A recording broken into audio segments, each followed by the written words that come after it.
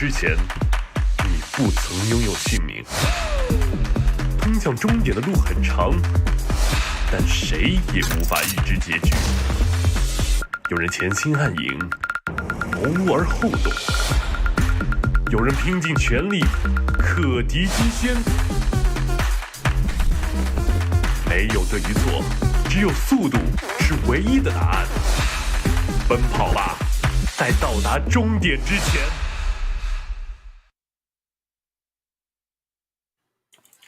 Welcome one and all here to the Chinese DPC. We return again to continue with this Tour 3 action, building on the road to TI and to see how far these teams can go in the division to try and promote themselves into Division 1 for the next season. My name's Snare and I'm joined this morning by Black and Nef Sensei. Black, good sir, how are you doing this morning? And how are you feeling about the games we've got coming up? Well, feeling pretty good. You know, it's early and, it's just about to hit noon here in Singapore. I know for you guys, it's a little bit of a different time zone. But yeah, all fresh here. Regarding the games, we might potentially be looking at a pretty one-sided series because CDC just took the series against IG and Team Sane is sitting at 1-3. So we'll see. Maybe Team Sane can surprise us. But if not, it should be going CDC's way. It should be. That's what we're probably expecting here, Nef. And the expectation, though, as we've seen before, it doesn't always go according to plan, right? CDC have been known to flip that script. So what do you make of the games coming up, Nef, and how are you also feeling today? I'm feeling great. As you just saw, I was a little bit, anxious because Black looks much smarter than me with his glasses on, so I need to put some on as well so I can seem like a better analyst at the moment. I'm sure I look much smarter. And with that increased intelligence, I'm going to say that CDEC is very easily going to have this series. San, they look kind of shaky with the lowest win rate of all the Div 2 teams right now. And the thing I want to highlight the most, more than anything else, is they showed up to the lobby late. Black was talking about this one. They look undisciplined. They're not ready to play. I'd say their mental is broken already. I completely agree with that. You know, they probably got out of the beds late. They're like not ready yet. Still tired. Like, oh man, game hours, you know. Listen, as someone who also found himself unable to sleep until like 3 a.m., let's not be too hard on the boys for game hours, you know what I mean? But with that, Black, you do bring up a good point. The fact that coming into this, sometimes you have a situation where you've beaten yourself, you've made things much more difficult for yourself by not having that confidence, that belief. And in this situation, the team's saying they've not only been quite shaky, but they've been a bit one-dimensional as well, which is not something we can say of CDEC. Do you think that plays into how they're going to be thinking about what this matchup's going to look like between the two of them? Potentially. But honestly, like when you come into the series as an underdog, there's usually no pressure, right? So they're probably just going to try to play the best and make things work. But I'm going to give you two, a knowledge bomb, an insight bomb, okay? So CDC, I don't know if they're affiliated with LGD anymore, but they used to be, which means they're much more strict. There's rules, there's contracts in place, everything. You know, you need to be on time, you need to wake up at a certain time. I know that because I've been in a Chinese team. If you don't, then you get fined. Whereas Team Saiyan, they're just hold on. Okay, I'm interested in the lore here. How many times did you get fined? Actually, not at all. Ice Ice was the biggest offender. I believe that, yeah. He once had to pay $1,000 because so how it works in the system is if you come late once, you pay like 20 and then next time 40 and it always doubles, you know? And then after the $1,000, he was like, maybe I shouldn't do that anymore. Maybe I should. But yeah, point being that when you're actually under contract and you have people supervising you and whatnot, like you are always going to be much more prepared for a series because like, you wake up early, you get ready, you get fresh, you know. Not always necessarily the case if you don't have that. Yeah, that is certainly true, right? The resources and just the structure is one of the things that we've often seen that can sometimes differentiate even some of the lower ranked Chinese teams from the rest of the world. The fact that when you are in that ecosystem, like you say, you have to be on time, you have to be on time for practice, you must be very disciplined. And discipline has often epitomized many of these teams. Nef, on the other side here, obviously, we don't know exactly, maybe Team Saiyan, we don't know exactly what the infrastructure is like for them, and it's possible that they might also have something resembling that, although it doesn't seem hyper likely. What do you think of how they've been playing the game, though? Just like, what do you think it tells us about what the team state is like at the present moment, based on their last couple of games, especially their last game where, did you watch their last game? It was the LBZS one? the way they got 2-0'd in very fast fashion. That wasn't great. And I'm not sure they were very happy about that. So what do you think the team mood is like at the moment? Probably not great. They ended up doing better at the beginning of the season, and then they've just been losing games nonstop since then. Hopefully, they played some scrims, and this is going to sound kind of funny, but hopefully they played scrims against some worse teams to help build their confidence back up if they're losing so many games in a row. Like, it's great to play against better opponents and get decent practice in, but you can kind of lose confidence in your own style of Dota if you lose too many. I think that Team Sand might be in that place right now, where they've lost so many games in a row that they all of a sudden don't have much confidence in their own strategy. When they're playing against one of the teams that are at the top right now inside Division 2, like CDEC, it's very telling when they show up kind of late. It seems like they're not well enough prepared, but perhaps I'm wrong. Perhaps these players are built different.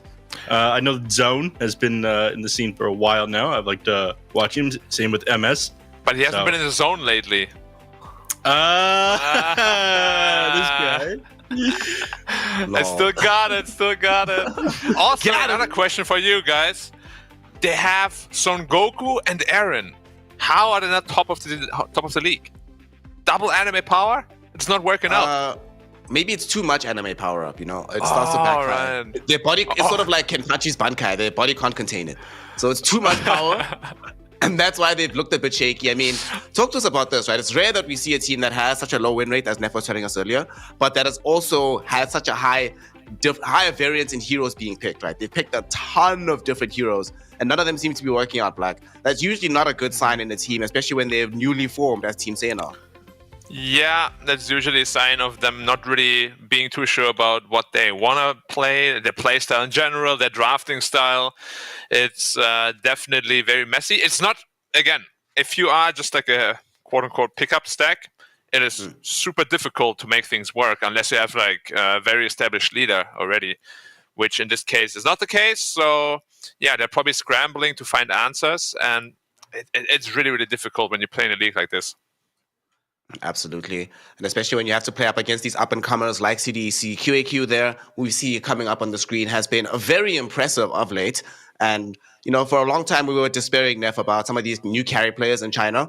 Not necessarily sure prepared to get on this QAQ bandwagon just yet, but he certainly has been impressing, certainly has been showing us a different look, and giving us some hope for the future of carry players in the division. Before we go into the game here, Neff, talk to me about something very, very important here. The off-lane matchup between these two squads. We saw when CDC beat IG, it was very much coming from the off-lane for them. And erstwhile, Team Saiyan, the one victory that they did rack up at the beginning of the season over Shenzhen, also found them playing very much from the off-lane position. So what heroes do we expect to have contested on that side of the map? And which team do you think is going to have the best foot forward with those heroes? Am I allowed to cheat? No. Please turn off your screen. Okay, most contested heroes in the offlane, probably, if I had to guess and not look at Dota, Tiny, Dawnbreaker, Mars, Brewmaster. Yeah, that's it. Those are, I'd say, the most contested offlaners. How did I do? Hacks, minus 10 points. We're fighting you $20 here, Neff. I'm kidding. You did great, especially to outline that Brewmaster hero. Yes, it was first picked rather by Team Saiyan, but you absolutely have to pick Brewmaster. You see the other team has Dawnbreaker. If you do not pick Brewmaster first on Team Saiyan, CDC will get the Brewmaster. And Black, do you remember that Brewmaster game from this team? Yeah, it was something special, something we haven't seen in a while. They made IG run around like headless chicken. Or not he made them run around like headless chicken. It was great. I missed that kind of Brewmaster, because just before that game, I was like, kind of losing faith in Brewmaster. That hero seems to be pretty bad as of late, and his performance like that. It's like, okay, thank you. All right, Black, you are crazy, okay? This hero, it dominated the open qualifiers for Season 2. Brewmaster is super sick. It's been getting banned out in games where it's been super good, but it's still an amazing hero. And I'm glad people are first picking it again. Yeah, I would agree. I mean, Brew always had this super high skill ceiling, though, right? If you're not an absolute specialist on a hero, it just looks very, very average and probably not really worth the first pick also. Fortunately for us, though, Black, Brewmaster is something that Son Goku has played traditionally and has played often, so he certainly knows his way around the hero. So, on the other side for CDEC, we still have no idea where this Coddle is going to go, but given the record of what they look like when they beat IG and the development in the last few days, I'm pretty sure this is going to be the mid Coddle for 7E. They could change this up to put Imitator on the hero down the line and that gets something else to challenge this Void Spirit mid. But Neff, let's assume that this is this mid Coddle. Into the matchup in the Void Spirit. We've often seen Void Spirit be picked into Coddle or into these heroes that you can gap close onto. So what do you think they do on CDC to try and protect the Coddle if it is the mid Coddle at this point? I don't like theory crafting for this mid Coddle situation because it is incredibly unlikely that they do that, especially given the nerfs that they did to Keeper of the Light. Like the fact they have a gap close already, on top of the fact that the Keeper of the Light wave doesn't one-hit range creeps anymore, even at level 2. Are like massive nerfs to this hero being played off in the mid lane, so I don't think that's going to happen. It's also been relatively weak inside the region.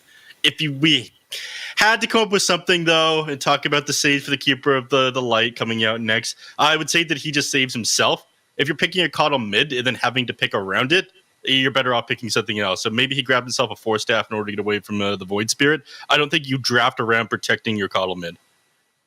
With 70, we'll see how it goes. On the bright side, though, they do happen to have the Stormbreaker, so there is at least a little bit of combo break and heal. So Team Saiyan will have to address that deeper into the draft right now. You know what hero I think would look really nice here at Black? I'm not going to talk to Neff about this because he knows what's up. You know what hero would look really nice here for CDC, man? This Warlock, man. Give me Warlock. Double heal with the Stormbreaker. Secure the lane here for QAQ. Yeah, we already have this. I love Warlock. If this was Aster, not CDC, they would have been first faced, in fact. All right, hold on. What have you done with Black? You saying you want a Keeper of the Light and Warlock support duo? No, not support duo. Cuddle mid. It's only if it's Cuddle mid.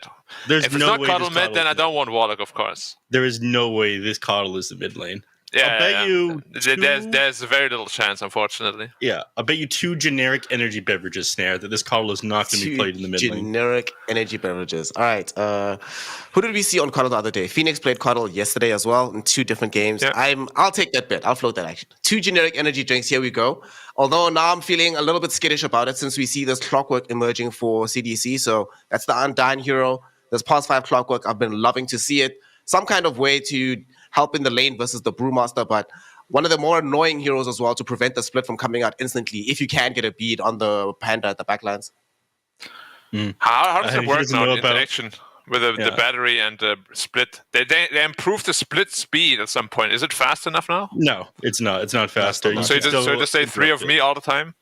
Yeah. You just keep saying 3 of me, 3 of me, 3 of me, and then you're dead. Yeah. And until there's none of you. Okay, got it. Well, honestly, I quite like both drafts so far. Like, if this is a Dawnbreaker Keeper lane, whatever carry Team Saiyan picks is going to feel the pain. I hate laning against Dawnbreaker. It's like the worst experience ever. Yeah. Even the heroes that counter the Dawnbreaker in the lane aren't that amazing. Like, which team that we were talking to said they picked Monkey King against the Dawnbreaker because they thought it was good. And even that doesn't feel that good. I think it was IG, wasn't it? Yeah. Even that doesn't feel that good. Like, it does not. Like, if you don't end up getting the Jingu stacks and being able to heal yourself back up, you just get bursted down from the Celestial Hammer and Starbreaker. I don't think we've actually seen a Dawnbreaker lose a lane from the off lane. There's been a game or 2 where it starts to fall off in the mid game where it doesn't build BKB immediately. There was one game where they went Echo Saber and it just didn't look very strong. But in the lane itself, this hero is pretty good. Another hero which used to be a regional... No. Listen, Stan, they don't go Echo Saber anyway. They go Echo Saber and they disassemble it into BKB and Mage Slayer and owns. No, that game he just went Echo Saber. It wasn't great. Yeah. He wasn't doing his research then. He went Echo Saber and never finishes BKB. Unlucky. Yeah. he couldn't get the required amount of resources. Yeah, it was really funny to watch, honestly. Unlucky. This game, boys, what do we make of this? Phoenix, a hero that has often enjoyed a lot of success in China in previous seasons. This season, though, not looking so hot whatsoever. About like 33% win rate, somewhere around there on this hero. Over 15 picks, and it's still not enjoying much success. Every combination has been tried with it. The old school Mars Phoenix has been attempted. Just picking it raw into the off lane has been utilized. What's going on, Black? Why is this hero not looking so hot anymore in China? I feel like that, yes, sometimes they draft well around it, but for example, this draft doesn't scream Phoenix to me at all. Like, it's not great against CDEC to begin with, and they have no combos with it. Like, they're not protecting it. If you want to pick a Phoenix, I really want to see like some Medusa, just some teamfight ult, some Faceless Void or something like that. Because oftentimes, as I said, it's just picked pretty much by itself, pretty raw, no like combo potential at all. And then, of course, the Phoenix X takes 6 hits. Nobody cares about that if you have no combo there. Yeah, practically no catch, right? There's nothing to hold them in position for the X to pop. There might not be that many heroes to destroy it, but who really cares if you can't hold them there? And frustratingly enough, they're playing with clockwork, right? You drop these cogs or you drop arena, you just run away, and they can't really pursue you to force the X to pop. So very hard game coming up for this Phoenix on the side of Team Saiyan as they go for this hoodwink to try and buttress whatever the lanes are going to look like. It's probably going to be the hoodwink brew lane, which seems kind of good. Neff, this hero emerges now, which we've often seen him come into the mid lane more and more in China, this Mars here. Where do you think he's going? Because if he does go mid, it still keeps us the possibility of Dawnbreaker offlane. But if he's the offlaner, then we have Dawnbreaker support, which I'm not nearly as gassed about as Dawnbreaker core. I'm about to be the worst analyst ever and just say, I'm going to answer your question to me with the answer you just gave me. It's going to be Mars mid. How about Dawnbreaker mid, though? Dawnbreaker mid is like a European thing nowadays, right? They're doing very well with that. European Dota? Okay, Black. I mean, Tundra did very well with it. It's That's an American team. Tundra has an American player and a Canadian coach, so that is a North American team. Okay, I accept that statement. Thank you. There's actually not been a single Dawnbreaker mid inside China. Not very surprising, though. Surprisingly. But honestly, heroes like that are perfect for mid, right? You double, you use both your spells, wave is dead, you go jungle. Then you have global presence level 6. Yeah, I was talking about that with Ricky and Snare last night. Just here's that instantly clear out creep waves are really good in the current patch. You can move on and do something else on the map immediately afterwards. You just safely farm the lane by clearing it as quick as possible. Yeah, pick up another water rune. Yeah. High skill gameplay in the mid lane. So you can pick up some more creep waves with double skill usage and then pick up your bounty rune and then do that again. Mm-hmm. All right, look, they got rid of the Juggernaut and the Phantom Lancer, so I assume that it's... Do you think this could be a 3 clockwork? It could be. I think not, I like because Clock. I like it. Yeah, I like Core Clock. I've been playing Core Clock, but because I've been playing it and I think it's good, that's probably a reason they won't. And they'll be like, nah. Have some more confidence in yourself. Come on. Right now, not anymore, probably. Oh, yeah. This is what? Lifestealer last pick here for Team Saiyan. This is being played. Didn't we see this lose its lane pretty bad to a Dawnbreaker just the other day, Neff? Where it was really struggling in the earlier portions of the game. I'm not sure I like Lifestealer all that much right now in this meta, so convince me, talk me up, because I know Black's going to say some more fun things about the hero. So what do you think about it right now? Faceless Void. Go ahead, talk it up, Black. Talk up this Lifestealer. I thought you were supposed to talk it up, not me. I've got nothing positive to say about it. Yeah, it's not that good of a hero. Unfortunately. Talk about his built-in BKB. They can't be used when they're silent. BKB gives him also 15% movement speed, or even 17 at highest level, I believe. That is a mega strong. If he can hold his own against Dawnbreaker, usually you beat him in lane quite badly after. It's just those early levels. Most of the time you just lose because you're much worse than Dawnbreaker in the lane. But if it gets really big, then he will still lose because TA counters Lifestealer as well. However, there's a chance that they win because of things that Neff will explain now. You're so mean, Neff. Like to say positive things about Lifestealer. All right, you have to do the same now. All right, you're not even allowed to talk about this TA pick. Okay. Let's hear it. What you got from me? All right, they're going to be able to come back to this when they got the Brewmaster and throw the TA up in the air. Then they're lacking damage on these other heroes. Unless Mars builds into damage and avoids going Blink Dagger, which he's going to want to go, especially if he's playing in the mid lane. The Team Sand have a very good chance. Being able to remove that hero from the team fight for 6 seconds is going to be big. They're going to play these fights big. They're not going to have heroes to be able to clear out these eggs, and they're going to be able to take objectives very fast. Let's go. All right. There we go. And Black, I'll allow you to have the final word. Last pick TA here for CDEC for QAQ. Oh, what do you make of the hero? I 100% predict CDEC. Oh, damn it. No, Neff. No. Production, mute him. Put a banner of Team Saiyan above his head. Black, all right, fine, Black. CDC, how do they win this game? And don't tell me that they will win this game at the end. It's really just about securing the TA, and she should have a pretty good game. So, yeah. TA should be secure. You get the fast Deso timing, get fast Roche timing, and then we see the good old snowball of the TA happening that we've seen so many times. Well, with that the sound of a man who's just seen too many TA games going too well for the 10-bar assassin, we're going to be finding out if this is going to be one of those games or if Team Saiyan can level up, get that Zenkai boost, and get a victory to crawl themselves back into contention here in Division 2. With that, we send it over to our two wonderful casters, Neff the Mechanic Sensei and Black the Menace. Take it away, gentlemen. We'll talk to you after the game. Why am I a menace? Well, we were talking about you yesterday, actually. Oh, you did? We were talking about Ricky's Demon Edge. He has one of those replicas.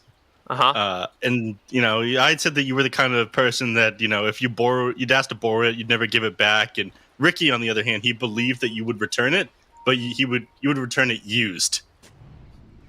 That's what he said? I would return it used? Yeah. Used for what? Exactly. Okay, I mean, I don't That's know why you're Black the Menace. I don't know what kind of impressions you have of me, but, I'm just going to say what every nice guy would say. I'm a nice guy. Absolutely. I believe you. I'm a nice guy, Neff. But if you're not careful, then that Demon Edge might have to find its use much sooner than you would like. And then you'll be part of the next Batman movie. Where's the Demon Edge been used? Why did he do that? That's like a round of Clue, not of the Batman movie. All right, let's talk Dota, man. All right. What do we got going on here in the mid lane? 70's been playing more of this Mars. Have you been casting that many of 70's games? Yeah, a decent amount. I think 2 series in total. Yeah. Has his Mars mid been impressing you? Honestly, he has had much more success on it than a lot of other players. So in that sense, yes. Just Mars middle in general just doesn't really feel that great most of the time. But yeah, they're making it work somehow. So why not keep doing it, right? Yeah. Despite the nerfs to the damage that he's got, despite the nerfs to the stun duration on his spear, I'd say he's doing a decent job with it. He set up some really big plays. He just rushes BKB and Refresher. And he doesn't hesitate to just double spear someone if he needs to in a team fight to take them out.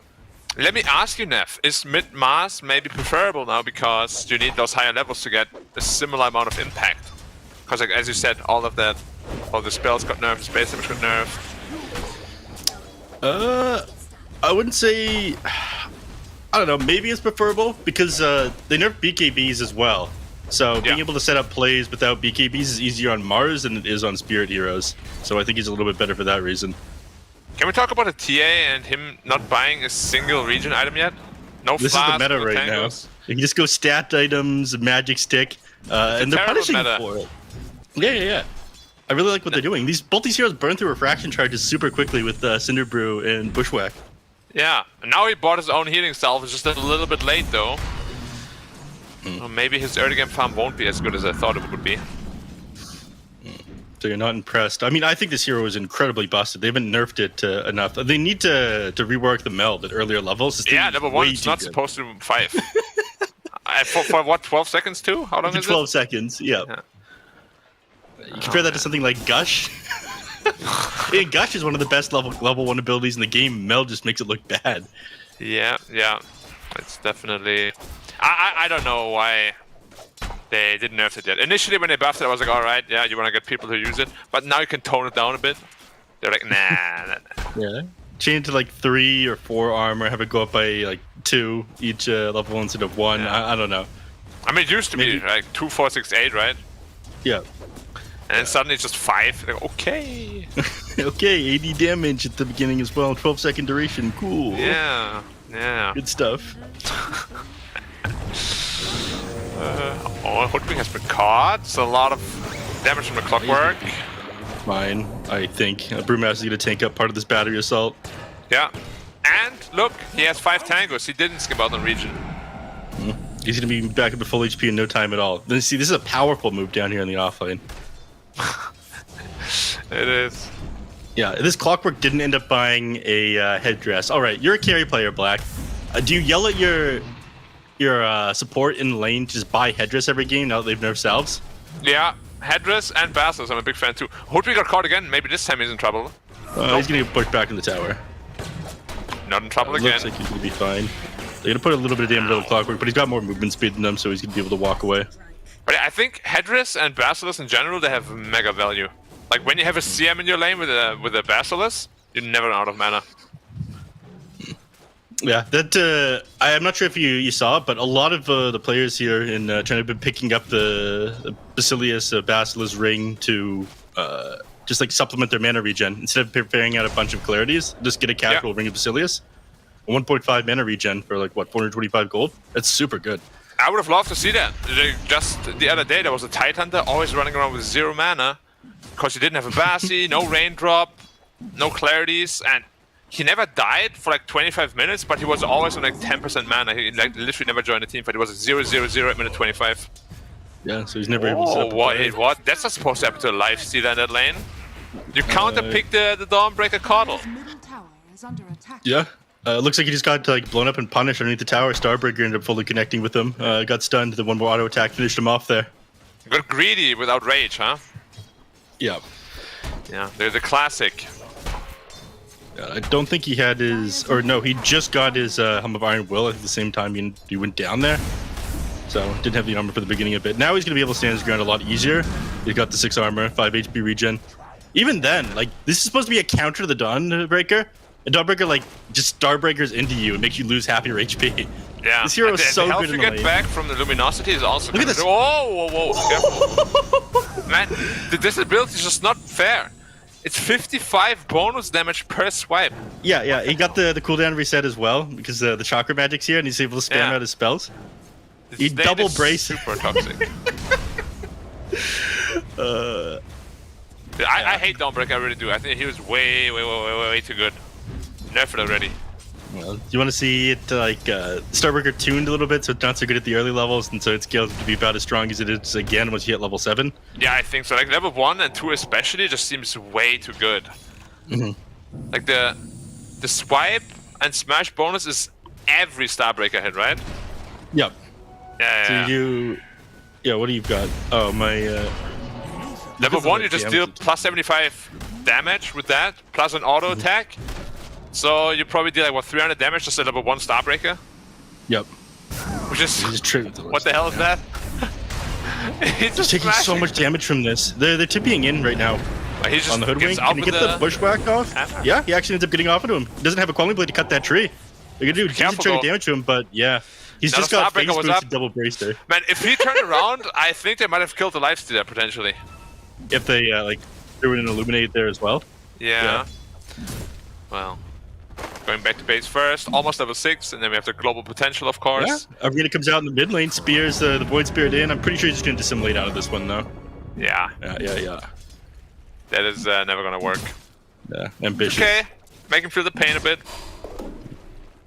He did the spear first and then arena there. He like clipped inside the arena. He's gonna be able to just walk away here. I don't think, even if he lashed to the tree there, he wouldn't be able to finish him off. Resonant Pulse would have blocked the physical damage onto him. Yeah, no chance. Tower armor as well. Yeah. Honestly, I really hope they remove that soon. Yeah, tower armor. I mean, they added that years and years ago because diving was just like too good at the time. But I don't think it's the case +3 is anymore. too much. Maybe +2 or something. I don't know.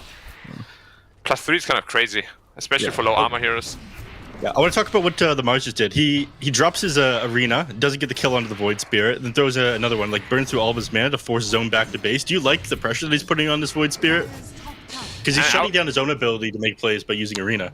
Exactly. I would like it a lot more if he actually just sort of connected with the supports, because then it's a dead Void Spirit. So whatever you want to do with that first hero, now with the double damage though, that could be a kill anywhere in the map. But generally, I really want those mids to connect up with the supports, cause most of the time, 1v1 mid, you can't really ever get a kill unless the enemy makes a massive misplay. So yeah, I much rather he like TPs to the bottom, helps out the TA perhaps, or well, top lane is a pretty hard kill. So if he TPs bottom, gets a good arena, then they get the Dawnbreaker ult on top, free up the TA, you're winning condition. Is it really that easy to get any of these? Oh, looks like about to lose Clockwork. Yeah, Brewmaster. Too much magic damage on him with 3 heroes down here. Like I was saying though, is it really so easy for them to find a kill with the Arena plus Dawnbreaker ultimate? Who do you commit on to? Lifestealer rages and walks away. Phoenix can dive out. Actually, Lifestealer might just go down. You're getting chased There's in the rage. tower. Well, the Mars is there with a DD. Yeah. Oh, he raged already. Oh, we can't rage TP now. He's gonna die. The Brewmaster ends up coming in late. He has no as well. mana. He can Soul Ring. He can Soul Ring and all. He does, but then his health is really low. Has to be super careful. Yeah. They're thinking about going in on him. They see how low he is. They see that he's sitting on pretty low mana as well. And double damage Mars too. Yeah. There's no way you can die here like that. Wait, walk back in. Ooh, nice. Oh, yeah, hate to see it. There it is. He ends up popping the ultimate. Now, he's gonna try to turn this into Dawnbreaker. I'm not sure he's gonna be able to finish her off. Do you have a Quelling Blade? You don't. So he could potentially AK one shot. There it is. Bushwhack off of the tree. No one to cut that one down. They're going to lose the Dawnbreaker for sure here. Coddle's tossed up in the air at the same time. Dawnbreaker to try and clear out the pandas, but they're not going to be able to do it. He goes down. Spears the Void straight back to the tree, and now they're just going to walk away. Yeah, while that's going on though, look at the TA. It's a pretty big Ancient stack going her way. She's girl bossing it down here. Yeah. I love it when I have heroes like TA in my team. I just get to take the safe lane when I'm a support, you know? You wanted to be the Clockwork right now. Then you'll become the real carry. You'll get your Aghanim Scepter for overclocking and get 200 attack speed. Dude, Acceptor on clock is so good. Yeah. It's actually, like the double hook shot, even if you have BKB or like blinks or whatever, you're never gonna get it off. Yeah. BKB piercing disable. Actually lasts longer than 2 seconds as well. It like connects with the target from far away. Then when you actually connect with them, like Clockwork heads in, that's when it applies the 2 second stun. Yeah. No, people don't know that. It's got some weird interactions. Sengoku's getting gone up here in the top lane. They can't finish him off. He ended up missing that last wipe from the Starbreaker, but yeah, he filled his mana. He's bong. Yeah, oh, he was about to go in infest now. and that was really close. Yeah, do you Solar Guardian out? That's the question. Or do you just turn back and kill them? Do you Solar Guardian out? He goes over the mid lane. I mean, they're between the tier 1 and 2 tower. I'm not sure they want to be that far back. Zone was in no position to try and help them, though. He's sitting at, like, no mana over in the mid lane. He still doesn't have his Witchblade done. Yeah, he is actually really poor on the Void Spirit. I wonder what happened there. Like, despite Mars rotating a lot, he's still like a good 1,000 EP ahead. Brewmaster's the only one really doing well. Lifesteal just finished the Armlet, but just with Armlet, you're not really fight ready yet. I'm having like a little bit of a hard time seeing like the power spikes of Team Saiyan this time around. They're kind of just getting out farmed and they're not really getting anything in return. Yeah, and like you finish the Aghanim Scepter on Brewmaster, you have like 2 ultimates, but it doesn't help you burst anyone down. It doesn't solve your damage issues either. I feel like when you're playing against all these strength heroes, Clockwork, Mars, Dawnbreaker, Keeper of Light, you're never gonna be able to get on top of. You're just not fast enough. Okay, hold that thought. Sengoku's getting gone on. He's not gonna be able to ult here either. Not with the Clockwork on top of him. Phoenix comes in close, so he could try to get the spear up, but he can't. He's getting spear to the side of the arena. The Egg, they're about to lose this one too. Oh. It could have been so good, but it wasn't. Yeah, what can you do? We spoke about Phoenix, right? Like, there's not really any combo or anything to really protect him. He just acts out in the open, gets splattered instantly. And yeah, I mean, this is what has been plaguing Team Saiyan, like pretty much the entire season already, right? Like, they don't really seem very cohesive when it comes to like a team leadership sort of level. Like they're kind of just running around. If things happen, they happen, but it's not like planned out. Right. They would have been in the lobby faster if they had solved the planning things out, right? Yeah. I mean, people might laugh at that, but it's actually really a thing. Like, being in the lobby early, mentally prepared, is a big part of it. If they show up, you want your team like playing 1 or 2 games to warm up before inside the practice lobby, like killing creeps. Bottom lane, I end up missing that. They lose imitator. Yeah. You caught Zone that one, with though, a nice right? kill there. Of course I did. Yeah, Of course. MS I just didn't Spirit. thought it was worth the mention, Yeah, of course. Yeah. Oh, That no. means Zone will have his Witchblade soon. Oh, another hook shot. MS is getting gone on here. Oh. His spear into pushback and push forward into the trees. He's getting thrown around like a rag doll. Dude, that damage is actually insane. But yeah, again, they're making mid-mass work. He already has his Blink Dagger. He's very rich.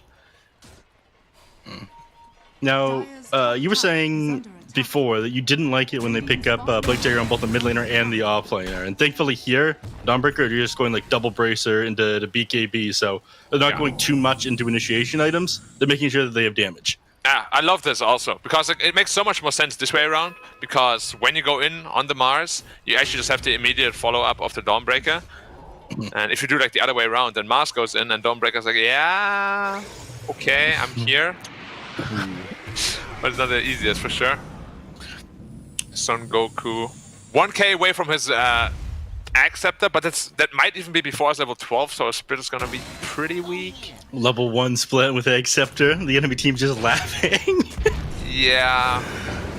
Top lane. Try to go and help Assassin. She doesn't have a BKB for another 300 gold. Yeah, they're going to try to take her out here. Clockwork ends up coming in. She's still got HP now, but Fraction is down. They do end up losing her. Now Zone trapped inside the cogs here. Can he get finished off by the Clockwork? Assimilate's going to push him out.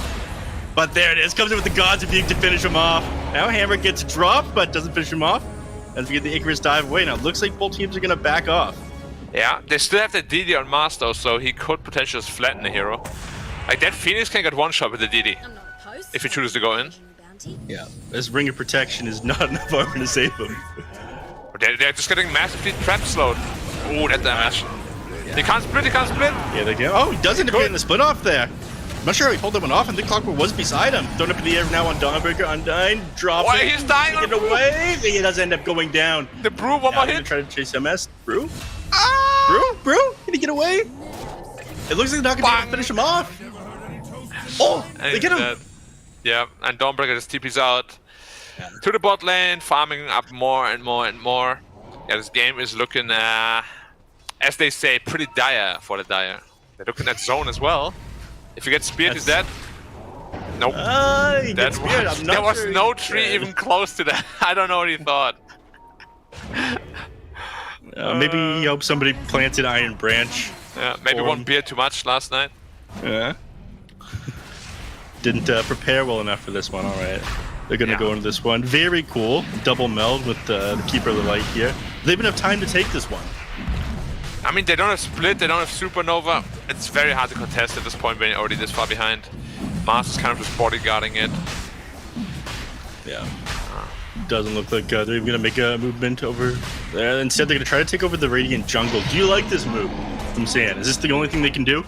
Yeah, I believe so. Like, somehow the lifesteal needs to get up some damage items. He's going to the Sanj Yasha, actually, but I really don't like that, because the lack of damage against the Mars as well as the Dawnbreaker is very, very glaring.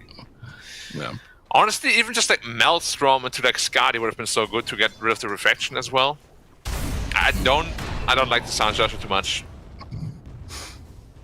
Yeah, I'm not crazy about either. You can have this item is just so bad for damage as well.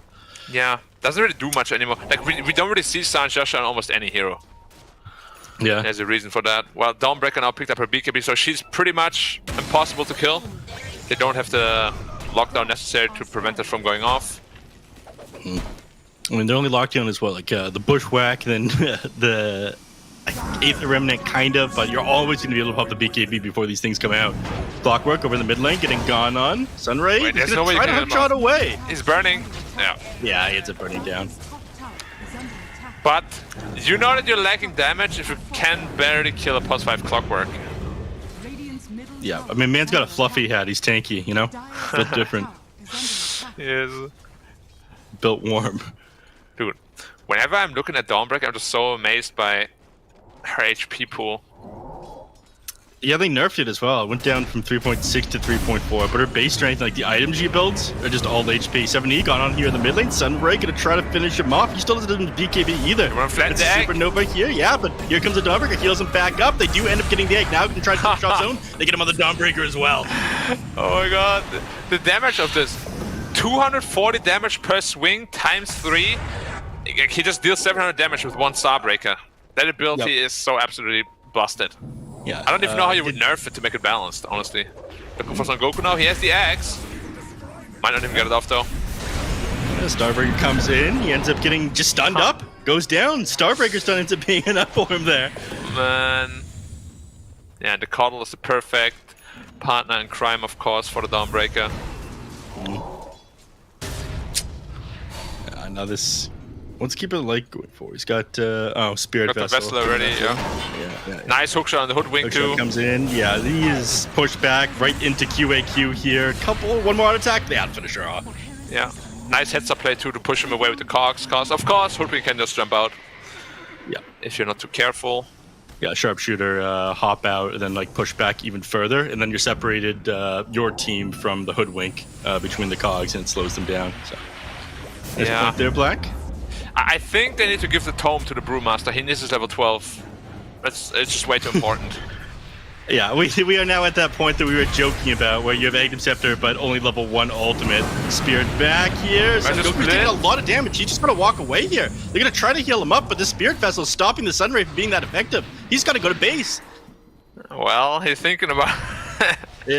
Please go to base. You will get bursted down before you get your ultimate off. I promise you, Son Goku. It's very strange to see this axe first, but he hasn't used like a single split yet for like 3 minutes. He has the tome queued up, so I hope he buys it. He does buy it. Is it enough from 11 to 12? But I give him a solo XP mid then as well, so should be all good. That'll be enough. Yeah, there you Wow, go. dude, it gives so much XP. Okay. Yeah, it's ridiculous. I never use one because I'm a nice teammate. 7E, no BKB. No, ends up getting broken now on Mars. Can he finish him off? Doesn't look like he can gap a distance. He's all out of spells here on the And Void Blink. Spirit.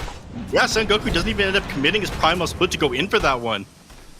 Fight is already too far gone, so they don't manage to find that kill there. And this is like one of their last opportunities before Mars finishes off his BKB. Yeah, the kill would have been really, really important. That makes me wonder, like, you know, are they just really scared of committing anything? Because if you don't commit with Brewmaster when you have level 12 on Axe, like, that was a kill, I'm pretty sure. If he just splits early, runs into Fire Panda, prevents the blink. It's, I don't know, they're just too timid around the map, and you can see it. Like, the gold advantages are growing and growing and growing. They're getting nothing in return. Yeah. Tier 1 top mid also still standing. The top one is full health still even. That's rough. Yeah. I mean, the only thing that they could actually take over was the Radiant Jungle down here, and they've got like a single observer. They just lost their tier 2 tower. They're about to lose their outpost as well.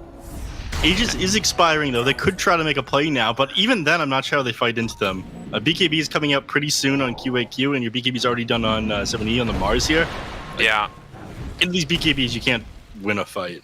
There's also almost gonna be a basher on the Dawnbreaker, so that Lifesteal won't be able to really do much Anything. in a man fight against her either. Yeah. Yeah. Well, things are looking pretty grim. I'm not sure how they get back into this one.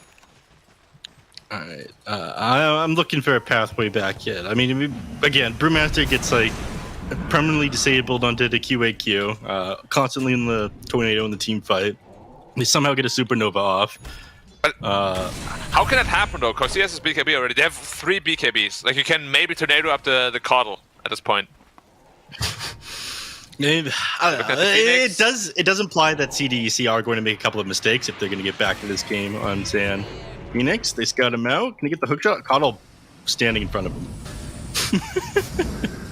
That's the classic. I'm gonna hook. Okay. Oh, I didn't look at my hero. Yeah, my bad, guys. All right. Still smoked up, but looking for initiation here. 7E still hesitating a little bit, it looks like. He's had this axe for 7 minutes. We haven't seen a single split yet. Like, they gotta make use of their power spikes. I mean, it's not really a power spike anymore. It's not, yeah, it's definitely not a power spike anymore. Like, they're gonna make use of it somehow. He has had those 2 charges since forever. Yes. Maybe at this point he just decides to commit it to like try to get damage in on this tier 1 tower. It looks like what he's trying to do based on how I'm seeing him walk. Do they really want to take a fight that deep though? Like, if CDC is ready, they can't fight back. Mars is taking a little bit of damage, but he's just tickling him. No range the stealer. Yeah, he's gonna try to hop into something. He gets stunned though. He's gonna get chain stunned here. Dawnbreaker ends up catching him. He does end up getting into the Fire Panda. Supernova goes off. Does only end up connecting with the Clockwork, but they can't get on top of this cog, separating the team fight. Lifestealer Spear back in the Templar Assassin. Super sick play there by 7E. They end up losing the Phoenix as well. Son Goku is getting chased down on this Brewmaster. Oh, that damage. Spirit Vessel on him as well. Yeah, they just blow up. Solar Bind too. Yeah, he's got another split, but if he has to commit this one, which I think he's going to have to, he's not going to be able to! QAQ, he's tore him apart. Wait, how did he there. get hexed? Oh, he hexed himself with a pig pole. Yeah. I was like, wow.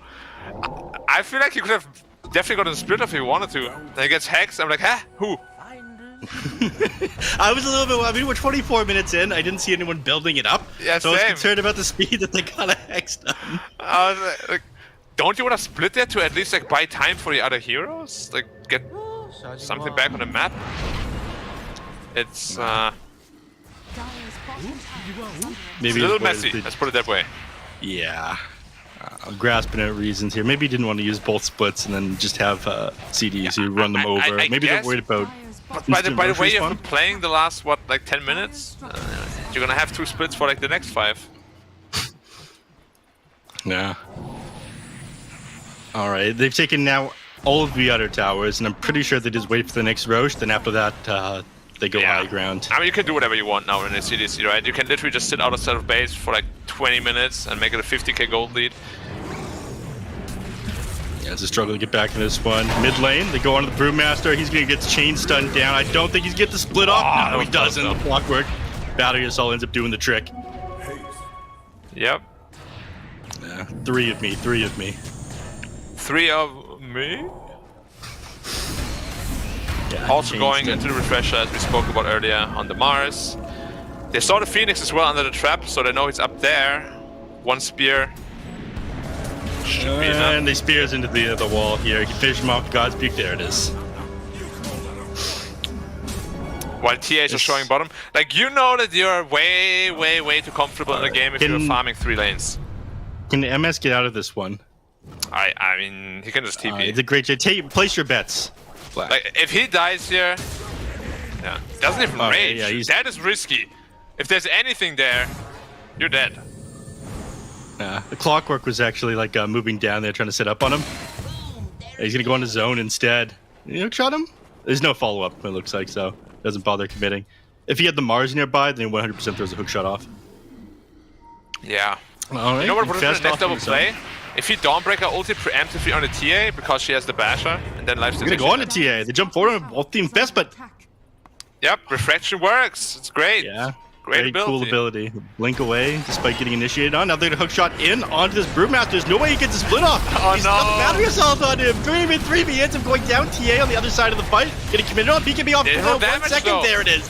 Yeah, tries to Gets go on the smashed up. Templar. They do finish her off. MS doing decent amount of damage, but now Dawnbreaker on top of you with this Basher. You're not moving. Oh no. Now chasing Solar Bind up into in the one. base. Yeah, they've got Supernova available. They wanna force the egg. Drop the Hoodwink. He's not going to bother dropping this egg. It looks like he just ends up going down. 5 heroes lost. They get the Templar Assassin. They lose everything else, and this looks like the beginning of the end, man. It does. It does.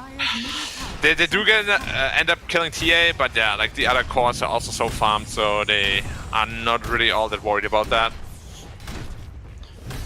Well, Brewmaster's back and 1. He can definitely defend it with a split.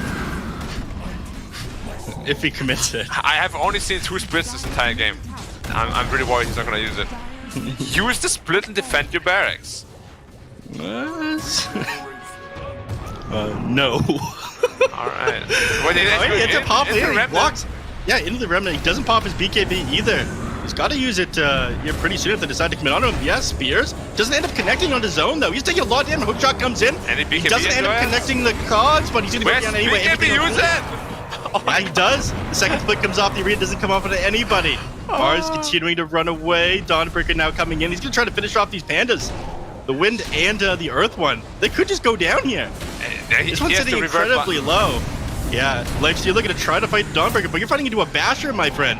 I'm not even sure you end up winning this one. 7E going to TP out. Looks like everyone on CDEC wants to disengage. Yeah, TA's back. That's both splits committed though, and they're pretty much ready to go again on CDC if they choose to, or just go into Roche pit and make it safe. Boring. Boo! We want you to fight. Oh well, that's gonna be a shot also for the TA, which honestly is very, very strong this game. No dispels on the lifestealer, or on anyone really. There's silence on the trap. How long is that silence? Max duration? 3.5 seconds? Yeah. Why is that in the game? It shouldn't be. I 100% agree. I feel like the minimum duration 1.5. should be the maximum duration, to be entirely honest. Yeah, the instant 1.5 seconds. Lifestealer? They're going to commit onto the lifestealer. You're Yeah, back. no way to So survive this one. Alright, you're dead. He's got no buyback. Well, he will have it in another 10 seconds. Hoodwink it and looks Bash like. Group They're going to dead. Hoodwink. Yeah. Hoodwink also has no buyback. Lifestealer is going to have buyback gold in 5 seconds. If I was Team Sane, I would definitely leave the game because I don't want to have like. How do you actually recover from this? Like from their Mentally? POV now? Yeah. Mentally or in this game? Mentally. In this game, there's no recovery. It's done. Keeping it positive, Black. Keeping it positive. Not even. No. Jetpacks away like ah! Alright, he's healed back up with the Spirit Vessel and the Trank Boots. Yeah, they're clearing out these racks. There's nothing they're able to do about this. They hook shot in onto the Phoenix, gonna push him back. Permanently disabled, not able to get the Supernova off. Does buy back in the game. The split comes off as well. Void Spirit. You end up finishing off the clockwork here. Dawnbreaker. Oh my god, you only have the Wind Panda left. You've cleared out everything else. All you can do is throw out tornadoes. You're gonna try to get Dawnbreaker, but you get the blink out before the BKB shot is though. connecting. Yeah, he does. Doesn't even need to pop it. Wait, did he miss the Remnant on the Yule's target? I think he dropped that pretty late. Alright, I'll excuse him. Yeah. Because Lifesteal was about to respawn, then he can't really BKB TP out anymore. There could have been potentially a pretty big kill. Yeah, TA is still enjoying her time. Age is still up for 3 minutes. Yeah, you've got nothing to be afraid of. Lifestealer spirited back in the tree again, but TA wasn't in position to follow up. There's a DD and Satanic on Dawnbreaker, by the way. She's gonna slap. The true carry. I want to see her damage with the Starbreaker. Hit someone. Look at them running away. It's like they're playing Dead by Wait, go, Daylight. bam, bam. Starbreaker, there it is. So much at 1,400 crit there. Almost 1,500. Brewmaster, all he can do is run. He's speared to finish off now. He buys back to the game. I'm not sure what he's going to be able to Scrambled do. egg. Back in, though. Yeah, egg ends up getting scrambled there, too. I don't Oh, know. The Dawnbreaker, 1,500. Yeah, again. Fall for the TA crit. How do you fight into this? MS dashed up. The crit coming in. The hookshot ends up connecting with him as well. MS, he gets finished off, too. Yeah. The lose zone as well inside the arena. You guys can call it now. There it is, the GG. This is They've a been complete playing with the food slaughter. the entire time. Yeah. It's sort of what we expected, right? A very well-practiced team. Like, if you're able to beat IG in this current form that they're in, I think you are like a favorite in pretty much every matchup that you have from now on. And they showed here, good draft, good execution. Honestly, the biggest mistake I've seen them make was popping the BKB really late. Could have potentially been punished, but other than that, you know. Yeah. What can you say? I mean, the reason they held the BKBs for so long is because they didn't have a lot of chains done. Like they had Bushwhack, Basher on the Lifestealer, and then Aether Remnant. Like they had such little to be afraid of, so they felt like they could hold their BKBs, I think. And they almost got punished for it a couple of times, but I don't know. They popped off this game. Yeah, but they didn't. But then they didn't, and instead it ended up being CDC just walking over Team Saiyan. Really, really rough matchup wise. There were a lot of things in that game that were just felt impossible, right? There was a point in the game where this Void Spirit Mid-Void Spirit, even in circumstances where Mars is rotating all around the map, Mid-Void Spirit at some point was the lowest core in the game. 20 minutes in, Neff. 20 minutes! And Brewmaster didn't have level 12. I don't think I've ever actually seen that happen. Even when we've seen some of these support Brewmasters, they get something at that point in the game. It felt very hard for Team Saiyan. There is hope, though. There is hope, boys. The hope being that when you lose this hard, it's more impetus for the Zenkai boost, so they'll come back even stronger in Game 2. I'm just kidding, though. On a more serious note, Neff, what went wrong? It felt like the laning phase was already a bit difficult. They lost out incredibly hard in the top lane.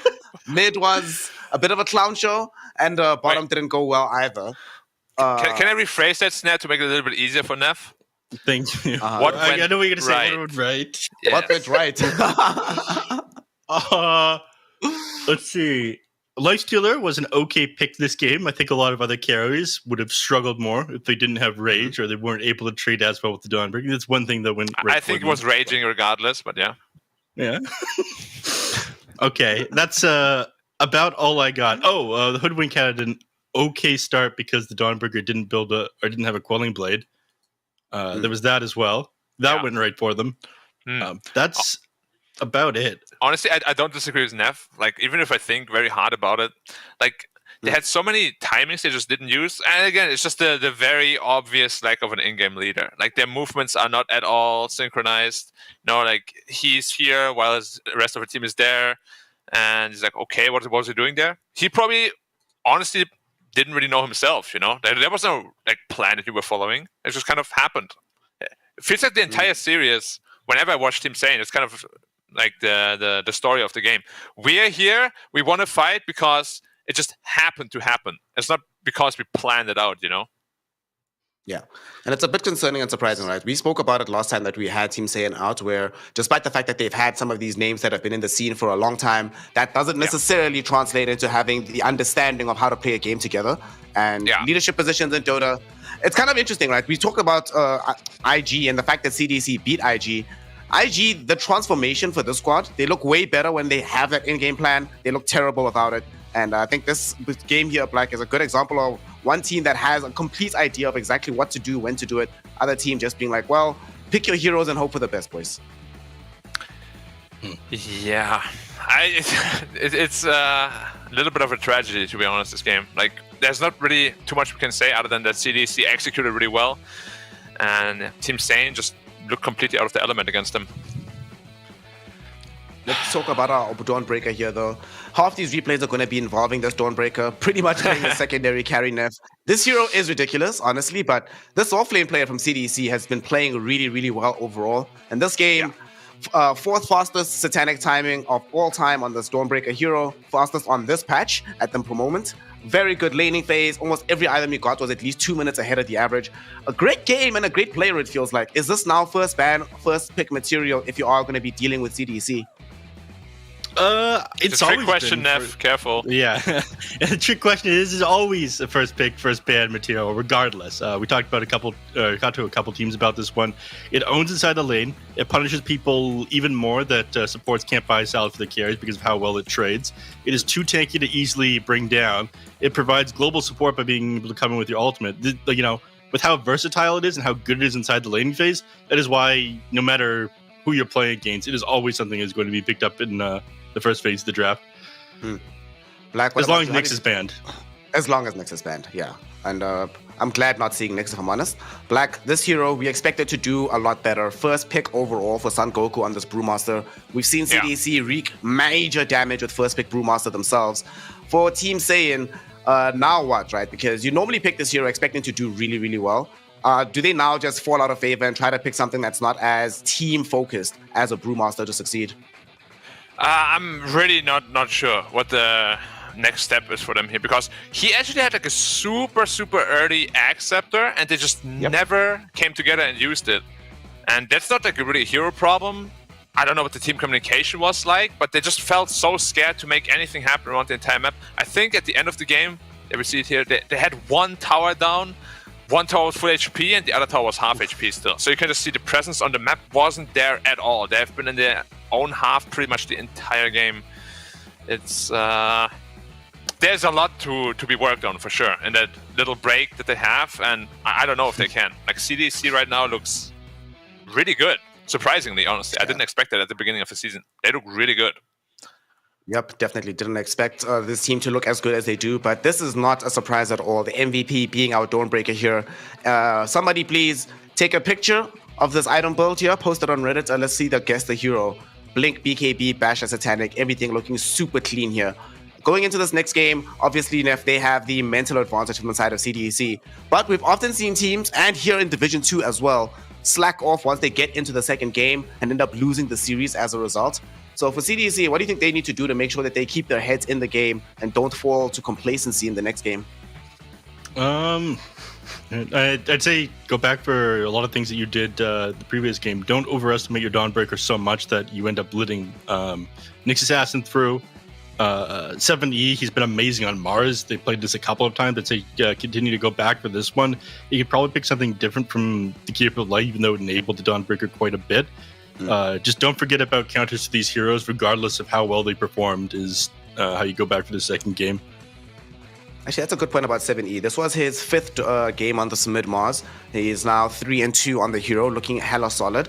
But also, he's played a bevy of different heroes here, Black. He's played the Mars, he's played the Pango, played the Coddle. The heroes that not everybody is playing in the meta right now. For example, he's not the one always handling like the Void Spirits, the Embers, or the Queen of Pains. Or even though he can play these heroes, he doesn't play them all the time. How much of an advantage is that to have such a versatile mid laner in this current meta where everyone else seems to be a lot more cookie cutter about how they go about this lane? I have to admit that it can, in my opinion, be both a strength and a weakness. You know, if I compare him to Nine from Tundra, they have like some similarities. And like Nine loves to play all sorts of heroes middle. He even played like a Void middle or whatever. And that honestly can be a massive problem because like he just gets way too out there. And it doesn't make sense anymore at some point because he always wants to play something new, something fresh, you know, and it can backfire. So I hope 7E is still very practiced on those quote-unquote cookie-cutter heroes because there will be a game where Void Spirit is just an auto-win, or not auto-win, but like a super good pick. Same with Ember, same with Quap and these heroes, you know. You need to have them in your arsenal and ready to deploy at any time. If you don't, then you can run into like scenarios where you have to really put suboptimal matchups in the mid lane. We'll see, of course, if CDC will be able to marshal their arsenal in that way and bring to us a definitive draft in game number 2. Hopefully, Team Saiyan get that Zenkai booster and present a much stronger game. Even if they lose, we want it to be a much more competitive affair. With that, we're going to be taking a very small break. And when we return, game number 2 of Team Saiyan versus CDC here in Division 2 of the DPC. Don't go anywhere. We'll be right back.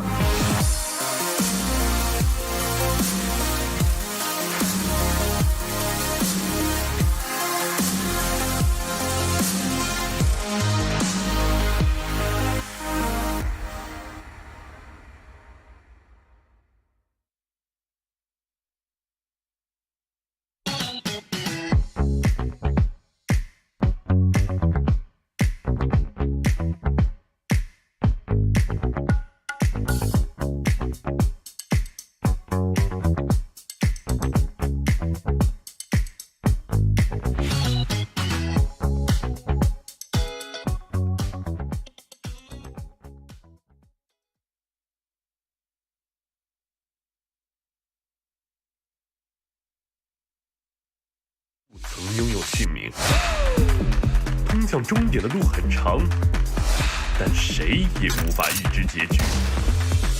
有人前心暗影，谋而后动；有人拼尽全力，克敌机先。没有对与错，只有速度是唯一的答案。奔跑吧，在到达终点之前。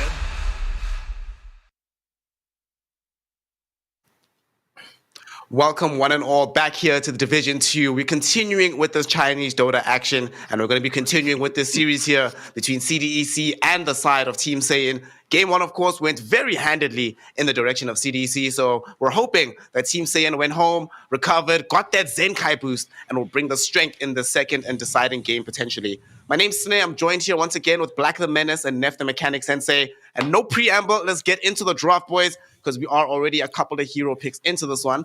And Black, let's talk, fam. Give me some hype. Give me some good ideas. We hated how they ended the draft. Wait, yeah? Before you continue, where did the Menace come from? Why am I Black the Menace? So I was watching, there's a YouTube channel called, a guy called Sensei, and he does like hood reviews of anime.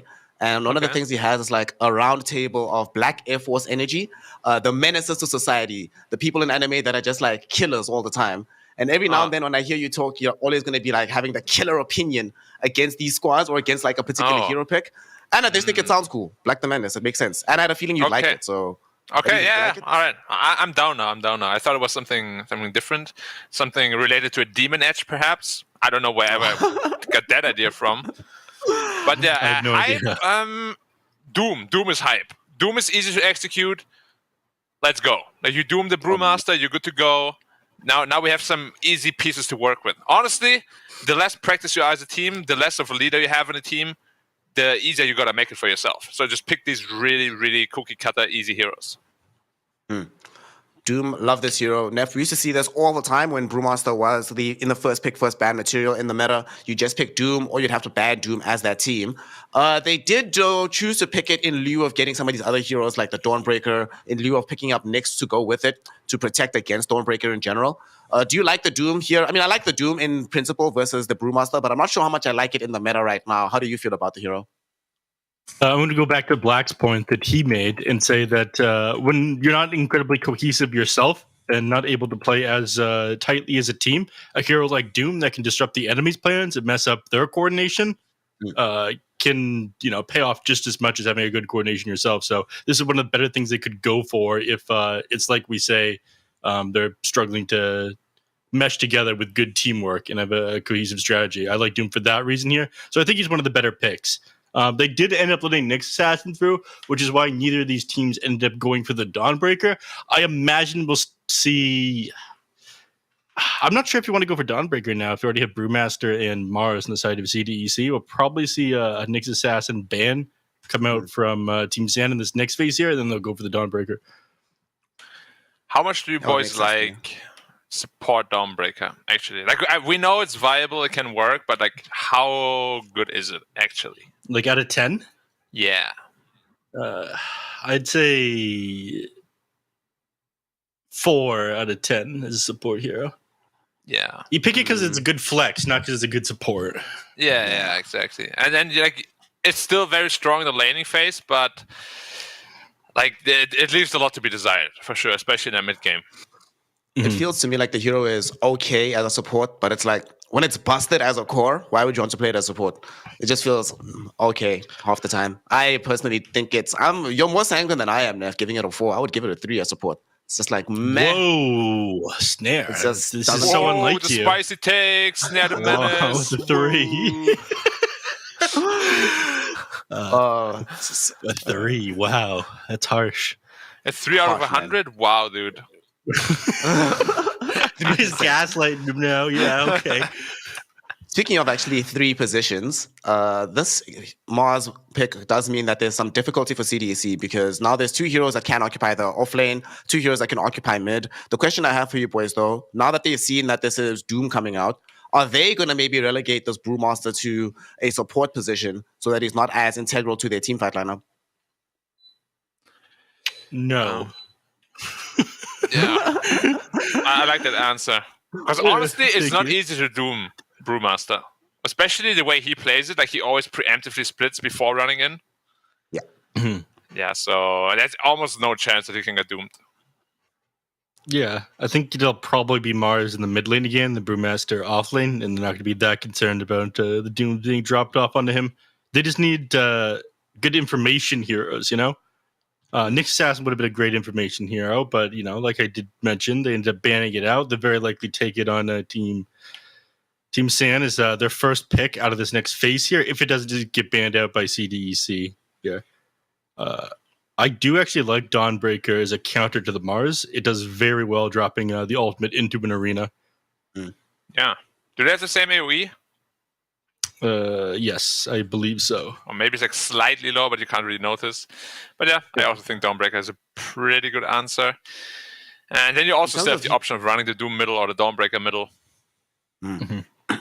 In terms of heroes that provide information, a hero that they've picked a lot in the past CDC, and they picked it in their last game as well, was the Treant Protector, which we saw conspicuously ignored both in today's earlier game and a lot of the games yesterday. Why is he being ignored more, Black, and what do you think about him in this game? I actually think last game he was banned in the second phase by Team Sane. I don't know if I recall correctly, but I think it's still a very, very strong hero. I don't think there's really much figuring out to do. Everybody knows what Treant does. There isn't a good or bad draft against Treant. Like, Treant is just a staple hero. I could see CDC pick it here, no problem. Together with Phoenix too, could be pretty nice. Phoenix Treant, one old school combo. Already old school enough with this Mars Phoenix that we get here. All right. They have a very scary amount of teamfight, and a lot of these heroes, Brewmaster and the Phoenix, kind of difficult to reach from the Doom side. So I feel like it's not going to have the most fun game. Yeah. They could also just pair it up with the Wraith King against the Doom, which is pretty good. No, they have lots of options on CDC. I think you don't have enough burst damage. Your damage comes a little bit too slowly if you go Wraith King on CDEC here. The Mars, the Brewmaster, the Phoenix, these heroes don't move around the map fast enough, and they don't blow up heroes quick enough, and a lot of them don't clear out waves fast enough either. I don't think you can afford to go for Wraith King as good as he is against Doom. Monkey King. There's your information hero I was talking about. This could be a 4 monkey or a carry monkey. And I don't like Razor into the monkey too much. Isn't monkey considered really good against Razor? I don't know. Probably. You put the ring down and Razor's like, okay. Yeah, I don't know about this one. A lot of monkeys in that ring. Yeah. You normally feel so powerful. He just walks into you with his ult.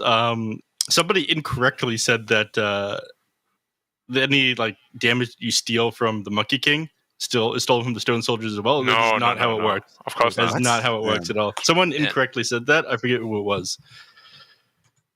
This is why Razor is very good against Monkey King. And I'm like, yeah. It might have been Ricky. That sounds like a Ricky thing. Sounds like we're Is he watching right now? I hope he's watching right now. I hope Ricky's watching. Ricky! Okay. I'm liking what I see from CTC because you know how I feel about circle drops, boys. So we have 3 of them, or at least 2 big circles, a young supernova inside of them. Feels like a very difficult game for this Razor to play with or without BKB. You get BKB because you have to, but yeah. An egg is not really a circle, though, right? What do you mean? It's like it's an oval shape. Yeah. Yeah. Oh my Which God. is a circle. Damage is radio. It's a circle-ish, yeah. Oh my Dude, God. the Phoenix egg is 100% a circle. Oh yeah, in this game, yeah. Which is why maybe our egg comparisons weren't doing justice to the actual ability. Maybe we should call it football instead. Not the American football. Oh. I was going to say that's also an oval. Yeah, soccer ball. Real football, Meth. Real football. Yeah, not that. What do you call football? Not that, I don't even know why you call it football. You kick it sometimes. You're literally carrying it 90% of the game. Yeah, but it's very small instances where you kick it. Yeah, so it's called small instance football.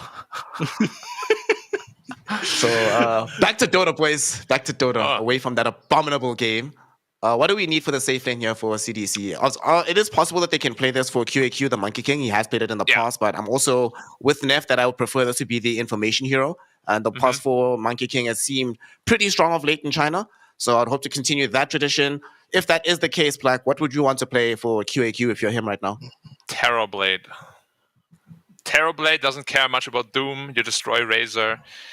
Would be an amazing Terrorblade game. Monkey King, as you said, can also work because you destroy Doom in the lane. Very good matchup against Razor as well. If it's not those two, then what else could there be, Neff? Yeah, Neff. What else? Sniper! Let's go! You want to see Sniper picked up? Yeah, Sniper There's no TB way. or Monkey Carry. Let's go. I mean, they don't have much gap close on the side of Team Saiyan right now. Look, If they were to Clockwork go is with a not really sniper. sniper counter anymore. Once you get the shot, Yeah. you literally just laugh at him. And we've been seeing a lot of these snipers build earlier and earlier Hurricane Pikes anyway. Okay. I could see it. If Ricky was here, he'd be clamoring for the sniper hero. He'd be like, please pick it on the side of CDC. But I'm not so Chaos Knight? sure QAQ is that kind of player. CK could work as well. Yeah. Illusion type based heroes are super strong right now. Maybe even Naga Siren, go completely out of the box. Let's go. Naga. I don't know about. Oh, actually, Naga's pretty good here as well. Marcy? I hope it's a Okay. Marcy carry, honestly. I really do. Probably not, though. I hope so too. It's unlikely. A man can dream. Dude, I played against the mid Marcy, okay? Level 6, she runs at me, boom, boom, boom, I'm dead. You don't need to admit that on air, Black. I died instantly. You don't need to. I was admit so that. sad, Nav. I was so sad, okay? You know how sad I was? I had 1,500 health, and she kills me in literally 4 seconds. That is very sad. You probably shouldn't admit that you just died to a Marcy solo in the mid like that, though. Everyone's Thanks gonna for be ruining making fun our of pubs, you. Black. Yeah, they're gonna be called. No, I mean they're gonna be making fun of Black. They're gonna be calling him things like Hey. baby mid and. No, a real man has to be able to admit his shortcomings sometimes. I don't have many of them. Right. These aren't your shortcomings. They're Valve's, right? If Marcy wasn't so Right, tuned, right. It's you never never my would have fault. died. Yeah, Right, it's yeah. not- Throws me over her neck. yeah. Just a good hero in so many different roles. So Nav, 10 seconds. What do we get for Team Saiyan here to end the draft? Quick. Too late. Oh, Ember. that's not what I would have expected. I guess they Ember. did need a mid laner though. They did.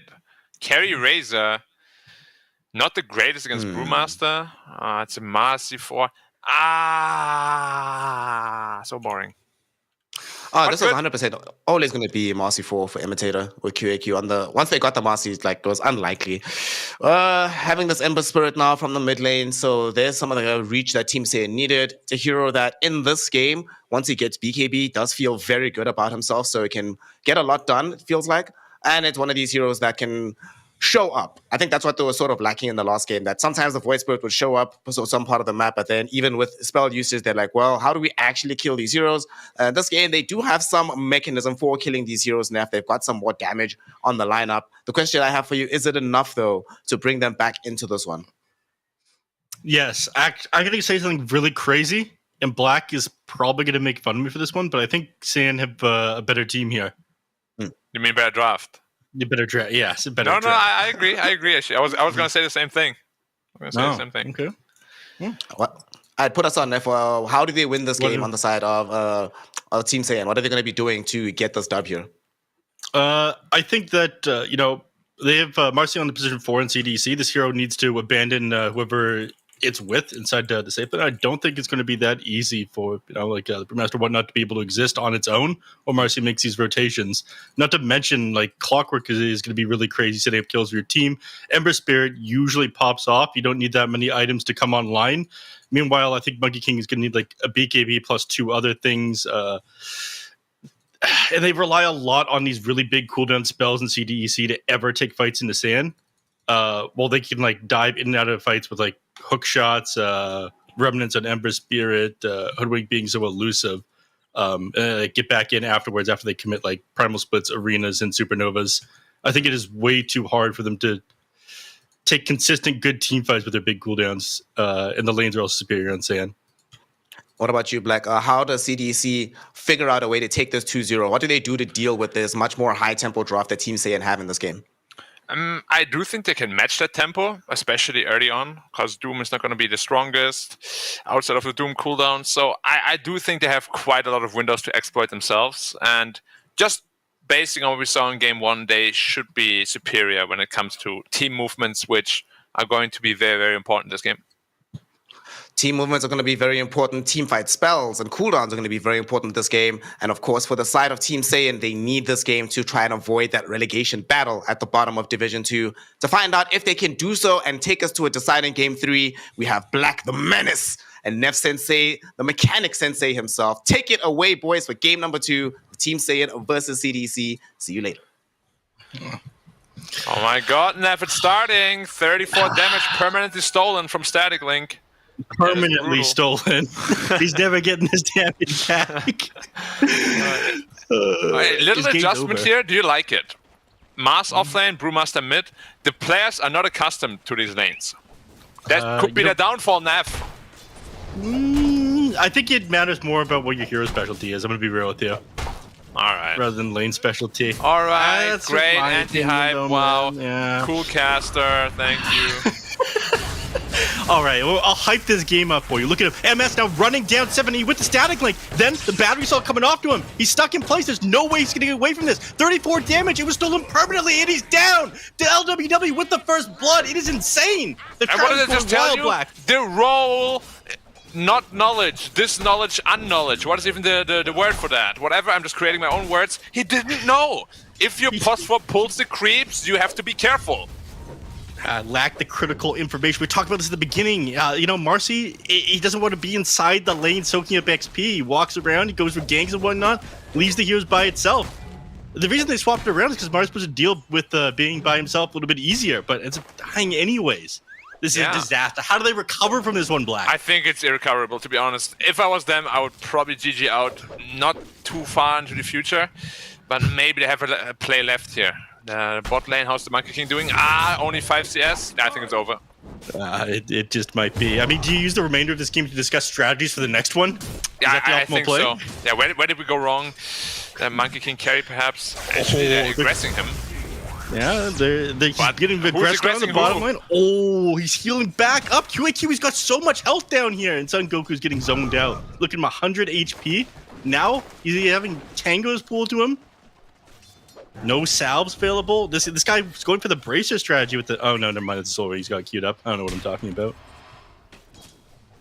Yeah, same. No idea what you're talking about. I thought he just goes for double bracer again. MS, one more hit into the after side, and he's dead too. Yeah, punched by Marcy. It was more of a kick in the where you don't like it. Yeah. How some people do. Yeah, we were talking about this in between the games. Yeah. Of course. Well, Marcy, that is. Yeah. Of course. I don't know what else we would ever be talking about in the break. What people don't know is that we literally never stop watching Dota. Like, we always talk about Dota, we watch the game all the time, like we're super dedicated. Right, it's my life. Yeah. I don't do other things. People ask me what other games I play. I simply don't. Dota 1. Occasionally. Dota 1. when I can use a break from Dota 2. Yeah. Actually, I haven't played Reforged. Power Cogs, holding 7E in place. The battery's very powerful. He doesn't have mana to steer He throws him back in. Yeah. Imitator's like, let me help you, Team Saiyan. Oh, whoopsie, I don't know what to do with my hands. Oh, you went the other way? Ooh. I can't control my own power. Clumsy. Unfortunate. Alright, this top lane is now a disaster. Are you saying it, but he still had a net worth? Yeah. He is. It's up on him? Up on him by like 100 gold here. Yeah, after 2 deaths. Yep. Alright, battery back. comes out. He throws him into 7E, Spirit of the Trees. I'm pretty sure. Okay, Imitator can just hop away. Cool. Yeah, there's cool not hero. balanced. Yeah. What's the range on this for targeting again? /jump range 800, and then you go another 200 range after that? Yeah, that is super far. No, 600 range, then you jump another 200, right? Yeah, I think so. Yeah. Yeah, something like that. Yeah. I think it used to be even more on release. All right, nothing is bad on release as the Monkey King is. And speaking of, we can look at him down in the bottom lane, Black. We're focusing too much about the Marcy. The permanent Jingu, that was great. Yeah, we treat all lanes equally. Yeah. Well, bot lane, there is not really too much to talk about. Monkey King is an absolute hard counter to Doom. Like, there's not really much you can do at all. You can't harass him, you can't trade with him. I guess you can recover with Devour, which you didn't skill yet. I was about to touch on that one. How come he doesn't skill Devour here? Start analyzing, Analyst. I'm pretty sure I would just max Devour in this kind of lane. Because you only want to max Scorched Earth when there's a kill threat, right? How are they ever going to kill this Monkey King? No chance, right? I mean, maybe you cut a tree that he hops onto. I mean, he uses the fire now, but it's not very fiery. They're actually getting a decent chunk of damage off him. What? The split came out, and Master also rotated to the mid lane. Nice. Yeah. Like, if you give this guy a good start on Brewmaster, I'm very afraid for Team Saiyan. All right, look at the. You see what he did? He threw the catapult up into the air. He tornadoed this thing, and so his catapult is able to hit the enemy team's tower. The creeps don't aggro onto it. They struggle to kill it there. He has done it in the last series too. Every time split was used, there was always a catapult in the air. That is insane. That's actually like pretty smart. It is, because it lasts so long too.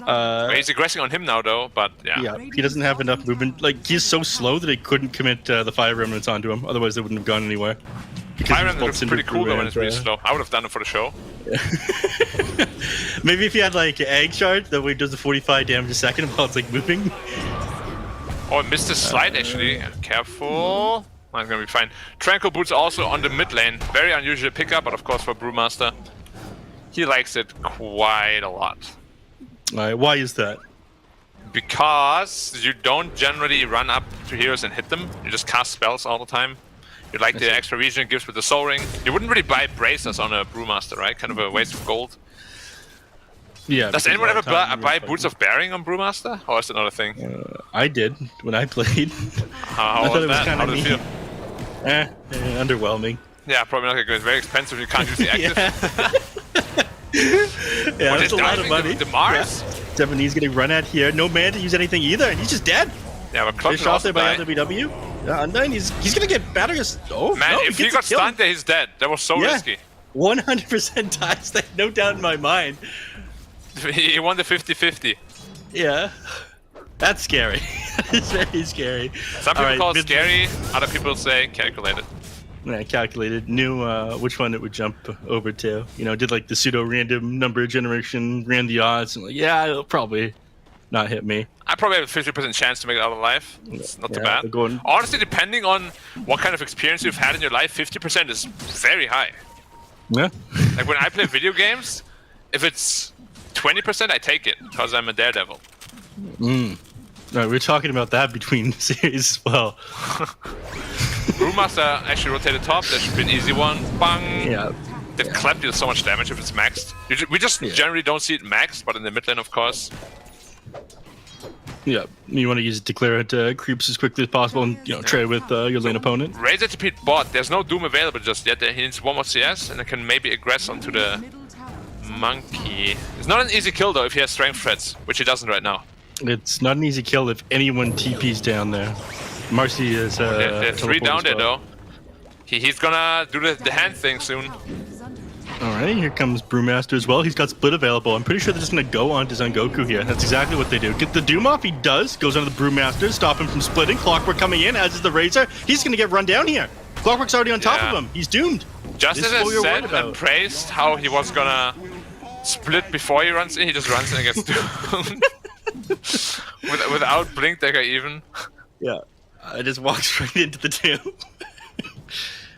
What can you do? Well, it happens sometimes. And other times it doesn't. And he goes, no way he just dooms me. Yeah, wait, what? He doomed me? How could I ever expect that one? If only there was, you know, something in his name to tip me off that he was going to do something like that. Yeah. Well, good news though is that Monkey King is now relatively safe. Black, we talked about cursing these. Alright, never mind, he's fine. But he's lost 21 damage permanently. 70 TP bottom. Could it be a wasted TP? This wasted TP could potentially dictate the rest of the game. Wait, he threw him up there? Yeah, but he disposed him up onto the high ground. He's gonna die for this. It looks like Zone. Did he stay on top of him? He's got 9 wand charge. All right. Tries to stick on top of Imitator. Doesn't have nice to arena. another 4 seconds, but does end up going down to the clockwork. Ends up power cogging 70 inside here with him, but he gonna trade with him. He's got the psychic on him, so he's live streaming back up. He ends up going down there on LWW. Now split comes off. No more fire remnants. Yeah. He's dead. No flame guard Fire either. penalty, so much damage. Bam! And the spear right there. Oh. That's power right there. They're gonna finish off the mid tower as well. They're never gonna recover. No, fortify. They didn't get it off. Oh, they wasted 6 seconds. Yeah, 6 seconds of that split. 6 seconds of them not being able to farm around the map too. That's potentially 200 gold. And Dota's a game of butterfly effects, you know? I thought you were gonna say a game of inches. No. Very popular game I hear. A term I hear all the time. I want to mix things up a what little is bit. an inch? I'm European. An inch is roughly 10 2.5, gallons. Oh, 10 gallons. Yeah. What was a gallon again? 3.5 liters or something? A gallon is roughly 6 yards. Oh, do you mean schoolyards? No, it's like 4 ounces. Oh, that one. Yeah. 4 ounces equalizes. I'm to surprised what, you don't 10 know pounds? this stuff, honestly. 6 stone. Oh, no, that's not the same. No, that's British. I know the difference between that. My bad. That's okay. It's very easy to get confused and lost in translation sometimes. And why make it easy when you can make it hard? Yeah, exactly. Why change anything to be easier? Yeah. Yeah.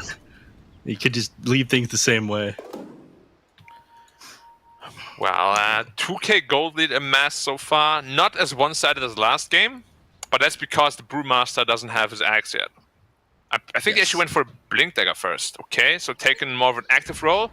And Mars is going for Blink Dagger too. Could that be the difference maker this time? Double Blink Dagger. Well, you're not a fan. We talked about how they might have a lack of damage. We didn't like, I didn't like how they weren't able to burst any heroes down. They move around the map pretty slowly on everybody other than the Monkey King as well. Wait, yeah, they move pretty slowly around the map as well. I don't like With that. the Phoenix, there could be an amazing egg position in there though. They have to be absolutely careful that if they go in, they can burst him. Yeah, I think you're too worried about Mars being able to TP in right now to want a hook shot into that Phoenix and behind his tower, tier 1. We have seen crazier things happen though. All right, here's a crazy thing happening. LWW in the enemy team's jungle by himself. That's crazy? pretty crazy. Yeah. We could go on him at any time, especially with this Blink Dagger on Brewmaster. Yeah, it's very scary. Like, angry pandas are, a problem sometimes. Depending on whether they like you or not. I don't think this panda likes them much at all. Okay, both teams are smoked up now. Oh, 2 versus 2. Who has the superior tag team here? I mean, we saw in the last game that CDC was much more crony. Maybe a different story this game. Bushwhack ends up coming out, launches the spear. Yeah, Doom on top of the sharpshooter. They use a lot of resources for this Mars, but they do end up taking him down. Split ends up coming off. Hookshot connects on a Marcy. I don't think he's going to get the wink away. Brewmaster Spirits will end up finishing him off. Marcy dropping very low. Been finished off here in just Monkey a King moment. walking in 2. He survived for a surprisingly long time, but yeah, Monkey King ends up coming in, it's a finishing very off slow remnant. Clockwork.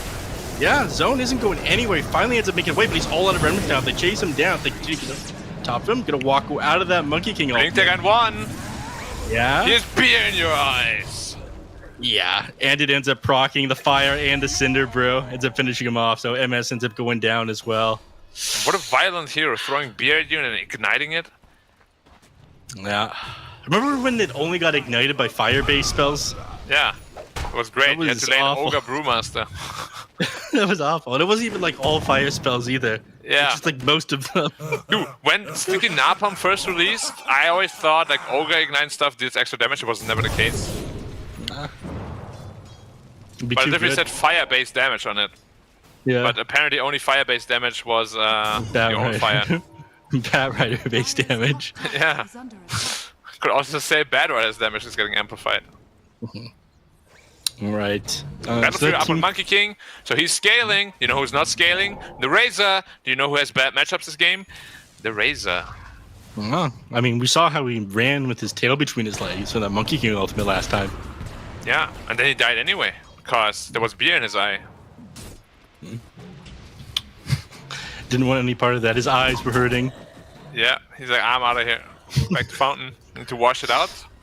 It's honestly the safest way of doing things. And they're It safe is. down here in the bottom lane. They scat up behind the tower with a rocket flare. Unfortunately, they don't see the smoke coming towards them. Look at Is that massive LWW tower a god? damage too. He's going to... Alright, never mind. He's not going to get on top of Double him. stomp, nice. Yeah, Supernova ends up coming out X3. alongside the arena, and yeah, they are just getting melted on these heroes, so they lose 2 of their cores. Now, I'm gonna sound very smart here, real quick. They look very discombobulated on Team Saiyan. Well, that's a good word. Thank you. What does it Learned mean? it. It means that they're very confused and they don't know exactly what they should be doing. There was only 2 core heroes sitting in the tower, and the rest of the team was like in the mid lane or in their own jungle. That is Yeah. LWW is next. He's going to try Monkey to stun. TP out. Can he get the dispose? Oh, yeah, Monkey King is getting the stun off. Doesn't need to land the dispose. You still have it available to drop onto this Emperor Oh, Spear. get thrown. Yeah, he's got a Revenant out. They don't want to go on top of Undyne him. though, he's fine because he's Undyne. He doesn't die. One nice split again. Dude, this Yeah, guy's Monkey winning King. Brewmaster. Yeah, Wukong's man ends up coming out, doing a lot of damage down to MS. He just melts. Oh, no, Emperor. Okay. Gets the Security Revenant out. remnant. Protection is very important, people. Oh, no. This is a disaster now. And this all came off that play down the bottom lane. LWW just barely didn't end up connecting with the smoke. He's like walking behind and trying to scout out the enemies. It was smoked up, but didn't... I think he was just on the very edge of not popping their smoke when they ended up jumping this Razor and the Doom in the bottom lane. And then like they stumble off that on CDEC. They end up grabbing them in the mid lane to fight after that. Yeah. They're falling behind pretty quick all of a sudden. They might be able to get the tier 1 bottom, but reinforcements are arriving already. There is a safety remnant out again. It's time to Spear? leave. No. Timely arrival of the creep waves. My worst enemy is my worst friend. Or whatever the saying is. I don't think that fits here. Nice try. Discombobulated was good though. Yeah, thank you. Yeah. Oh, look at the Brewmaster. Can he hit the hook shot? Blind? Not trying. No. Like, where's the killer instinct? You gotta go for this kind of stuff. Doesn't have the confidence after these last 2 games. Yeah, but the confidence is what makes or breaks you, and they look broken, Neff. Absolutely broken. I agree. You need to go for plays like this, especially when you're playing from behind. I mean, you hesitate because you think, oh, I can't afford to waste a single spell, but you make something like that work. You know, you're back in it. Yeah. And now a spear, there's a dispose ready, but they have no damage. Yeah. Thrown in the trees, but he's going to be able to get away. Not enough to be able to finish him off. This is why you don't like these blink daggers. If you have damage items, you find those kills. Yeah, if there was a Desolator instead. Just saying. They would never have gotten the first spear, but... if they do... Yeah. he's dead. Yeah. Of course. You know, we haven't seen the combo yet, Marcy Mars, where you just give him the sidekick and the God's Rebuke deals like 5,000 damage. Roughly. Oh, right. And then you heal up to full HP as well. Yeah. Yeah. Look at it, Undyne dodges the hook. Dodges not the other one. Oh, the egg gets off. He's going to try to go onto the... No, he's turned around. He's running away. They're chasing after him on these Brewmaster Pandas on Imitator as well. one. Doesn't have Rebound to get on top of him, but it looks like, yeah, Rebound. Doesn't need to land. They bound strike him. They're looking at the Hoodwink 2. Nice bushwhack is going to protect him though. Yeah. Just saying, if you had a BKB there, Hoodwink is probably dead. Instead of this Blink Dagger, yeah. Yeah, He doesn't 'cause find the you last probably couple BKB of to kill kills. but he's got support. the BKB. Probably not, but you could have if you wanted to. A 90-second cooldown on this thing. Trying to kill the support now? I'm not sure that's worth it. Yeah, I would kill a support and then bait the other cores and then kill the cores too. Oh, by the way, we've got BKBs now, finished on the Razor. One's flying out to the Doom. But I do believe that Monkey King also just finished this. He's just 4k net with a head, that's fine. Arena ends up coming out. 70's gonna just walk away from this one. MS gonna try to chase him down, but he ends up breaking the link. He's getting far enough away. MS is running really far away from his team. MS might be in trouble here. There's a monkey with BKB. Imitator. Yeah. Wait, he's Monkey running King ends up out. just walking out. The hookshot ends up connecting. Oh no. He dooms it. 100 HP target. Yeah, desperate to grab him. They try to get the deny off, but they don't manage to grab him in time. You commit the Wukong to man because you want to force a disengage, so manage to take 2. Not a great initiation by Team Sand, but they do manage to find 2 heroes. Yeah, I gotta admit, this time around, I feel like the Monkey King was way too scared. Like, a good Wukong stare could have turned the entire fight around. Probably scared of the Doom coming out, but... In the middle of that Wukong command, before he pops his BKB or after he pops his BKB. Yeah. I mean, at least now Doom is on a pretty long cooldown, so they can be looking at Roche next. I mean, how? All these heroes take Roshan pretty slowly. They do, but, you know, 90 seconds is probably enough. Or, I mean, you don't even have to do Roshan, just force them to a team fight. Or LWW just dies. Clockwork now, yeah. There's a lot of damage coming up from this Monkey King. He's got the plus 130 Jingu Mastery damage. Which I think is almost always better than the other one. What's the other one? The treating its cast range. It's pretty good. It's just kind of defeats the purpose of a Monkey King carry because you're supposed to be hitting targets, not, you know, be the information guy. Yeah, I mean, you're not Twilight. Okay, now do they go for Roshan again? Well, this is my issue with it. You take this so slow. Masti makes it decently fast, though. Yeah. But now you get scattered out by the Clockwork. They know that you're in here. Do they have they need the Ember there? Okay, Ember's coming. He's got TP. The Ember spam is going to make this a lot more difficult. But they do have 2 Brewmaster splits and a Cane Rune. And there it goes. They end up committing the first split. The arena ends up coming out. Oh, so does the Wukong Command. The egg in the middle of everything. This is going to force him to walk back now on Team Sand. MS? Yeah, he does end up going down. He's got buyback available, but I'm not sure he's going to even bother coming back in this fight. Roshan is already sitting incredibly low. They've committed so many of their spells already too. So they are taking advantage of Doom. Yeah, second split ends up coming off. Stun off on the Ember Spirit. Clockwork comes in with the hook shot. He gets a kill off an imitator. Can he snap the Aegis? He can't. Ends up going to QAQ. But Roshan does end up going to the dire side. LWW about to drop. One more hit from QAQ will do the trick. Split's already committed, but yeah, the Hoodwink is dropping very low. It's burning, slowed, and yeah, there he is, finish off that Boundless Strike. You know, you could also just hit him, but yeah, it doesn't look as cool. Yeah, give him the treatment. Yeah. Then did you see the cool 4-digit number come out? Yeah. Yeah. That's what it's all about. The adrenaline when that number comes up, you're like, oh yeah. Yeah. Now Monkey King has a basher already. Like the Razor just has no game. I don't even know what to do now as a Razor. Yeah, all he's got is a BKB and wait, he's doing a BKB Monkey King. He can actually fight this back with the Jingu. This guy has an Aegis. He's not gonna fight back with the Jingu. He has an Aegis. And they are nearby a tier 1 tower. Oh, he ends up missing the hook shot! It was too early! Marcy ends up coming in. He's surrounded by 4 heroes now. Bushwhack onto the trees. He ends up going down, but QAQ coming back in, goes into LWW. He's trapped inside the cogs for now, needs to get out of these things. Son Goku pops BKB, goes on the Razor 7E, does end up going down here, but QAQ is sitting pretty healthy. So those 4 charges of the Jingu Mastery, decides to go back in. Dead again. Might just jump on the Razor. Yeah, that's exactly what he does. 2 hits. They'll finish him off. Now, Hoodwink. Here's a basher. Down the strike is back up as well. He could just jump a big one. The tree with if that hits, someone's dead. Hit him? Yeah. Oh, there it is, the adrenaline. He still has a basher too. He can turn it around. BKB available. Yeah. They need to walk away. They realize that pretty quickly. They go, wait, what are we doing here? And they walk away. Oh, they managed to find some kills. That felt like an absolutely crazy move from Team Sand to even attempt, though. Yeah. I'm honestly a little bit surprised they didn't try to turn around and just hit the Doom. Like, with that 130 Jingu talent and the life leech you get from it, I feel like they wouldn't even have been able to kill him the first time. Or not easily, at least. Yeah, it would have been close. I mean, the fact that he ran away gets him close to that tier 1 tower where all of his teammates are sitting. So you want to get as far as possible instead of holding your ground, because it became like, all right, how quickly do my teammates manage to get in? Now, I think that really did mess all that up. He had a basher too.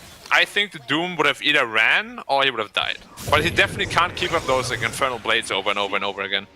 Yeah, I'll agree with that. It might have even gone the way of Team Sand if that hook shot managed to land, but he used it just a moment too early.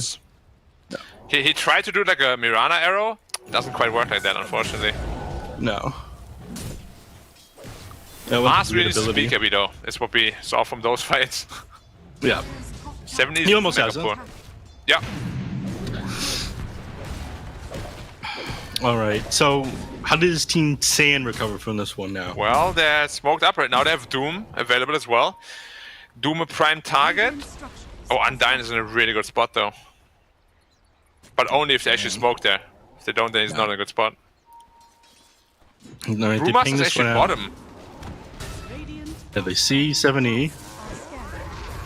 They don't manage to connect with Undyne anything, though. forces away. And kind of just flies away and Dives. TP's out. Yeah.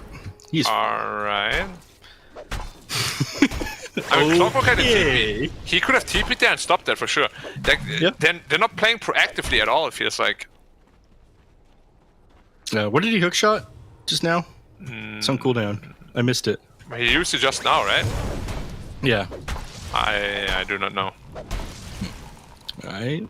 Saying Chains comes out. You still have BKB available on the Monkey King, so they don't commit onto him. Alright, they're getting more proactive all of a sudden. They're putting the pressure onto the CDC. Here's a Lincoln's on Ember Spirit. Thoughts? Not crazy about it. Alright, stun comes off on his zone. They spear him into the trees. Getting chain stun down. If they can burst him, be great for him. But He's out of the fight, get though. away. Yeah. So it looks like everyone manages to leave. Marzarina doesn't manage to kill anybody. No Power BKB on comes Doom. off. Yeah, it keeps going forward here on 7E. Doesn't have BKB available. Doom, stunned up, pushed back from the side of CDEC. He's gonna get finished off here in just a moment. There it is. LWW, jetpack to run away. Please get out of there, little buddy. All right, he's forced to the ground. He ends up dropping as well. Zone.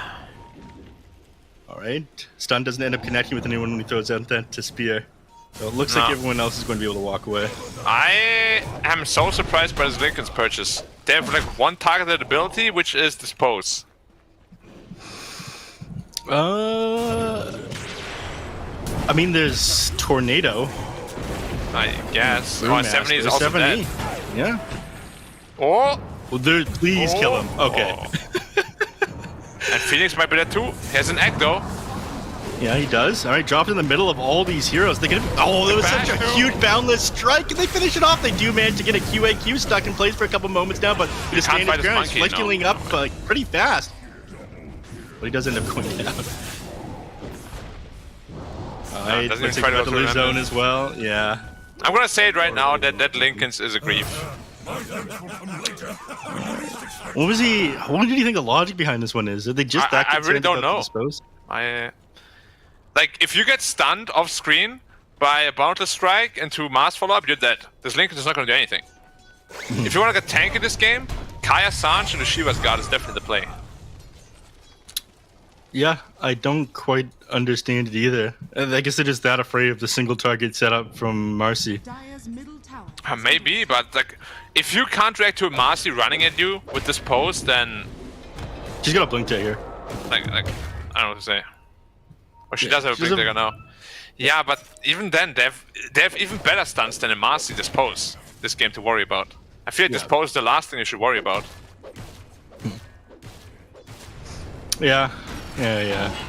Hook shot ends up coming off No egg onto this time. the Phoenix, stunned up immediately afterwards as well. They're pretty trying to tanked, change though. as much as they can, but the Bushwhack doesn't end up latching on anything. Ends up missing the sharpshooter as well. Now Clockwork is stuck so far from his team. Disposed back to the Monkey King. Jetpack not going to save him. Started flying just to fall, man. Yeah. Story of humanity. Oh, that's deep, Black. It is. I'm a pretty deep guy today. But yeah, the story of last game is sort of starting to repeat itself again. They're just getting outpaced. They're the Doom on Brewmaster, that's nice. Okay.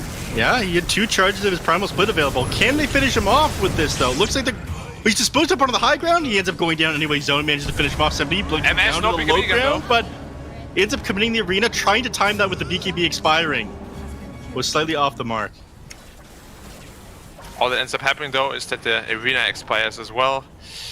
Just like expired milk, doesn't go down too well. Yeah. It's no good anymore. Skadi already on Monkey though. Just look at the net worth difference between him and the Razor. Like, I don't know how Razor's ever gonna do anything in this game.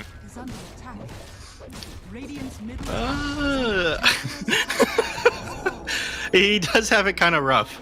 All right, he almost has a refresher orb. He was forced to buy this plate mail because he realized he was just dying to the Wukong command and whatnot. Quick Roche respawn, by the way. It was like 10 seconds. Mid lane, end up committing onto Marcy. Yeah, drops pretty quick.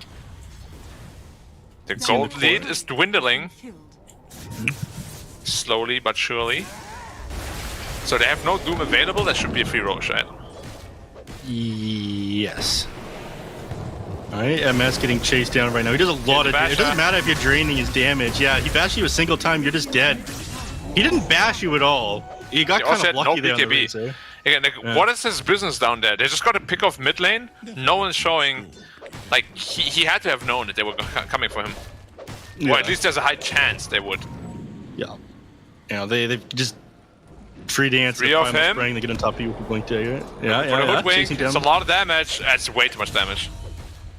Yeah. He has a Linker to protect him though from the tornado. Wait, does this Void Panda... Oh yeah, I guess it only does 70 damage. That's depressing. Fair enough. His disarm is pretty good though, because it slows by 40%. Yeah, this is just such an underwhelming spirit. Like, even the air one, like, you've got wind walk, so you can do crit damage. The fire one does a lot. I mean, damage-wise, yeah, but the void one, I think probably has the best utility out of all of them. No way. That slow disarm is really good. 2.5 seconds. It's like a tornado and dispel magic and wind walk all in the same. Maybe the storm is as good. Look at the Roshan fight though. Go do your casting thing. Okay. Roshan dropping very low. He's only got 1800 HP. Wow, but Zone coming in. He's zoning him out. That's my casting thing. And gets his head dispelled. And sphere. Whoa! It saves him from the tornado. Wait. Where did Clock die? Good save LWW. He was really far back. I think gets doomed again. Yeah, doomed up. He's gonna get run down here as well. This thing's still lasting another like 10 seconds onto him. He's just stacking up these Inferno plates. It does make it's him again. Remember the Brewmaster Classic? He's just killing the base all the time. I forgot it was him. Oh yeah. I forgot it was him. It forced the they forced the Doom, which is crucial to these team fights. They buy back in the game immediately, and now they have the Aegis to get the Egg Shard. They don't have Doom for this next team fight. He's still super far off being able to build a Refresher Orb. So I think they're just gonna punish them for not having their abilities, like when they have the Aegis for this next fight. Also a little bit of tilt for sure, because he played really well, and then he just had like a little mess up. He gets Doom for it, he's like, oh my god, I hate you. Monkey King, right? Spears him into the tower, but he managed to pop BKB first. Arena ends up coming out. They try to run down QAQ, but he does still have the Aegis available. Now everyone on top of MS. He is dropping incredibly quickly. Can they finish him off? He doesn't manage to make it underneath the tier 4. It's going to drop for the God Rebuke. They can't fight in the Supernova either. Ends up popping. They bushwhack a ton of heroes over together. Ends up jumping forward as well on this Doom. He gets a stomp off on a few heroes, but QAQ still has the BKB and the Aegis available. He's not afraid of anything. Bounces in one. Split. Yeah, Spears the Clockwork inside of the trees. Boundless ends up coming on as well. He ends up dropping, buys back into the game, but they're still not afraid on the side of CDEC. They continue to finish off these Raxes. And I got, at the very least, the only saving grace of all this is the fact that Primal Split and the Refresher Orb are still on cooldown. So now they're going to walk away. Yeah. Now just wait for the cooldowns to be back up again, then he starts this whole backdooring thing. I've seen the story before. It's not a good story. Yeah, the ending of the story was a very tragic one. You know how usually, like in happy stories, they end up together, married, super happy? Yeah, not in that story. It just destroys everything. Everybody hates it. Aren't all like German story, like fairy tales and whatnot, end in like horror or something? Yes, most of them. Cool. Yeah. Ends up missing the spear. The Germans are very nice though. Yeah. I promise. They'll invite you to the house and then start cooking you.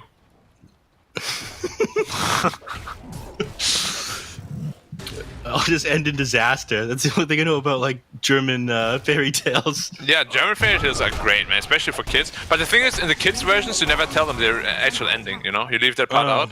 Because before that, it's actually really nice, and suddenly it just turns so dark. I don't even know where that comes from. It's crazy.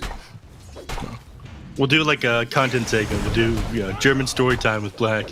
I don't know if we should do that. It's not PG-18 anymore. PG-13? Yeah. That's the one you're looking for. Yeah. See? I might make a lot of mistakes, but I always rectify them straight away. Because that's what you gotta do in the world of Dota. Make mistakes, don't make the same mistake again. Yeah. It's too hard to be perfect, but you fix your mistakes every time you make one. And that's good enough. And then the fifth mistake that you fix means that you will have the same mistake that you made the first time again, because there's too much brain capacity already being taken. There's 8 for another minute. There's an axe on the monkey, so sieging got a little bit easier. And he has a big ring. His buzzy buddies are coming. Yeah, he's got 3 of these available now, right? Yeah, and the Storm Panda is running to the top already, by the way, so he's gonna cancel the sprint over there, sprint again on the top, and start pushing there. Yeah, then they're gonna have to make a decision. They have to back up and then choose which target they want to commit on. He's doing it right now. Yep, here it comes. And now QAQ goes all in. Yeah. They actually get the Bushwhack off on 2 heroes as well. They're dropping pretty low on both these guys. Supernova comes off on the back right. Imitator's forced to run away. About to get finished off here. Ember Spirit, yeah, it does end up cleaning him up. Doom ends up coming off the QAQ after he gets back up with the Aegis, but he's just like Mega Creeps maybe? Can you get it? Clearing these units out. No. They get the stomp off him. Yeah, it does end up going down, so he loses beyond godlike. Another split comes out, trying to finish off this Rax, and the Earth Panda's running over the last. They're ignoring the Earth Panda. They better not forget about this one. They better not. Sun Goku stunned up now. He just walked through the tier 4. Yeah, he could have both of them with that last split. He can't keep getting away with this, Black. This guy's so annoying, man. Oh, this is miserable to play against. Yeah, I gotta say, win the battle, but you lose the war. The Razor saw the panda walk there. He just ignored the Earth Panda. He was like, yeah, whatever. I mean, that's what's so difficult about it. You gotta make a choice, but then you end up losing them both. The choice was kill the Monkey King. And it was a choice, it's better than no choice at all. But then Razor ends up being shish kebab. Right? He dies, right? The Razor dies here? Yes. To the neutral creep. That was planned. Yeah. I can't believe he didn't just run there.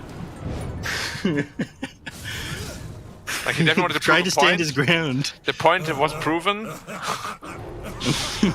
You're a maniac. And you're also half the nepper of the Monkey King. Yep. That's rough. Alright, 37 minutes in. The tier 4 neutral items going to turn this around for Team Sand, Black. GG. The answer is no. GG is called. A very rough way to have this series closed out, unfortunately. The Brewmaster Pandas, they were too strong. They couldn't deal with the Rat Dota coming out from them. I mean, I think that they would have been able to take the fight directly into them, given how big of a lead that CDEC had there. But I think they were going for mental damage at the end.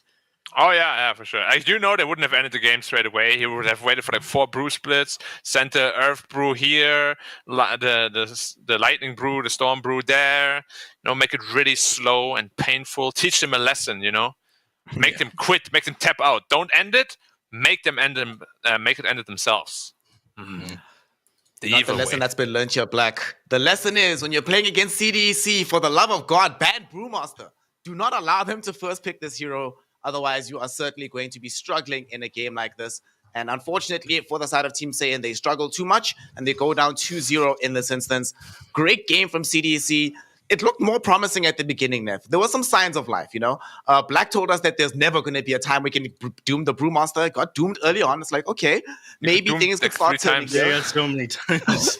It was kind of hilarious how often it happened, but regrettably, the progression in the game just stalled out. And I really want to go to some of this itemization, which we've seen be a problem and plague many of the players here in Division 2.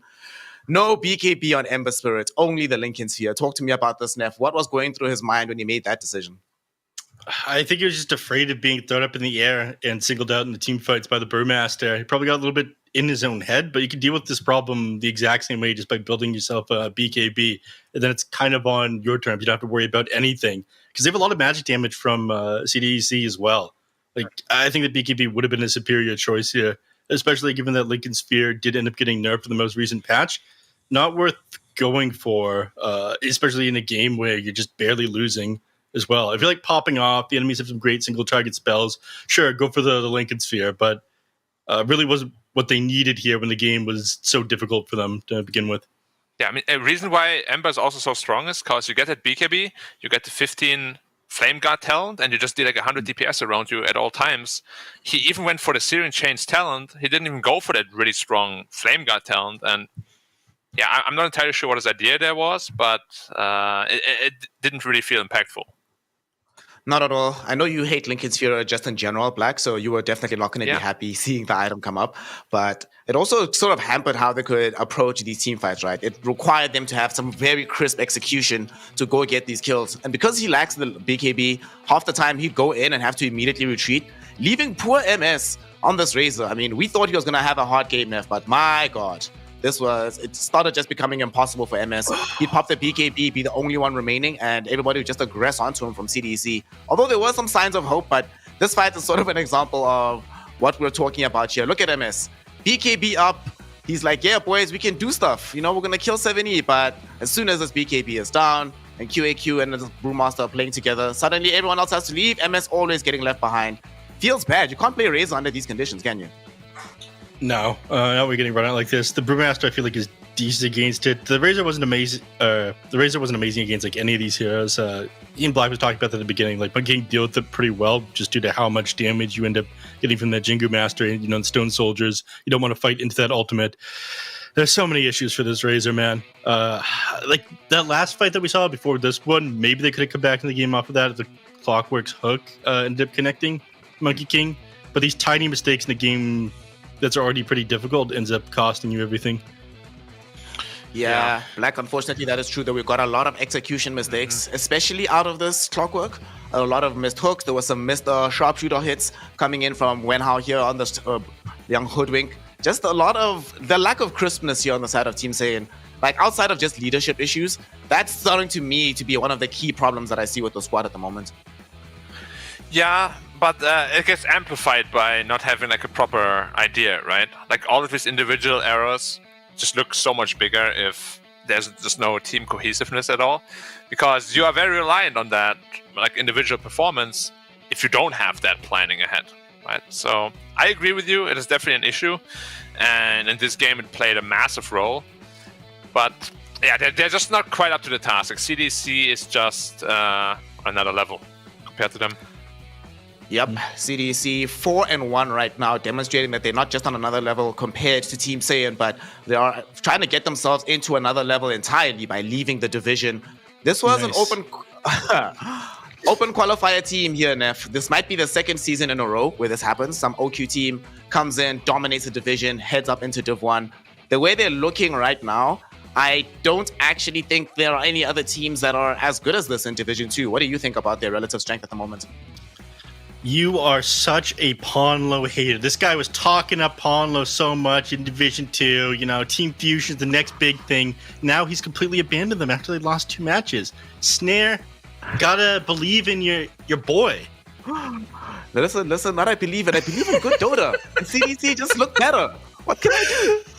I would much prefer Nef. I would very much like to be talking up Ponlo like this. Trust, bro. But sadly, Ponlo and the crew not looking nearly as hot as CDC have in this game. Black, where do you stand on this one? CDC above everyone else, above Team Fusion that everyone was very excited about? Well, certainly above IG, which I thought was going to be the first in the league. But there's going to be a very, very important match coming up soon, right? CDC versus Fusion. That's going to probably tell us who's going to take that second spot down the line. But yeah, like just looking at the current performances of the teams, Fusion doesn't look as good as CDC. Yeah. Which surprises me greatly. I mean, Fusion were the first team to qualify through the open qualifiers, and they beat CDC on that path to that point. They did it so easily, too. Right? They were undefeated in the open. Them. They didn't even drop a single game in the open qualifiers. But what happened to CDC in that like short amount of time? Like, what are they taking? What are they eating for breakfast? The champion's breakfast, eggs, and whatever else? I have no idea what a champion's breakfast is. It wasn't a small amount of time. They went to the hyperbolic time chamber, where 1 day is a year. Oh, and they've been there for 4 weeks, so it has been 30 years of time. If you're curious as to what they've been eating, Black, we can ask them directly because we have Undyne here from the side of CDEC ready to talk to us and give us his perspective. Undyne will be joined as well by Marshall, who will help us with the translation. Thank you so much for joining us, Undyne. Congratulations on your victory. Talk to us about this. Were you as prepared for this game as you've been for some of the other series you've played, such against IG, the Magmas, and the like? How much work did it take from your squad to take them to 0? 首先恭喜你拿下这场比赛的胜利。想问一下，关于这场 BO3 跟之前打一些强队，包括像 IG 这种队伍的时候，你们做的准备工作是一样充分的吗？然后你对今天这个2-0是怎么看的？准备跟其他队一样，都是比较充分的研究过 BP。然后是什么？然后就是你觉得这些准备工作帮你们跟你们今天这个2-0就是之间就是有什么关系吗？BP 做的很到位吧。BP 做的很到位，我的阵容选得很舒服。Yeah, we have the same preparation for all opponents, and I think we did a really good job. This series, our draft is on point, and our lineup is very comfortable for everyone to play.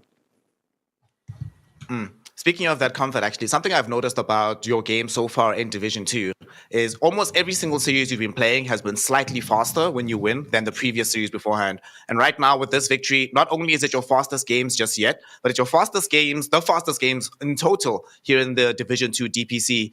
Is it a conscious decision that the team is making to try and accelerate that pace? Or is it just a natural thing that happens as you're becoming more confident? 然后就是发现一个比较有意思的数据，就是你们队的话，赢的比赛场次的时间是在逐渐缩短，包括像之前上一场的话，也是刷新了A 级联赛的这个最快的一个单场时间嘛。就是你们是在有意的想要这个提速，还是这点上你们自己有那个平时战术部署的时候有认识到吗？确实有认识到，因为之前交流上面问题很大，就很容易一些压制阵容做不到该赢的时间点去赢，所以我们大部分时间之前选都是团战阵容，去往后期去拖。现在执行力好一点了，就可以更快的赢了。We are aware of this. When we first start, we have a lot of communication issue with communication, and that's why we tend to pick the lineup with more team fights that tend to drag the game towards late game. But right now, I think we are on the same page, so it's easier for us to bring up the pace. Definitely makes sense. Black, you were mentioning earlier that you're a fan of how they approach the game and what they do, especially in the earlier portions of it. I'm pretty sure Undyne is instrumental to how that plays out. So holla at the man while we have him on the line. Yeah, sure. But first, I wanted to ask a question about the general cohesiveness of the team. So in the first open qualifier, you lost quite badly to Team Fusion. In the second open qualifier, you make it barely into the league, and now you're suddenly considered like the top contender by most. Like, how do you explain the sudden improvement of like your skill level and overall team level? 就是想问一下关于队伍的这个磨合的事情，就是其实一开始的话，第一次海选是输给那个 Fusion 输的比较彻底嘛，然后第二次的话也是险险过关进入到 A 级联赛。但是现在的话，其实已经在 A 级联赛里面算是一支大家都非常看好的队伍了。你觉得这段时间的话，队伍的整体提升在哪方面？然后你觉得进步有多大？队伍整体提升，感觉交流上面一直在变好吧，而且越来越信任队友了。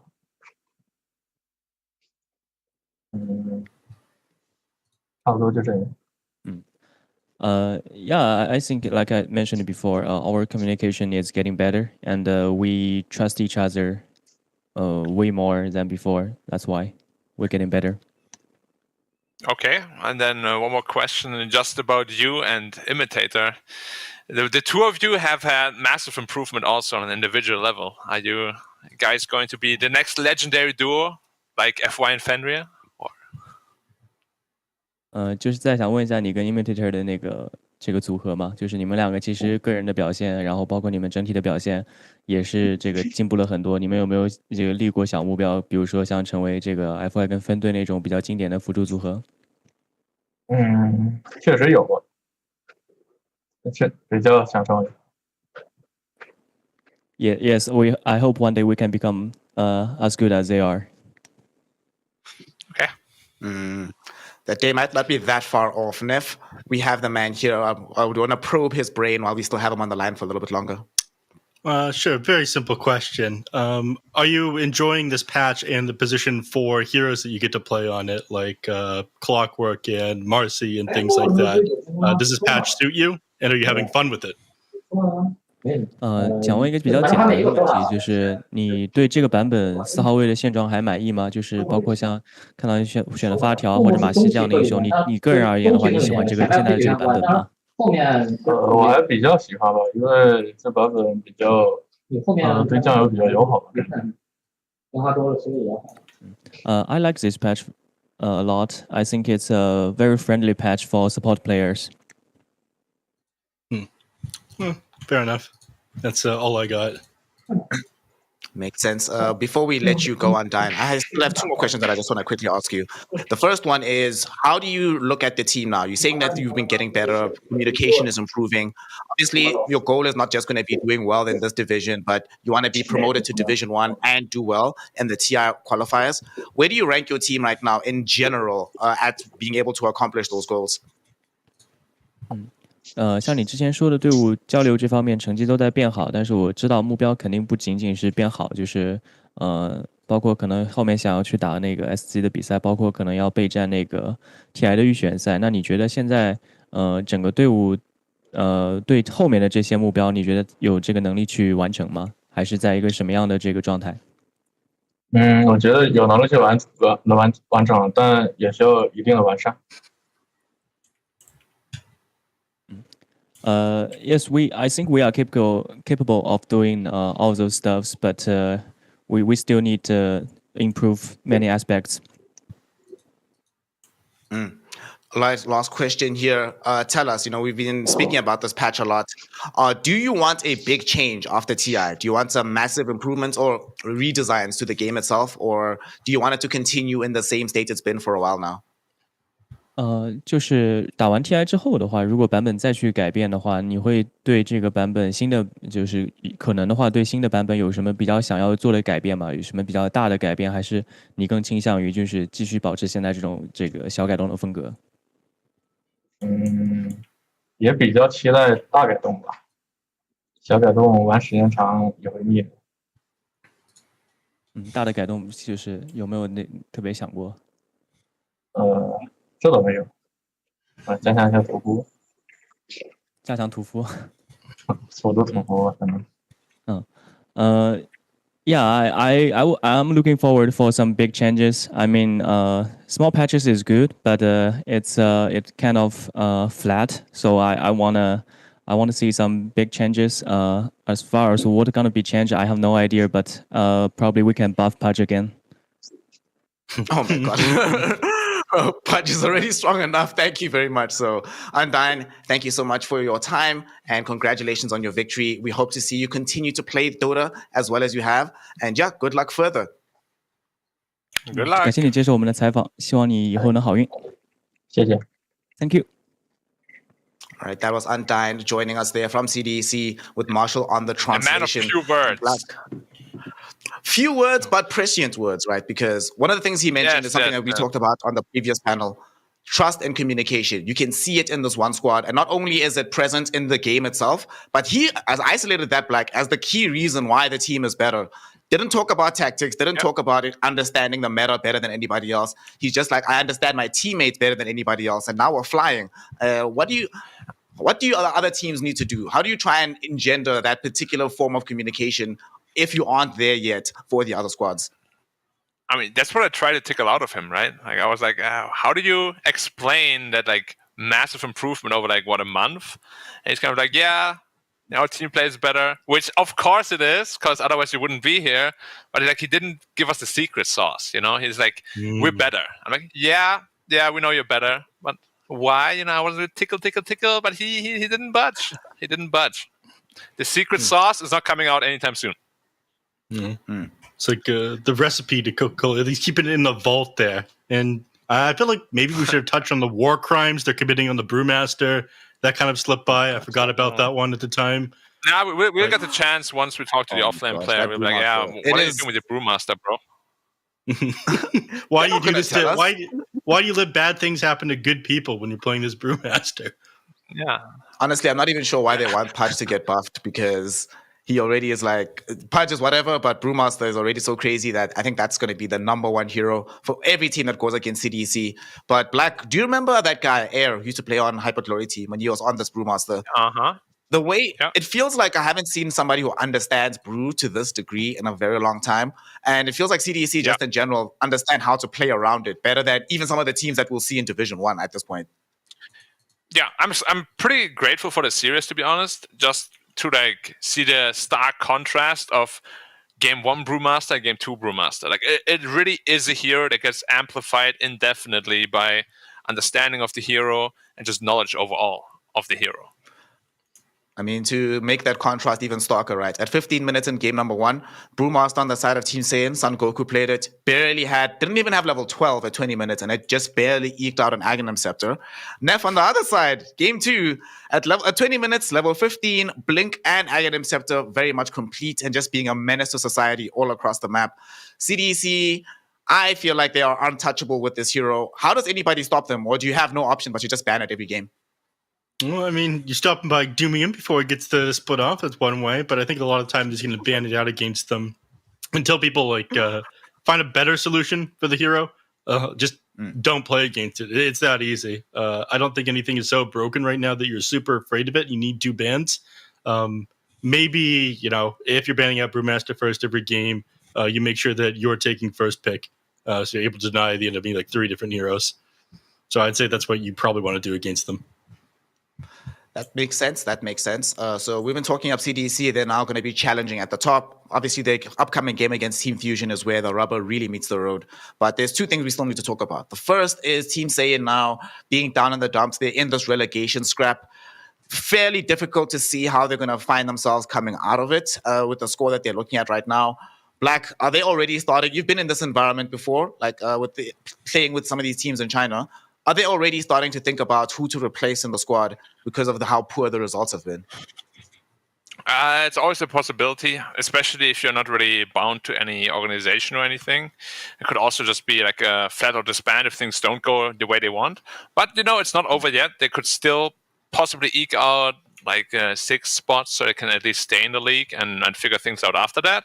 But yeah, I would assume, since they're just a stack, if they were to be relegated or kicked out of the league, they're probably just going to disband. What replay were you watching just now?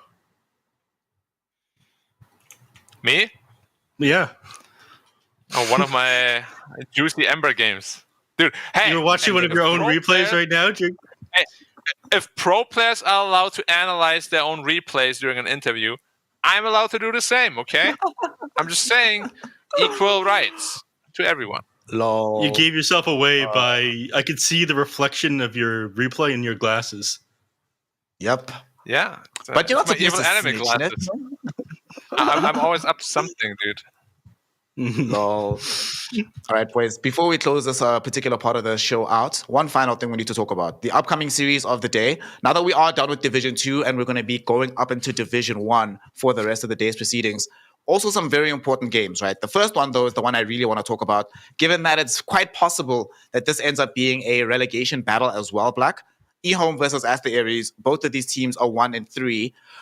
Whoever loses goes down to being 1-4, almost guaranteed to be bottom of the pile at that point. Who do you think is going to win in between those squads? What do you make of eHome and Aster Aries and their journeys overall in the meta right now? I think you probably gotta give it to eHome. Sure, Aries had this one Wonder Boy performance against Xtreme where they 2-0'd them somehow. I still don't know how. After seeing all of the other games play out, bro. Yeah, it wasn't just Alchemist. They also had a massive patch game against them. They just completely destroyed them. Xtreme was completely caught off guard. But yeah, eHome just looks to be more stable than them overall, and they should probably be the ones taking it. All right, that makes sense to me. Neff, you're obviously going to be on that next game, so we're going to hear what you think just now. For the last series of the day, that Xtreme versus Dandelion Esports Club matchup, that one's also fairly important for fates of both of those teams. Xtreme definitely need to end very highly to go to the major, potentially get direct TI qualification, but DEC trying to demonstrate that they can get up to Division 1 and not be bounced back like so many other squads have been. Where do you think that particular series is going? I'm obliged to root for Dandelion because my good friend Panders is a massive Dandelion fan. So I hope they succeed. It's bizarre seeing them do so well, though, even them moving into Division 1, because they're kind of like Team Magma rejects, right, Black? They are.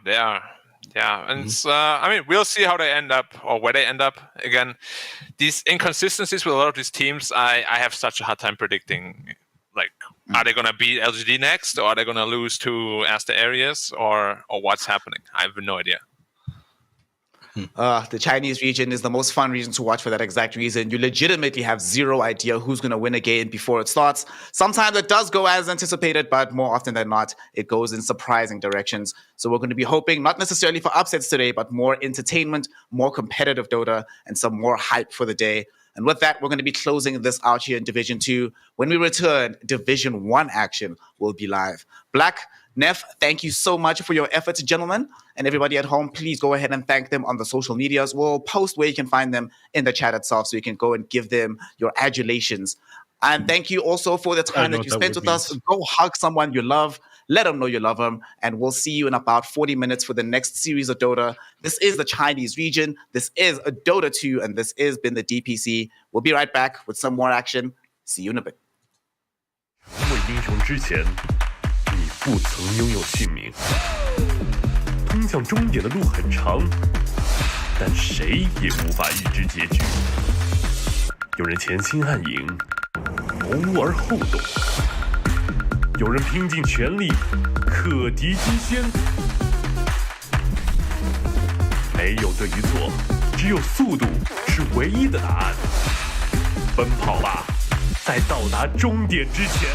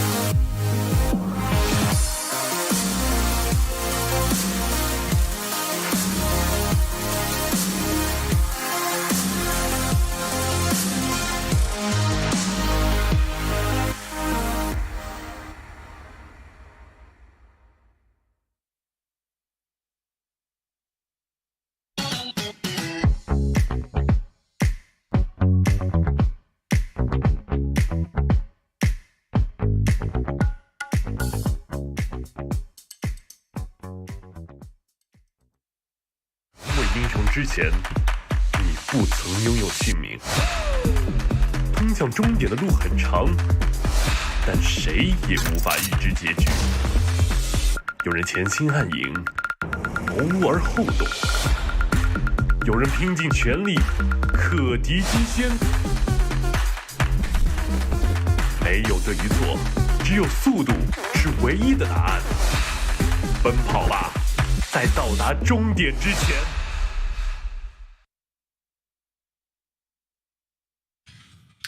Hello and welcome to the China DPC, where the best teams in the Dota region are going to be battling it out. What is Dota, I hear you ask? Well, it's a 5v5 game where we play fantasy and cast spells and try to destroy each other's ancients. And now you know as much as your average Twitch chatter, you can say whatever you like about these players and what they should do better. Let's get into the series we have coming up today. And this one is going to be a very interesting, very decisive series for the region. Because on the one hand, we have a team who has been on a roller coaster ride. They're currently 1-3 at the bottom of the standing, despite taking down one of the giants of the region in the earlier weeks. And on the other hand, we have a team who have been on a roller coaster ride. They're 1-3 at the bottom of the standings, despite taking down one of the giants of the region in the earlier weeks. That's just how tight things are right here. But it's pretty much a mirror matchup at the moment with Aster Aries versus eHome on the cards. Guys, talk to me about these teams and, you know, exactly what's gone on here, because it's crazy to me that eHome took down LGD earlier and Aster took down Xtreme earlier, and now we're in the situation where this is, I mean, I don't want to call it the toilet bowl. That feels so rude for teams who have taken down the likes of such good teams, but here we are. This is a situation we've ended up in. Yeah, I mean, it's honestly, I mean, you know me, I'm a big fan of the eHome roster. I really enjoy these guys, and I was a little bit surprised, you know, that they take the series over PSG LGD and then kind of fumble their next few. That being said, like, most of their series have gone to 3 games, or I guess half of them. Like the series against RNG was a 2-1, which was very close. The RNG series was pretty one-sided. So it seems like they have kind of like some hot and cold days, which has been kind of like the story of eHome from the previous seasons. Like it's one of the things that, you know, we definitely considered them like somewhere in the middle of the brackets usually, but at the bottom of the Division 1, that's a first for these guys. This is not where I expected them to be. Yeah, it's not, that's for sure. But, you know, it is close, right? It's not like they're there by a big margin. There are other teams who are 1-2 who haven't played their third matches yet. So, you know, these guys, they've just played a few more games, but unfortunately, they have not been finding the W's. Meanwhile, on the side of Aster Aries, I mean, this team coming up from Division 2, can they fight up here with the Division 1 teams, Neff, or are they going to be a one-and-done kind of team with when it comes to coming into Division 1? Is this a one and done as in Division 1 done, or one and Division done as in 1 and done win? I think all these teams are capable of taking games off of anybody else. I don't think it's outside the realm of possibilities, but definitely struggling a little bit more. I was surprised when like Dandelion Esports Club, for example, ended up making it into Division 1 because I thought they were like Magma rejects and they weren't going to do that well, but they've managed to just pop off. The first week where everyone was tied, I was surprised yet again because it looked like things were pretty even here in the CN DPC Division 1. Now we kind of see favorites coming out here, but everything can still be thrown up in the air with how the scores currently sit, I do believe. So yeah, I think to say that any team is one and done is a little bit much at this point. Okay. So, what under what conditions does Aster Aries look like one of these Division 1 teams? Then, you know, well, what are their strengths? What should we be looking for them to replicate here? Oh, sorry, I'm a little bit distracted because I'm trying to figure out production thing at the moment. I think they just go back to some of the things that we've seen previously with eHome, and that is Planet's Earthshaker, which is absolutely insane. His Rubik. I think Shiro is solid on like, what is it, I want to say his Morphling, his Phantom Assassin was also pretty good. The Morphling is kind of fallen off, so I'm not big of a fan of it. I think they should stick with what they saw success with when they were playing in Perfect World League in some of these earlier DPC seasons. Yeah, absolutely. It's kind of the tried and tested with a lot of these Div 2 teams, but at the same time, with a lot of these teams coming up from Division 2 and also for eHome who have been here a little while. But I mean, I think that can also be a trap because for a lot of these teams, if you do the same thing which you know that you're good at, it's a huge risk because that the other team will have figured that out and that they will have a plan for that. These guys, they are preparing for every single match. That is one of the side effects of this league structure in that there's a lot of time between each of these games and then you just play one series a week, sometimes two at a push. And that means there is so much time for preparation. There is so much time to figure you out. And I feel like if you do come to every series with the same plan, you're going to start to have issues very, very quickly. And I feel like that's something which has really been to the detriment of teams like Come on, no, man. Haven't you ever heard the phrase, if it ain't broke, don't fix it? Come on. If it ain't broke, Neff, they wouldn't be 1-3. Dude. That is a pretty good point, actually. What the hell, no, man? He is toxic today. I'm saying it how it is. I'm buttering the crumpets the right way up. Ricky, you're a big fan of this eHome team, but talk to me a little bit about Aster Aries, especially this matchup, which I was just about to get into. So this is perfect. Shiro versus Ulu. I mean, Shiro has been tagged as like one of the hottest up-and-coming carries in the region, but Ulu's been putting in some work as well. He's had some pretty damn good performances himself. Yeah, I mean, you can see the numbers, right? They're not too far off. So I think, like, in terms of, quality, like, they're definitely both there. I think Shiro might be a little bit more consistent because, like, we've seen Ulu have some incredible games, like, primarily shout back to, like, the Xtreme series that they had where they ended up 2-0ing it. But eHome, I think, is probably just a little bit more experienced when it comes to like the players, and that's probably about it. Other than Red Panda, who is pretty innovative and has some really, really cool ideas. So we'll see if he can come up with something nice today. Yeah, I think the biggest thing to mention about these two teams is that there is a much more even spread of farm distribution on the side of Aster Aries compared to eHome, who tend to have it more focused onto Shiro. Shiro is the sticking point of their team. Meanwhile, Aster Aries, they like to spread things more evenly, and that will affect the draft, where we'll see Aster Aries, it gives them more flexibility because they can carry from the mid lane, they can carry from the off lane if they need to, and that's why they kind of have a bit more room to play with the heroes, which are going to be their win condition. Meanwhile, eHome, they want Shiro on that win condition hero, but when you have a player as good as him, that's not too surprising. So let's get into this draft for game number 1. And was it? Neff, you're being toxic now. Come on. Good transition, Nomad. Oh, thank you. Yeah, it was going great until you ruined it. But we've got some heroes coming out. We've got Pangolier and Amasi coming out for Aster Aries. Meanwhile, we've got eHome who are picking up the Treant Protector and the Monkey King. Good picks, man. From both teams. I actually really like the openers from both of these teams. I think these are all really strong heroes. I think they're great lane heroes. Both a little bit flexible. Pango can go pretty much mid or off lane, primarily off lane. Monkey King, obviously 4 or 1. And then you have the Treant 5, the Marcy 4. It's like, these are great openers, really stable and not really revealing too much about what you want to do. All right, I'm not liking how much positivity we have going on right now. I want you to say something negative about this draft on Aster Aries now, Ricky. How do you want me to be negative? They have Marcy and Pango. How can I be negative about this? They ban out the Bloodseeker. He didn't understand the assignment. Nomad, you want to take a crack at it? Rules too confusing. Right. I would actually say it's not as flexible on Aster Aries. We've seen the Pangolier being played at mid, I think. I don't have the stats in front of me, but I think like 65% of the time or something like that. In the China region, that goes up even higher. So we know that the Pangolier is probably going to be mid. We know that the Marcy is probably going to be 4 or 5. No one's really playing her in a core position at the moment. So, but yeah, eHome definitely. I love this combo. I think this is really good. I think we've all been saying how good this Treant has looked almost every time we've seen it. and for good reason. It's a strong counter to kind of any aggressive lineup. It allows you to be greedy. When you're playing with Shiro, it's always going to be nice to have this slower tempo hero to pump the brakes a little bit and tell everyone to just calm down and have some tea.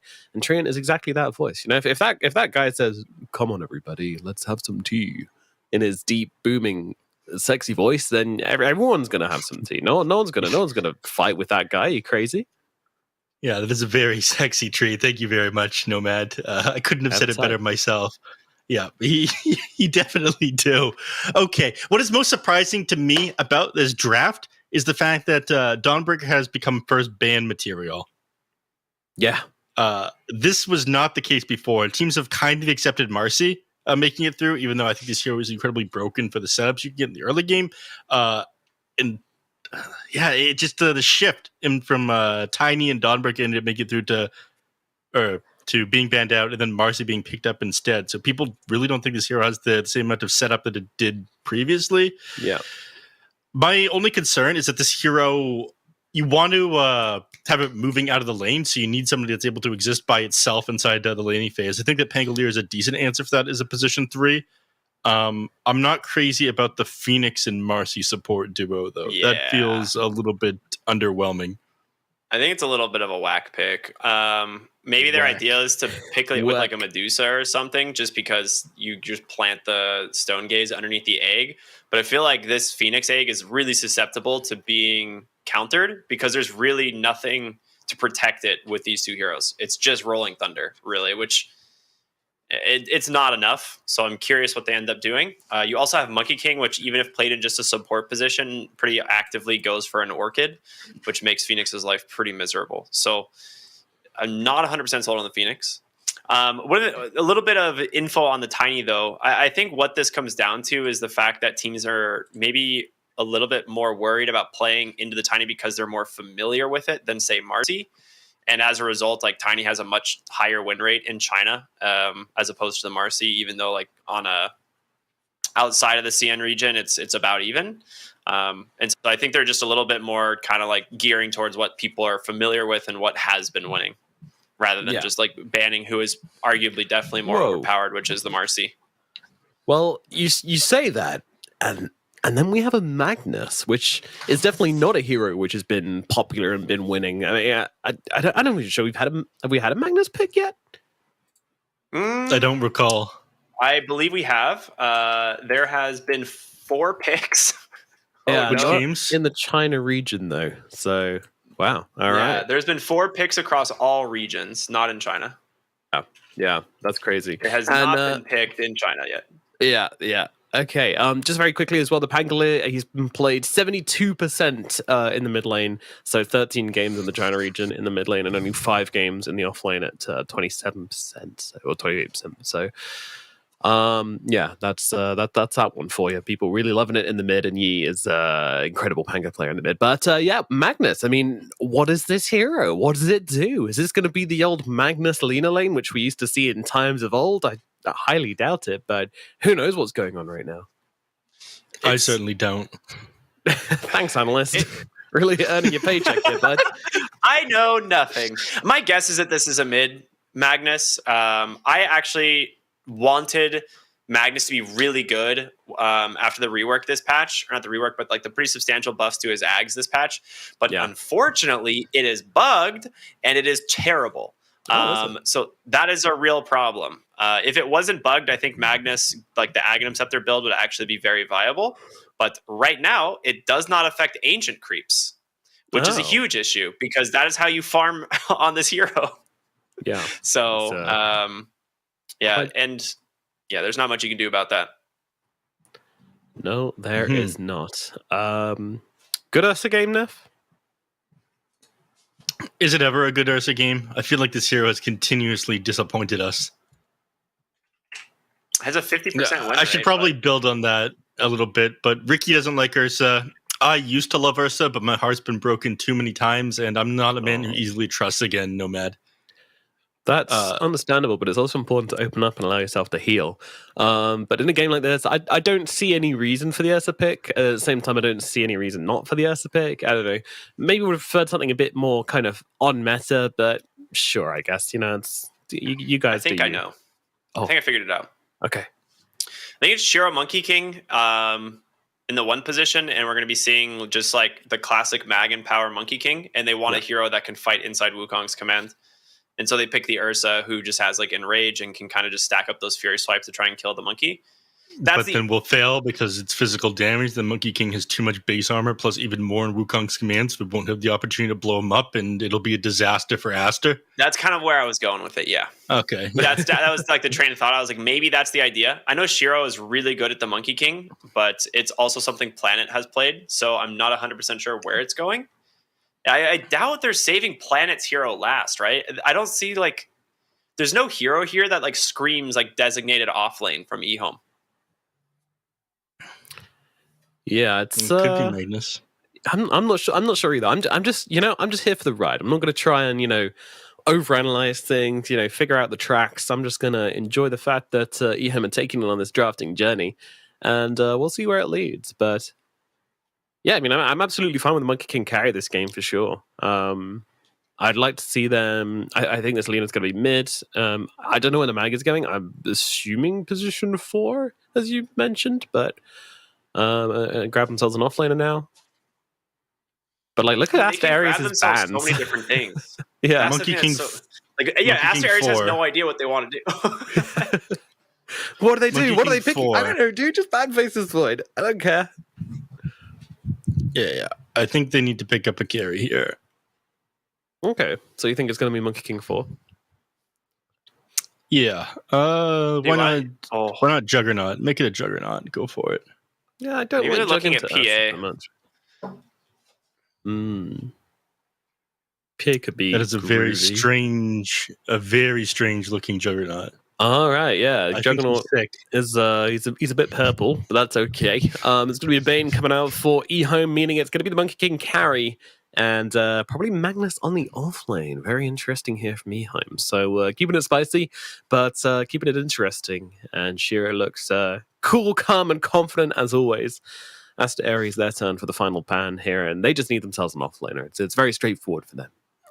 I'm just so confused because you have Bane Treant Protector. Yeah, it's not a good duo. And I don't know where this is going. Like, I don't know which one of these heroes goes to which lane. You probably want Treant on 5, and then unless it's a Magnus support and a Treant core. You're crazy. You're crazy.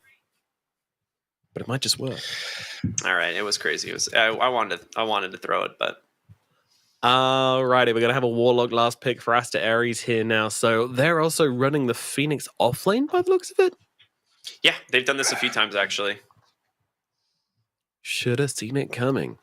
Alrighty. Well, I mean, they do have the egg killer in Alina. Monkey King, he's got the jump to be able to get on top of the egg. Admittedly, his attack speed is not crazy, but he still can close the gap, which can be the difference maker. So definitely not a free Phoenix game, but is it going to be enough? Analysts, my dear analysts, what are we thinking about this game number 1? Which way will the penny fall?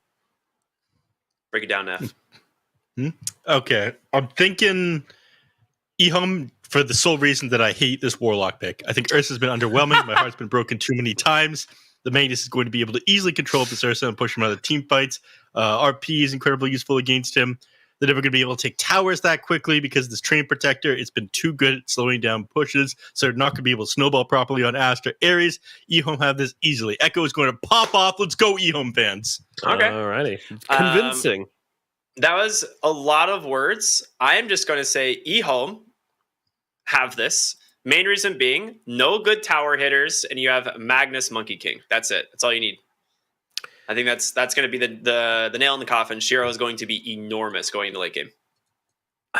I can't do it. I can't place my bet on this support duo of Bane and Treant Protector. I feel like you have the last pick and you go Bane. Like, all right, it's like that classic answer to Ursa, but like they've got a Pangolin, they've got a Marcy, they've got so many things to mess with this Bane.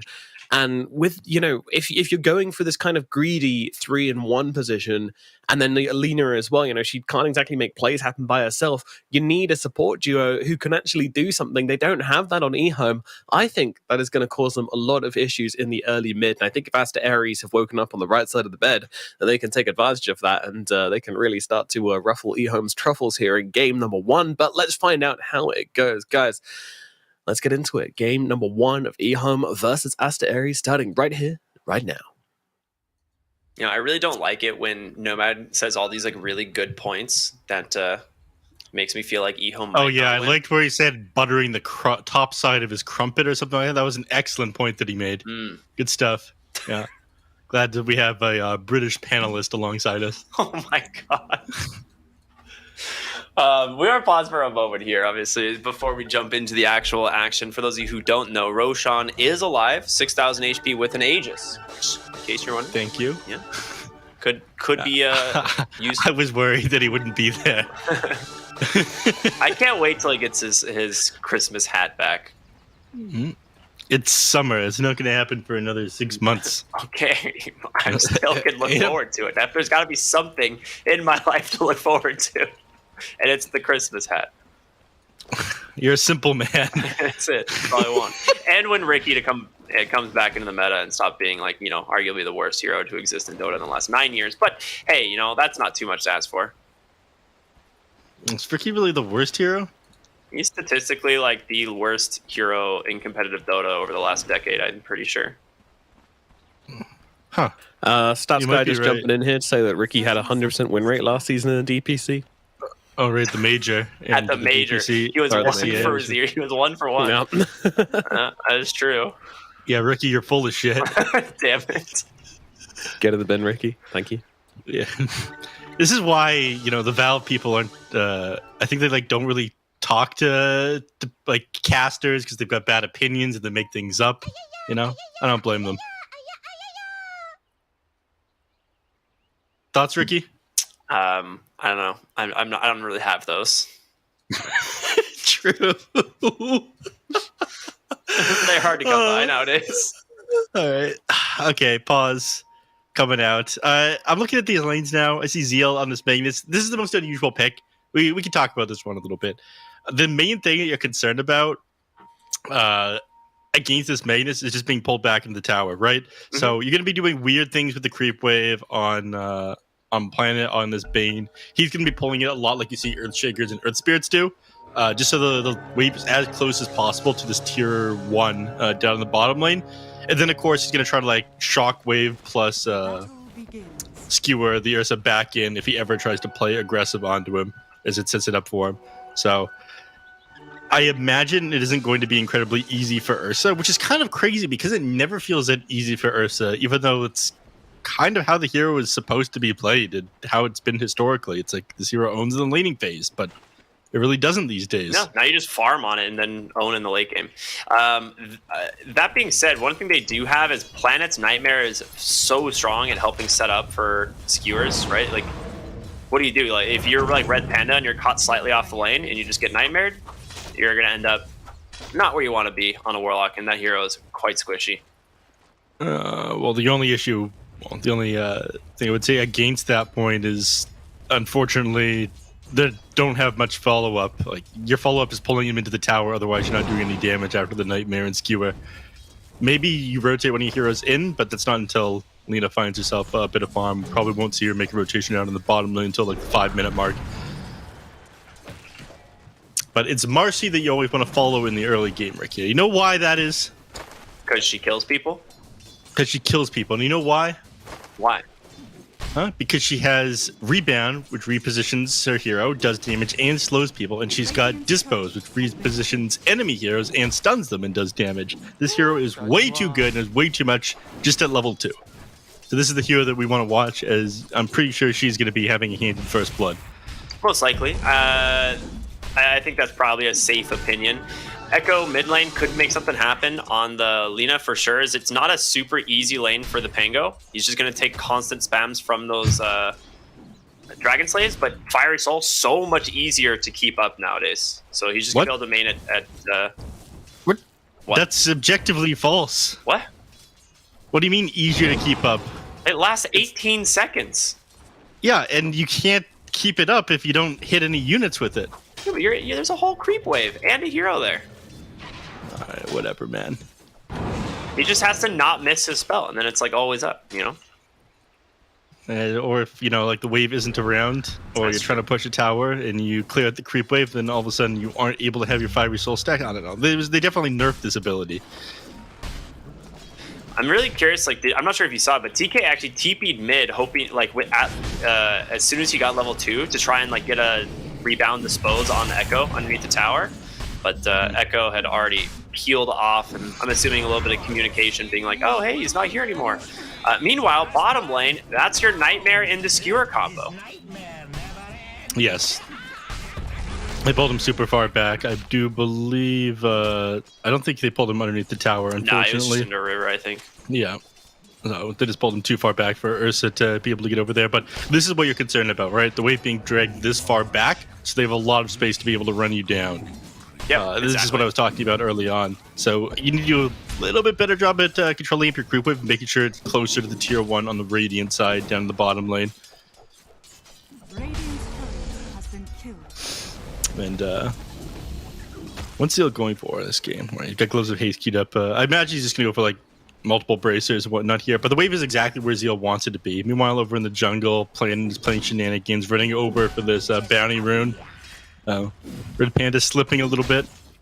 He's also missing his courier, which does have... Oh wait, no, he just doesn't have the Basilius recipe yet. So Ulu isn't being able to spam out spells. Right. Elsewhere on the map, getting close to the 4-minute mark. Looks like TK is going to rotate in to be able to contest the water runes. Yeah, as is a smart ZZQ. rotation, but yeah, Tria Protector a little bit stronger at fighting for the rune there. So ZZQ picks it up, but Echo does manage to grab the other one. So unfortunately, this means that Pango has to walk all the way back to base at the moment. This is incredibly depressing, and he's probably have to TP back for the mid lane, meaning these other lanes are going to be susceptible to getting ganked by the Lina once she hits her level 6. yeah, he just needs to try and deny as many creeps on this lane right now before the Pango gets back. Bottom lane. Yeah, you're right. They are going to find Ulu there, and looks like he's going to be able to remain healthy enough. It was actually a really smart fortification in the mid lane from the Pangolier. He didn't want the wave to push into his tower, so he forwarded the wave to try and keep those creeps alive. Not bad. I was expecting that Ursa to take a lot more damage, but he managed to Earth Shock out of the slow from the Magnus, so he ended up removing 1 or 2 extra tower hits that he might have taken otherwise. So nice play there by him. To the 5-minute mark. A lot of the time... Dude, look at the net worth difference here. Yeah, it's 2k net worth advantage for the side of V-Home. It's been like that for the last minute or so. Dude, they are winning every single lane. Yeah, I didn't realize Echo was this far ahead. He is really doing well in this mid lane, and the CS isn't that far off, so it's a little bit misleading, but he is doing fantastic. Meanwhile, bottom lane, Bane will take down Red Panda, a quick solo. For position, Bane, not something we see all that often, but if anyone's gonna make it happen, it'll be Planet, dude. Yeah. We were concerned about this at the start. Nomad was incredibly concerned about this at the start. The support duo, the Bane and the Dream Protector. But if you come out of the lanes this far ahead, then the support duo being kind of weak and not being able to set up that much pre-ultimates doesn't really matter when you have this kind of net worth lead anyways. And they're already securing the 6-minute rune. ZZQ, he gets the PP out. No way. And the tip, dude. All right, that is very frustrating for the Pango. That first rolling thunder is so important. It is like a guaranteed kill. Yeah, they tipped him and then dropped the all chat lines, applying psychic damage to them. Bottom lane, Planet is just running at Ulu down here. Yeah, and they've got the Lina rotating in as well with Laguna Blade. That regen rune was running. And, they actually don't connect on the Light Striker. He got body blocked, but, he's not making it out of here. Yeah. 3 kills now for the side of eHome. Not really increasing their gold lead, but their experience is starting to become a problem. Yeah. While the Lena's down here, by the way, they are going to... Alright, is she going to lose her stack? She gets the Dragon Slave out. She doesn't. Alright. See, old Lena would have just been pumping damage in this tower. Fiery Soul, 100% nerf. We do have a couple heroes, alright? They're TPing in as well. I don't know if you want to fight this, do you? Like, Echo is so strong. Well, I guess Marcy is just that good of a hero. LSA off the mark. Echo, he's out. He's going to give his life and back. Sometimes you forget that, like, you have, like, a 1200 range gap close. I think they didn't... I don't think Echo realized that Zeal didn't have the mana to be able to skewer in and RP them. Yeah, maybe. Because that's the only reason why I imagine he like puts himself in that position, allows him to set up on him. But Magnus 100% ran out of mana there. Otherwise, they'd all be dead. Wait, is Rebound actually 1,600 units? There's no way that's right, is it? No, that's not right at all. It just says cast/jump range 800. It doesn't actually... 400 minimum jump distance. Yes. I don't Mid lane, Echo's getting set up on again, or at least almost did. Didn't manage to get the dispose off. Now it's just going to die. That's punishment. That is revenge. For those of you who have seen the anime. She had nothing to do with it, but you know, she's just angry now. Right. But yeah, I'm pretty sure the max jump distance is what, 800? You go like 600 units or something like that, then you hop another 200. I don't know, or man. 450. You hop another 450. I feel like that cast range needs to scale per level. That is wild. I had no idea it was that much. Woo! Top lane. Shiro's gonna be able to walk away from TK. Nice movement there. Almost manages to find him with the Marcy though. Bottom lane, Planet. He's looking for Red Panda. He's gonna catch him with the Nightmare and with Magnus coming up from behind. Should be a lot of damage to help finish him off. Skewers him right into the Monkey King, and Shiro doesn't get the last hit, but he's gonna be very happy to clean up this bottom no! The Invis Rune is scouted out! He tried to set up on Lina inside the jungle here, but he walked right into a sentry ward that was placed here by ZZQ.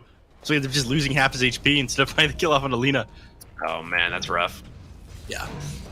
And now with this, Shiro has in power, and this Monkey King just gets to free farm bottom. He is so safe down here, like just looking at their ward coverage. They just want to make sure that the Monkey King does not have much to worry about. Meanwhile, top, you have a Phoenix who can't really push this tower too fast, so they are having to bring extra help. ZZQ trying to slow it down with the living armor. Yeah, they've got Fortify available as well. Yeah, they're going to need to move heroes up here. Unfortunately, Zeal once again sitting at super low mana. He could like Soul Ring Magic Wand to head up to the top lane. Actually, I see very little reason they don't try to defend this. I guess they're just super concerned about both the Rolling Thunder and the Phoenix Egg.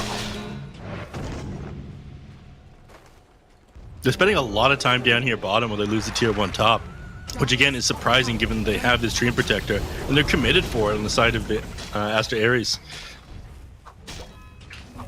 Looks like they're gonna get away with this. Yeah, they do finally get the tower, but they're gonna TP in and make them try and pay for this. Zeal is here. He doesn't actually have mana or the RP. He's got a wand. All right, there's going to be the jump in. Echo caught by the Rolling Thunder. Nightmare for a moment, but he's going to get tossed back right into the Sunray. LSA off the mark, hits the Phoenix with that Laguna. It doesn't finish him off, and Echo will fall. A botched fight there by eHome. Really well done by Astra Ares. Yeah, that was bizarre to watch. I think it's over now, yeah. Like, this is the second time now where, okay, you guys shouldn't be taking this fight. Yeah, they're backing off now. I'm surprised the opponent even walked forward to use the Nightmare onto him. In the bottom lane, Shiro's now getting chased off. Yeah, it is surprising they chose not to take that fight, because on the other side of the map, Shiro's not going for a Battle Fury. Like, they're not trying to play this like slow on the side of eHome. They want to be fast, but they gave up the top tower. They've had RP available, haven't committed it yet this game. But Zeal's been sitting on super low mana, so he hasn't been able to take fights that well. They let the tower go on, and then they take a losing fight afterwards. It seems like very hesitant decision-making on eHome. I will say, like, Magnus's Skewer is actually not that easy to set up an RP, especially at this point in the game with only a single level. Like, you really don't have mana. Yeah, well, I mean, outside of the mana issues, it's just like you can see it coming from a mile away. So it's really not that easy to just like skewer in and get like a multi-hero RP. The only thing you can do is maybe get a single person. but not being able to finish off the Phoenix at the start of that fight is what really cost them. If they maybe got the trade there, it wouldn't have been that bad. I mean, I'm blaming them a lot, but you know, it is still 5-2 for the side of eHome. We are ahead, 2K net worth advantage, but it doesn't feel good to be losing towers, not being able to commit the RP this early in the game. And all the deaths are on Echo in the mid lane, who has been the top net worth the entire time. So if he manages to prevent himself from dying a little bit more, and he can just actually get to this BKB and some damage items, I feel like he's going to be incredibly strong. Ulu is going for Roshan, but just keeps getting absolutely schmacked. But then there you go, there's Sidekick. That's a pretty good ability. Yeah, but it's going to heal him back up. The Mask of Death by itself is enough. It goes into the Roach Pit. Zeal is going to die for this. Big overgrowth, well done. Gives him space to get out. The feed script caught the Marcy. He'll take one down. Big Foul Strike, a 3-hero RP. The Wukong's command there as well. Bango has to swashbuckle away. Ulu caught by a Nightmare on the side. He is surrounded, and that DD from Echo is going to do the work as they get themselves 3, and now a Roach to boot. Beautifully orchestrated fight there. All set up from that overgrowth. Yeah, that overgrowth really ended up securing. I was super worried when they went into the pit there. I missed Dream Protector sitting along the outside. Ursa leaving the pit felt like a little bit of a mistake there. I feel like he should have just like stood his ground. As soon as the overgrowth comes out, you commit your ultimate and make sure you finish off the Roshan. It ended up having its stacks reset in the middle of that fight.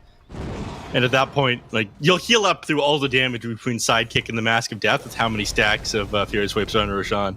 Yeah, I think they were just worried about like RP and getting skewered to the other side of the pit, right? Because like if you have Magnus in there, like they commit the Pango roll, like you just get RP'd on both heroes, and it's just it ended up happening anyway. Like they get a 3-hero RP, so it's kind of just there is damned if you do, damned if you don't, almost. But just a really good decision there from eHome to contest that first Roshan as they now gain themselves a pretty substantial gold lead. 5K here, just about that 14-minute mark. Yep, and they're even hesitant to set up a fight, even though these abilities are on cooldown. They don't have Fiend Script, they don't have RP, they don't have Overgrowth, but they don't want to fight into the Lina with this Aegis. Everyone is playing incredibly defensive now. Ursa now working on his BKB, and that's not, unfortunately, not going to help you too much. You have to keep in mind, you're fighting into 3 big BKB disables, the Overgrowth, or BKB piercing disables, the Overgrowth, the RP, and the Fiend Script all end up going through this one. Yeah. They're looking for Shiro bottom. The Golem comes out onto Ulu, but ZZQ is here, and he's got an Overgrowth just in case. So Shiro should be able to make it out. Wait, can he? He can't? No, he's got Shadow Word on him. He's going to be able to survive. Oh, what a juke through the trees there. Beautifully done. Yeah, on the other side of the map, Echo ends up finding the kill off into TK as well. That is depressing. I think maybe they thought that they had more damage for it, but this is one of the issues that I had in the Ursa versus Monkey King matchup. I did talk about this one. You just don't have the damage to get through him. Monkey King is such a high base armor hero. He's got great agility growth rate as well. He's sitting at what right now? He has 15 base armor, but then he also has level 3 living armor, which, you know, grants him an extra 9 armor. So, like you said, yeah, it's not easy for the Ursa to burst him down. Yeah, everything coming up from his physical damage. Like, even if you're doing like 200 damage per auto attack, not much is coming out once your overpower is already been expended. If you aren't doing it in the 6 attacks, odds are you're not going to find the kill onto this guy. Oh, we're going to see a smoke out of the mid lane. Gonna go for maybe a wraparound here into the jungle. TK is somewhat nearby. They don't have any vision for this, but we'll place a ward up on the high ground there. See what they can find. Lina keeping those stacks alive here with the Fiery Soul. Looks like they might just go ahead and settle for mid lane. Now. They'll turn around. They're pinging him out now. There it is. They're about to drop. There's the RP. Pulls him right back into a Light Strike array, and they've managed to hold off on using the Fiend's Grip. So a really good pick-off. It doesn't even matter if they know there's a reward up here. They're going to go for the mid-tower. Everyone is just forced to run away at the moment as well. They've still got Fiend's Grip and Overgrowth available. Yeah, that was a blink reveal out of the Magnus as well, so a really smart gank. And bottom lane, they're looking for TK. Planet's just in. He's just behind the tower. He's going to find them. Primal Spring on over, right into the Fiend's Grip. They will just go ahead and take a second kill now as ZZQ ends up grabbing it actually on the Xtreme Protector and look for the tier 2 tower. Yep.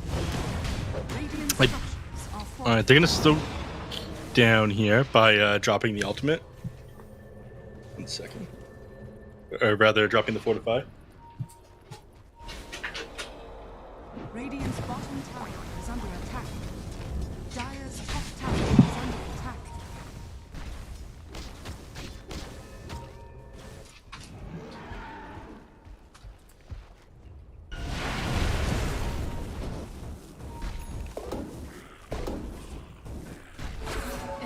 Smoke up here out of Ares. Zeal. He just gets the blink after farming. Echo's gonna pop that smoke, has the Aegis plus the BKB, so he's really not that worried right now. Rolling Thunder will come through. They will get the first life. Shiro's on the backside, drops the Wukong's command to try and start zoning this one out. And Echo, there is the BKB. They get the overgrowth only onto the Pango, but Zeal gets two, pulls him right into that Wukong's command. Red Panda drops that Chaotic Offering, but the Nightmares caught the Warlock. Shiro, easy follow if they want to go for it, and it's just going to be Echo with a few auto attacks instead. That finishes him off. He's looking for more. The Phoenix, the Bound, the Strike comes through. Zeal finishes him off 3-for-0. Despite committing almost all of your ultimates on the side of Aster Ares. Yeah, that is going to suck the life right out of them. That was such a sick pullback into the Wukong's command there by the Magnus, the RP, and skewer back in. This is what I wanted to see earlier. I was worried when it looked like their play was slightly off. You know, they make these mistakes rotating up to the top lane, but they look cohesive yet again. 2-14 right now. Aster Ares is struggling to find anything, and I don't think they will. I mean, I don't think it's getting any easier. Like the item timings that are going to come out here from eHome are massive. You have the Deso completed on Shiro. So this guy is just raw damage. Echo Saber, Desolator, applying from all of his soldier clones. And that is going to be amped even more with the Empower Cleave. So he is just going to be a huge problem for the side of Aster Ares going forward. Yep. Echo happens to find another DD rune. We can do an item check here on the side of Aster Ares. It looks like Ulu's almost to his BKB. He has been trying to finish this one up for a while, but it's... You pointed this out, right? You can talk about it again. It's just... It doesn't feel like a good pickup for him, right? Well, it's like a good pickup, but I'm not sure what it's going to change. Like, it's another Dispel. It gets you out of the overgrowth if you pop it, and you know you can use your enrage for something else. But they have so many BKB piercing disables and damage. Like, it doesn't help you against the Monkey King and his Wukong's command.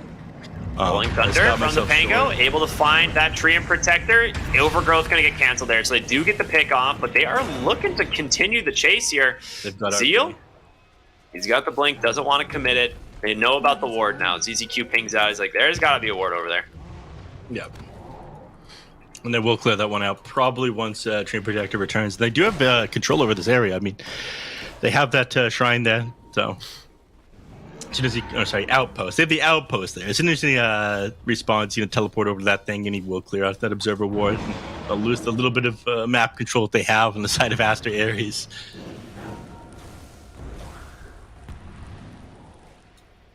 All right. Man, this is rough. But like I was talking about before, this BKB isn't going to change a whole lot because all these disables that you're worried about do just go through magic immunity.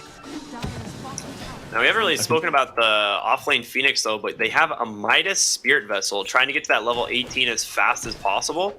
Do you think they care about the egg all that much this game? Like, because Lina can always just pop the BKB and try and take it down, but...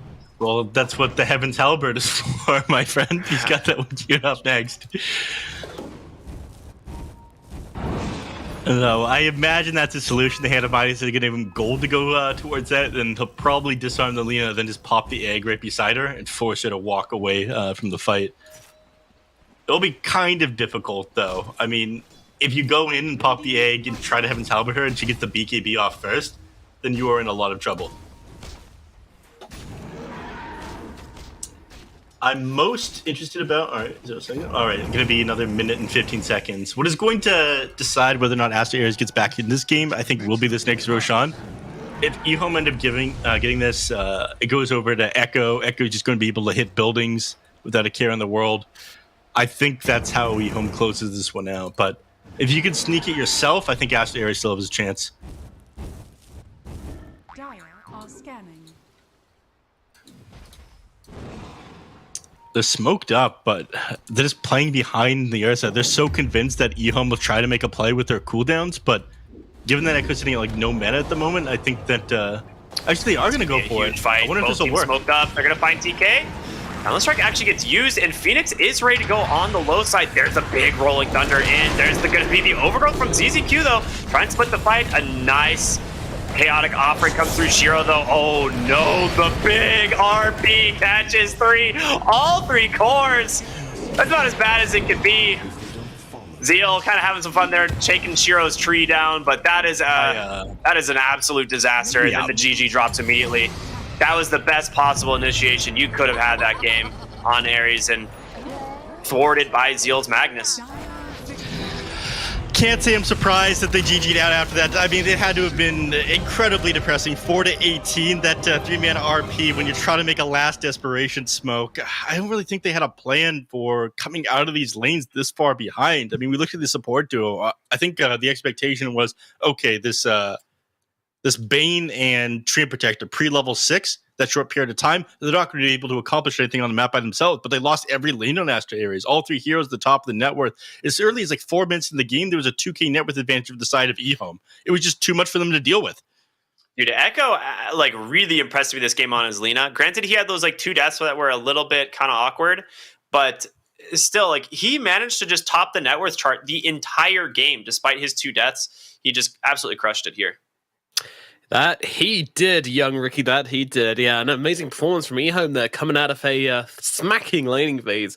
And, you know, that's kind of the part of the game we need to look back on, right? Because that's kind of when it was over. I mean, there was an admirable Roche attempt from Asta Ares, which was actually sniffed out surprisingly close by eHome. You know, they almost let it go. But, yeah, Asta Ares, they did make an attempt. But first the lanes. I'm not sure you can allow the lanes to go this badly. And I think part of that is this disconnect in the safe lane. So usually Ursa does win over Magnus in the safe lane. Obviously, that won't surprise anybody. That is supposed to be a pretty easy lane for the Ursa. The problem is, you're laning with a Warlock, man. Like, it allows the Ursa to play... Hero. Yeah, exactly. Like, the Ursa can play more aggressively by himself, but he doesn't have... Well, I mean, you can have Upheaval, right? Like... Wow, that's that's not going to get you much. And I think that's where the biggest issue is. You know, that this Warlock pick just it hurt them a lot, and it means that they can't really win any of their lanes because mid lane, it's a Lina. You know, we've all accepted that the Lina is just going to come out a little bit further ahead in the middle lane. The Pangolier can still farm. Admittedly, he did do a little bit worse than maybe he should have. And then in the top lane, you have the combo of the Marcy and the Phoenix. Again, you know, that lane can win, but again, it's the same issue of Marcy wants to try and get kills, and Phoenix, you know, he can kind of get kills, but at the same time, you're also laning against a Monkey King and a Bane, which is a very good lane as well. So all in all, like, it looked bad across the board, and, you know, maybe this is something we should have picked up on more during the draft, but at the same time, that safe lane wasn't supposed to go that badly. Even with the Warlock, I would say Ursa should still have a pretty good time versus a Magnus, but he didn't. And I think that's partially how Zeal played it. He realized that all he needed to do was focus on the last hits and not really worry too much about the Ursa hitting him sometimes, because he always has that runaway spell with the skewer, which he took a point in early and was able to just escape, stayed back, but also stayed on top of the farm. Like, it was really well done. Like, if you want to figure out how to play from behind in the offlane, I feel like, well, you know, in an unfavorable matchup in the offlane, I feel like Zeal gave it a bit of a masterclass this lane, because he ends up coming out ahead in the end due to some nice rotations and just kind of making the most of his XP advantage and everything. And that's another thing which eHome really took advantage of, because they realized there was very little kill potential on the Magnus. He was able to stay alone quite a lot of the time in the bottom lane. That gave him a lot of XP, which is why we see these early RPs coming out where he can just take people out. And his RPs this game, my God, I mean, if we're not giving Zeal MVP, then I don't know what we're doing over here, guys. That was... Now, hold on. Let's not get crazy here, no, man. I'm going to have to disagree with a couple of these points. I feel like it took a while before we started to see these RPs come out. He was sitting at 2 low mana a couple of times. Could have ferried himself out Clarities a little bit earlier. There was the time that we saw Echo. In the top 5, and there was a time that we saw Echo end up going down when 3 heroes got on top of him. When that Magnus had his level 6, could have skewered in and RP'd 3 heroes that went on top of the Lina if he had the mana for it. So it's playing a Yeah, he's playing a little bit low, but he does end the game looking very cool at 4-0 and 10. So he owned. We can forget about any mistakes that he might have made. I think, like, looking back on the lane stage, one of the things that really stands out to me, I think, is one of the main reasons eHome ended up winning is, like, this bottom lane specifically, is because Planet absolutely bodied this bottom lane as the Bane. Like there was actually nothing that this Warlock could do. He wasn't able to pull, because if he went for the pull, he just gets nightmared, and they, reset the lane equilibrium, and they were able to control the creep wave back by their tower the whole time, which is the absolute worst place you can be against a Magnus. So I think that has to do a lot with why this bottom lane went so poorly. It was just Planet on this Bane just controlling that equilibrium really well. But yeah, like every single fight, it looks like, okay, maybe we're getting some 6 spells, but Zeal comes in, nice shockwave RP catching 2 heroes. They have to dive away on the Phoenix, and then it's just one after one. The eHome continue the chase. Like, there is just no getting away from these guys. Yeah, the Magnus Monkey combo was something which I underestimated for sure. Like, I know it's good with the Empower, but add to that the fact you've got this repositioning ability to just throw them back into the Wukong's command every single time. And when you're skewering them through all those monkey soldiers, they're all tickling you one at a time, and those tickles really start to add up until you're on the floor crying of laughter, or in this case, dead in Asteri's situation here. And yeah, that combo just looked absolutely beautiful every single time. Yeah, it looked good. I mean, that was like a real sick. I mean, there's not a lot of highlights here. There was only really had like a couple fights, which is, is kind of the nature of the game. They actually give MVP to Planet. Like I said, right. I think he was the large factor for this bottom lane going as well as it did. He is a support who finished 4-0 and 10, so it is pretty sick.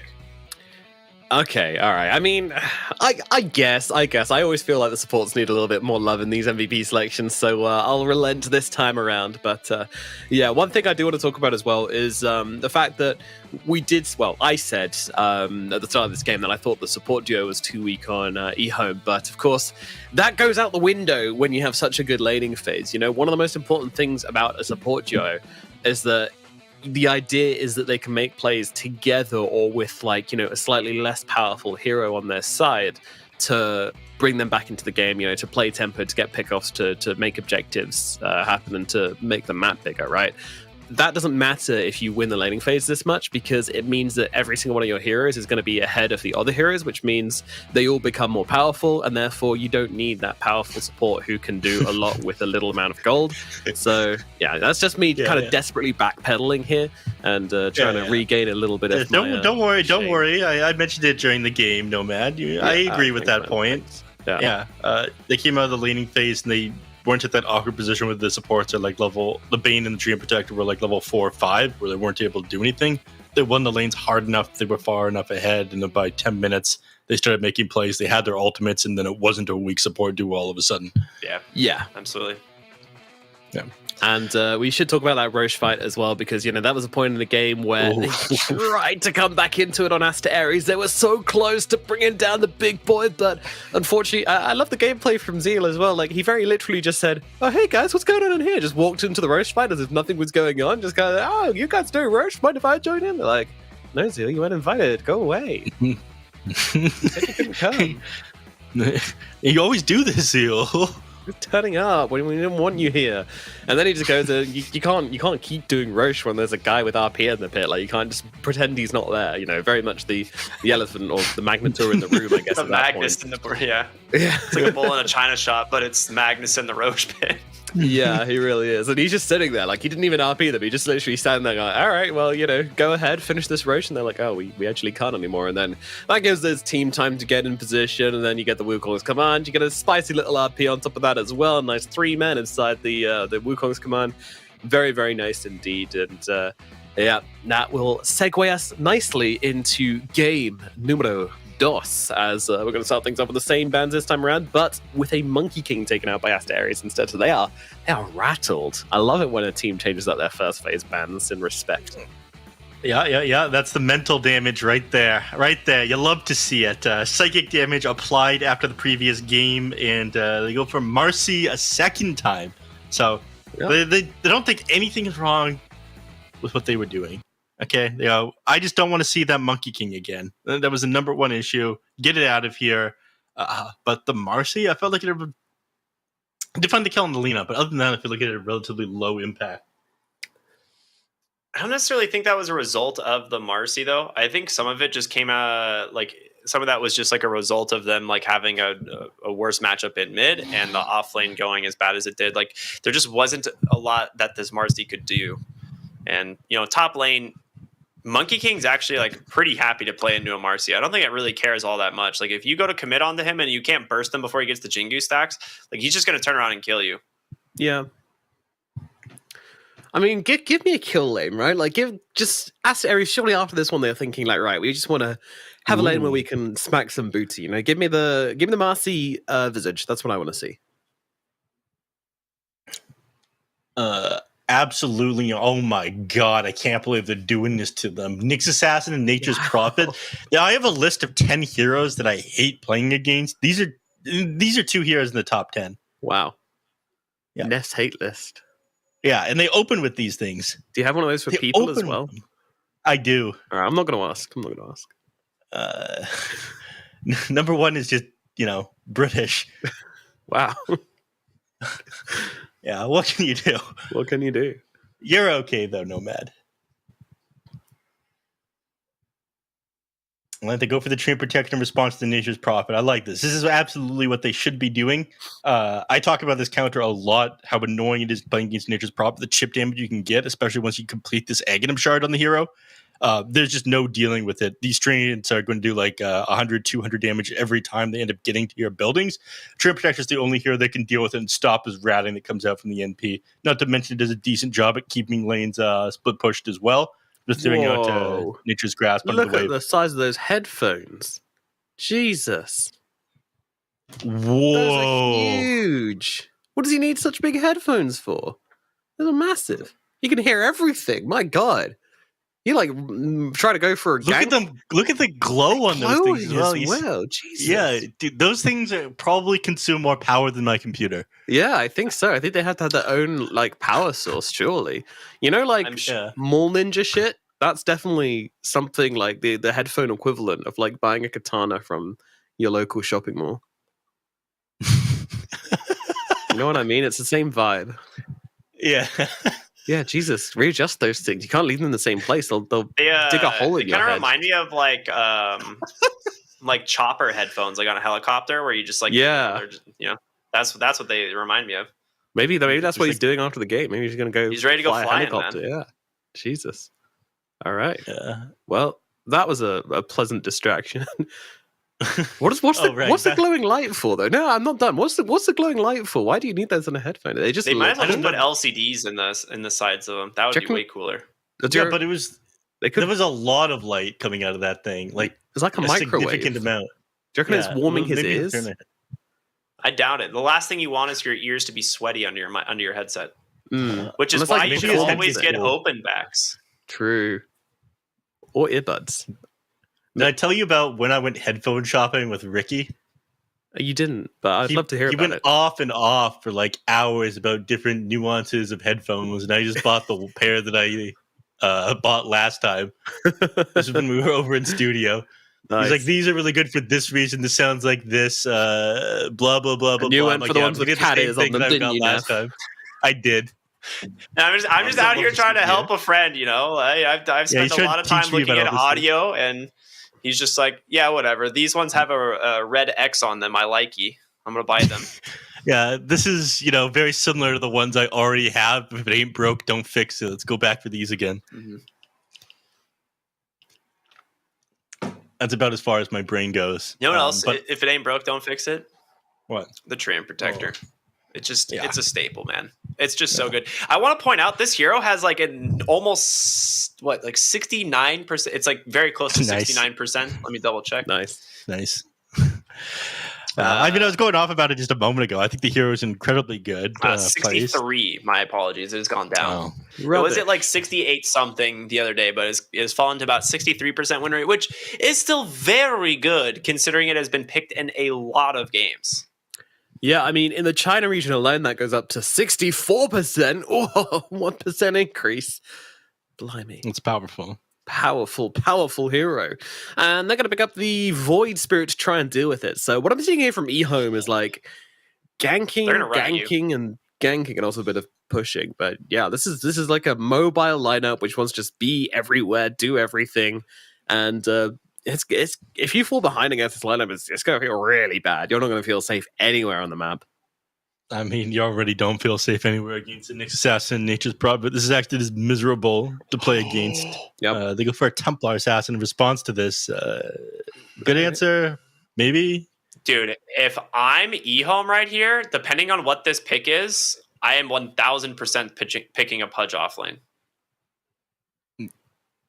Why? How does that fit in? It actually just ruins TA's life. Yeah, it did really, really well. I think eHome picked it actually against the TA of Arme previously and won that one. And that was It's funny very because, good. not to You be just mean, like but BKB Dismember, and that's it. They have no kill threat anymore. Like Triet and Marcy do nothing to this hero. and not to be mean, but in that game, Zeal didn't like he was literally terrible Oh, you at can't pick it hooking. now. Like his hooks were absolutely awful. And he still did like by far the most hero damage, highest game impact by a mile, just because you just blink in and rot.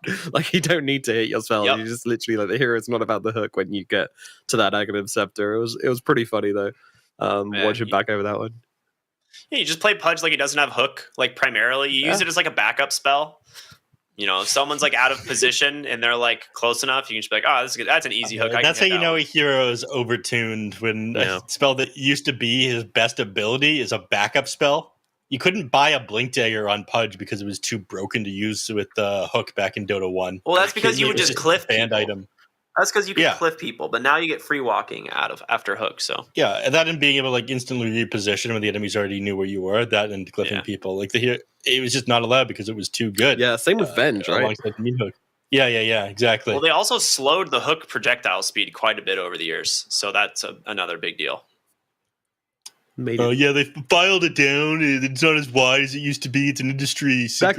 Back in my It actually it throws slower than it used to. No, The hook really, speed it is just doesn't slower. go out as fast. Oh my! Okay, Okay, Ricky. I'm gonna literally have to pull up the patch notes.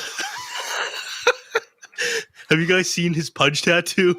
It is quite good, actually. Were you the kind of guy who like typed what was it like slash hooks or something back in the Dota 1 days? He misses. He'll like miss a hook What, and then he'll slash type like accuracy, was all it? chat /ping. Yeah, there's an accuracy command. Mm-hmm. I think it was like HK or something like that. There was commands for Marana and Pudge. You can see how accurate. Yeah. I remember those. I forget the command for it. I though. actually never had to use that because I just never missed the hook. So it's I respect that. Why do I need to find out it's 100%, dude? I already know. Yeah. All right, so Yeah, we okay. got some interesting picks. We should talk a little bit more about this Wind Ranger and then this Jakiro, which has come out as well. Which of you want to take each? In fact, I can assign them based on personalities. Ricky is definitely a Wind Ranger, and Neth is definitely I a agree. Jakiro. okay. I agree. Before I get to that, though, I do want to point out that the hook speed was changed from 1600 to 1450 back in 7.03 NF. So suck it. Ricky, what are you talking about? We're discussing that like an hour ago. Nobody cares anymore. It's fine. Don't allow yourself But to be anyway, derailed by this man about a hero we're not even seeing. Talk to me about Wind. Sell me. Yeah, Tell me the why this Wind is... Ranger, pretty good hero, great team fighter. I'm gonna guess that this is probably their mid lane. I can't Looks imagine like that it, this is gonna be mid Marcy. I've seen a couple teams try mid Marcy, and it's actually gone pretty well, but it hasn't been in the Chinese region.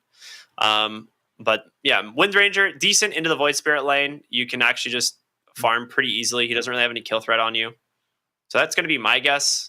And then it is decent in terms of like being an anti-carry versus the Nature's Prophet. Hey, can someone talk about derailing a conversation for a hero that's not important in the game real quick? Does anyone want to rewind this? Damn, the Pudge comes out for Aster Aries. All right. That's an excellent point, Nomad. Thank you. I'm in What do my you think of the place. Pudge, Nomad? Oh, I'm going to lose my mind. I got to give credit where it's I mean that's it. I mean we talked about the Pudge coming out for You did, Nomad. Go on. eHome. Yeah, no, yeah, it was all me. But yeah, I believe this is a kind of not a block pick, but like we know you want to pick it, so we're gonna let it through, and then oops, it's ours now. But yeah, do you think this is good for Aster Aries now? Absolutely. You know, they have a lot of damage that comes up pretty slowly. You don't have to worry about the treants on top of you. The Jakiro's damage all comes out in small instances. I think the Pudge is great here. So I was happy when you were discussing this one, Nomad. My only concern is, like you were talking about, his hook doesn't come out as fast as it used to, but As they we know, thankfully do have Wind Ranger. Yeah. Thankfully, they do have Wind Ranger here to set some of these up with the shackle shots and being able to get on top of these targets and slow them down. I think Marcy's amazing setup for the Pudge as well. So be a decent game for them on Ash to Ares, but they close this one out with the Terrorblade, which is honestly very good against the Templar Assassin. Too much armor for this hero to be able to quickly go through. Do they have the magic damage? Well, honestly, I think they do on Aster Ares. I mean, this Wind Ranger, you know, she can go for a Maelstrom, she can go for an MKB. Either one is going to be able to take down the Terrorblade with relative ease. And then you've got a Pudge as well, who could just kind of jump on top of him, throw out that rot. It all depends on who jumps whom. Ricky, what are your thoughts on these drafts, and which way are you going to be leaning this time around? I can't work under these conditions, honestly.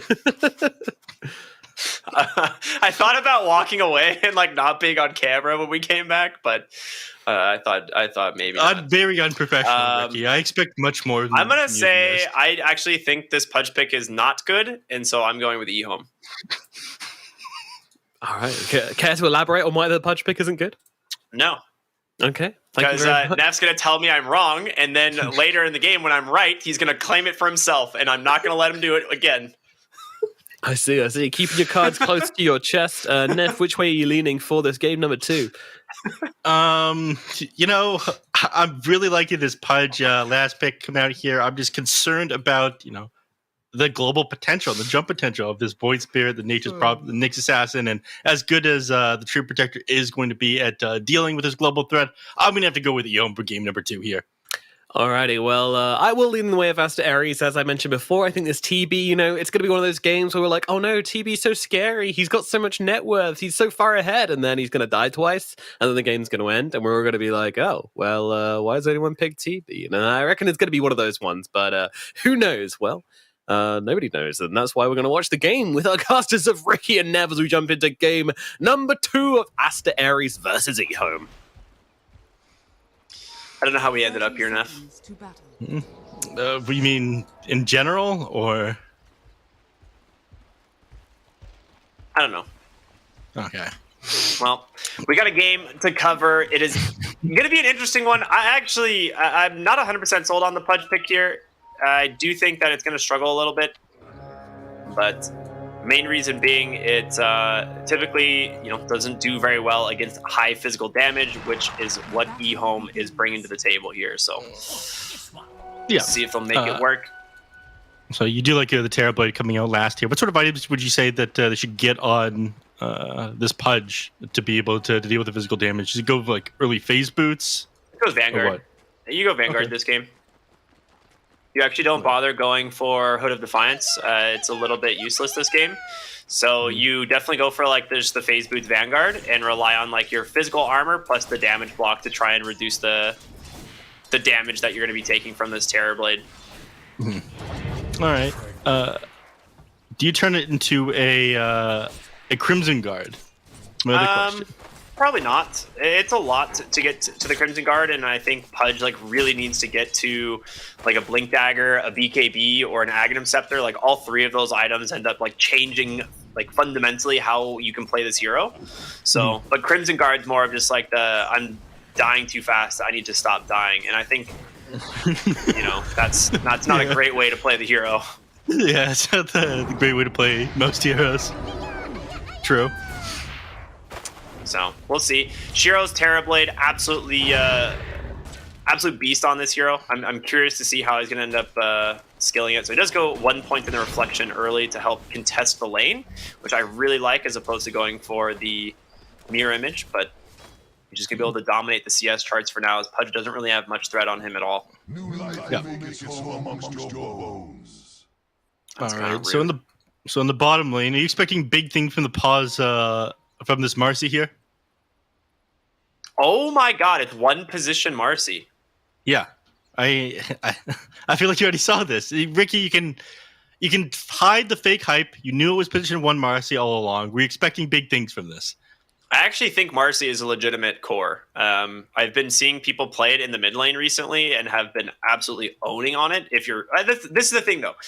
A lot of pro players have not played this hero much at all since its release. Like, legitimately, pro players did not bother wasting their time practicing Marcy because it took them over a year to add her to the game.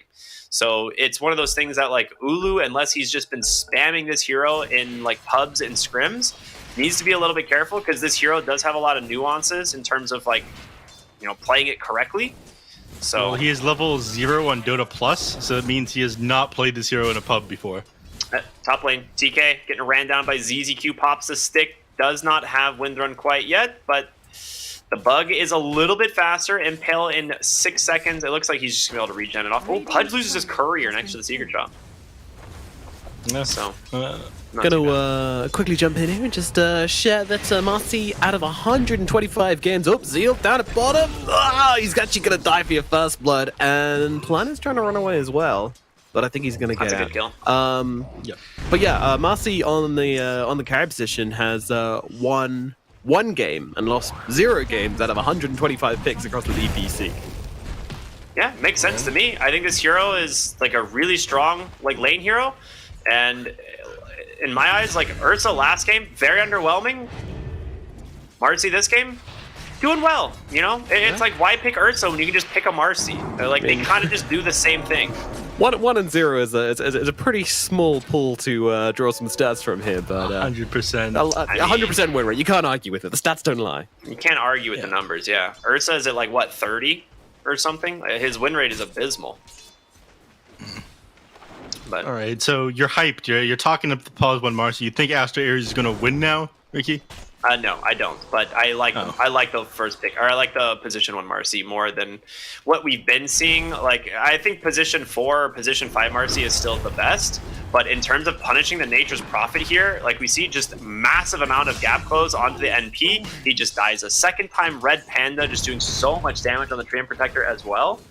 He's gonna like relentlessly feed in this lane. Like, it is a I'm pretty sure it's 1,600 units on the rebound. I don't know how it's not 1,600 units. It's ridiculous, dude.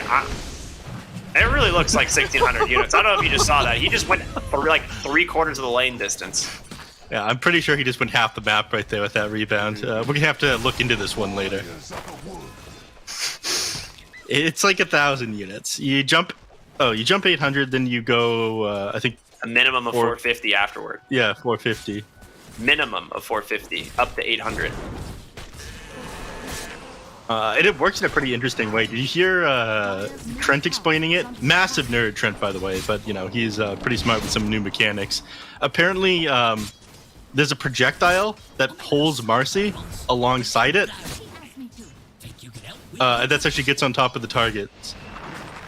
So once she is rebounded, there's no interrupting it. Oh, Planet, he is going down again. You know, if you want to pick a kill lane, just pick this. Like, why pick this Ursa Warlock from last game? This is working so dang well for Astro Ares. They're not really farming exceptionally well on Ulu. Like, he only has 13 last hits, but the dude has 4 kills and an assist at just 4 minutes into the game. Yeah. All right, so the maximum distance it can go is 1,500. So I really was not far off, is what you're saying. Zeal is just dead again. They actually can't do anything about this, like, at all. If you exist in this bottom lane, you're just gonna die. Top lane, though, they do manage to take down the Pudge. Nice pick off there for ZZQ and Shiro and TTK. You know, just has to kind of walk away. Yeah. Man, this is a disaster down in the bottom lane. All right. You know what? They'll recover from this one. Okay, Ricky? It is a Nature's Prophet in terms of being able to farm. He's one of the best in the game. But it's going to take a lot because no one can come to this bottom lane now. Yeah, they're getting on top of Red Panda here. Yeah. Nice little pick off there. I have been kicked from the lobby, unfortunately. So. Really? Yeah, I have 99% packet loss. Oh, we do have a clean feed, though. Yeah, no, I'm watching the clean feed. Radiant structures are All right. Zeal needs more than that to be able to recover in this game. I mean, this is the issue of playing the Nature's Prophet. Usually you punish melee heroes quite well by having distance between you and them. They get hit by these treants as they try to approach you, but Marcy being able to instantly get on top of you. It's a big kill to alongside mid lane if they can get it. They're managing to do a lot of damage here on over to the TA, but a sick shackle there from TK is going to slow them down. And Red Panda is going to try and just chase down Echo here. One attack away. Ooh, he's going to get him. Dude, huge kill. Red Panda is level 5 on this 5th position Treant right now. Yeah. Now they're just, they're going to beat down this tower now. They're going to walk away. But yeah, this guy has gone 1-2-2 now. So actually massive slow once he's able to get on top of these targets. These early boots have been paying off like crazy as well. You're never going to get away from this Tree Protector alongside the tree line there either. The Tree Protector with that bonus movement speed that he has walking nearby the trees. I mean, what's he got? 379? Yeah, he very easily runs you down. Whoa, what was that? Oh, all right. Bit of an echo. I think that our Oh. Yeah.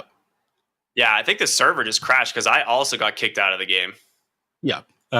Some production issues, it looks like, and issue with the server. I got kicked out as well. Hopefully we'll be connected again in just a moment. In fact, it looks like everybody got kicked out. Yeah, like everyone's gone. Both teams got kicked and entirely as well. Look, gives everyone a chance to come back in. We have a short pause. Hopefully everything will play out pretty quickly. Yeah, all the players are pretty upset about this one. And threw me in for a loop when I started hearing my own voice, though. All right, let's break down the state of the game. We haven't had an opportunity to talk about top line too much yet.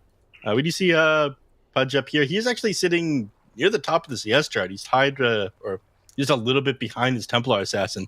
So he's having an amazing lane. Mm-hmm. We did discuss that at the beginning. You said you weren't crazy about it on the side of After Airs. You very much would like to see it on eHome.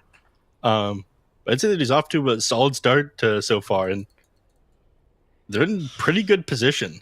I don't know if you're looking at bottom really quick, but you're about to see a Nature's Prophet die again. No, Yep. we're not. Oh yeah, he's about to get disposed. No, he won't get it off fast enough. The teleport will complete first. The cast animation for it, I think it'll be too long. Is it disposed like 0.1 seconds or something? No. I believe the cast point is like 0.2. Okay. All right, we'll see. If he gets the dispose, he's definitely dead. He's got 3 points in rebound. I can't imagine he survives that. Quick 300 damage. It'll be close. It'll be 300 magic damage plus auto attacks for like probably 3 or 4 auto attacks. Yep. It'll be close. I think the fact that we pause at this specific time makes it even more difficult. Dude, there is some real server issues here, unfortunately. Yeah, we'll be fine in just a moment. But yeah, the fact that it paused at this specific time, like Marcy obviously wants like min-max the duration of this teleport and then interrupt it like the last possible second. But this pause is pretty unfortunate for her. Oh, if you have a quick cast, you might be able to get this. I think there's like 0.4 seconds left, maybe a little bit less than that. It's like 0.4, 0.3 left on this teleport, and it's 0.2 to get the dispose off. We'll see. Wow. Wind Ranger, unfortunately, just before during that fight in the mid lane, her courier ended up dying with the boot still on it, which doesn't help, but doing well enough right now. Despite it being 7-2, there's not even a full 1k net worth advantage. It's 700 gold right now going the way of Aster Ares, which isn't unrecoverable. I'm just concerned about this Nature's Prophet more than anything else. And given that you're playing against a Treant Protector, you're not going to be able to come back in the most amazing way. Like, if there wasn't a Treant in the game, I'd say that you're always going to be useful, being able to get chip damage away at these towers. But with the Treant here, it is a lot harder. Yeah, absolutely. Yep. And what else we got going on here? I mean, he's moving in the jungle now on Shiro on this Terrorblade. The downside of this one is the fact that Pudge is essentially going to have free farm. Do you have a 6th hero slot on the side of eHome at the top of your screen? I do. Everybody does, it looks like. You can see that on our clean feed as well. What? Yeah, some weird stuff has happened. Hold on, let me... Okay. Dota, the next update is 6v6, no longer a 5v5. You heard it here first, folks. I've seen things like this happen before. It is kind of unusual. I think that slot exists as like a coach slot that you can't actually select or be in. I don't know the exact logic behind it. Yeah, hopefully they're able to figure out what happens here and we don't go into... But they definitely only have 5 people. We saw in the lobby. Yeah. They don't have anybody sitting on the coach slot. But I imagine they're just taking time for everyone to be able to reconnect to all the broadcasters before we get everything going again. Making sure everything is fine. The game isn't just going to suddenly drop when we unpause. Remember that feature that was teased a long time ago about being able to like resume games from a certain point? That was added. What? Wasn't that in Source 1?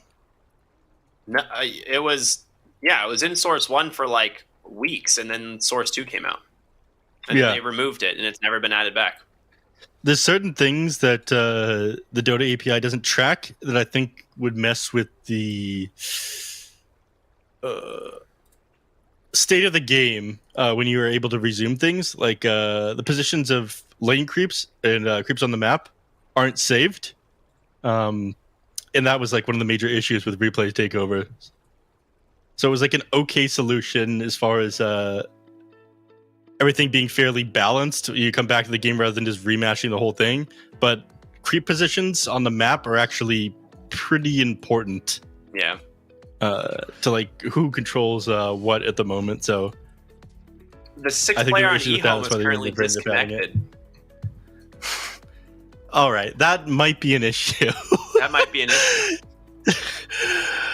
Okay. See, I was a little bit worried when I saw it before, but I'm extremely worried now that I see that 6th player disconnected. Hopefully there's an explanation for that one. I imagine it's just a game server bug, though. Hey, friends. Given how everyone was booted from the game. Oh, is that a random nomad? Yeah, it is, guys. I thought I'd drop by, and just enjoy the pause with you guys, hang out. Oh, nice, yeah. Should we do some stats challenges? Ooh, I like that. Yes, please. Yeah. All right. First one. Who is the most popular position 4 here in the Chinese region? Now think about Tiny. it, guys. Ricky?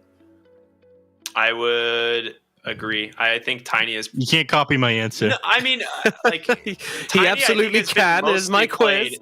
Tiny's been mostly played as a 4, but I think... he should have answered faster. I think game-wise, though, I'm going to go Marcy. I think Marcy's been played more times in the 4 than, Why'd say, you let him do Tiny this has. to you, Ricky? Why'd you let him do this to you? He's absolutely right. Of course it's Tiny. It's like double the amount of games as Marcy has as position 4, 24 versus 12. Oh. As a possible. You knew this. Oh, we're back? All right. Oh, no, we're not. All right, back to the... No, just kidding. No way Tiny has that many more games. Why do they have 6 players though? What's going on? Yeah, Don't worry about it. Who is that guy? That's what I was talking about. We have a 6th player for eHome who's been disconnected. You guys, this is very clearly a game bug and not actually a 6th player. People are going to take you seriously if you start making accusations like that. I'm just saying, it's we all remember the PPD fiasco. We all remember Alliance. Okay, Nomad, you can stop going off about Alliance. There's a CSGO, there's a coaching bug where the coaches could be like in the game, it could be the new iteration. Maybe there's some unseen force. Maybe this is the introduction of the air spirit. We're going to have a hype hero reveal in a few seconds. Just the storm spirit? They wouldn't give that to us. No, air. Storm is an air. You crazy? Kind of. No, it's the combination of high and low pressure systems and rain and lightning. Oh my god! Come on, bro. There's a lot of aspects to a storm. I'm just saying, it's not simple. Meanwhile, air is just simple, You watch Avatar? Which one? We're talking about elements. Which one do you think? James Cameron. Yeah. All right. Let's do another stat. All right. This one's actually really hard, but you're big boys. You can handle it. Who is the biggest countered matchup out of all the heroes with over 10 games played against each other? And it's a win rate difference of 30% for the hero who has the advantage in the matchup. Can we get one of the heroes? So I have. Yeah. Okay. Yeah, because I might be able to know if I can get one of the heroes. It's just like there's a lot of matchups. One of the heroes is Snapfire, and she's a hero on the losing side. So she's a hero who's getting her ass beaten all the time. Who is beating her ass though? I want Ricky to answer first so he doesn't copy me. Minimum of 10 games, yeah. Go ahead, Ricky, so you don't copy me. Is this just China? This is... He's crumbling right now. No. I need to know if it's just China. All regions. Are you looking this up right now? No. Is that what you're doing? It makes a huge difference. It makes a difference so I can look it up. Just give me, the region and the heroes that I can filter. Yeah, okay, dude. Oh my god. Go on, Ricky. Yeah, Come on, Ricky. Is it just China, Nomad?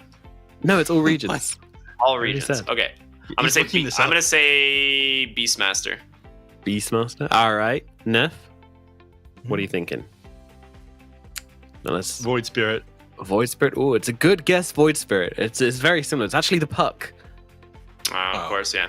Yeah, 13 games against each other and an 85% win rate for the Puck, which is it's pretty significant. Of course, I it makes should have sense. just picked right? the best hero in Dota. What was I? Probably, yeah. Highest win rate in hero in Dota and competitive Dota at the moment. The second highest. I don't know. I don't think Beastmaster is actually the highest. That's why I went for Beastmaster.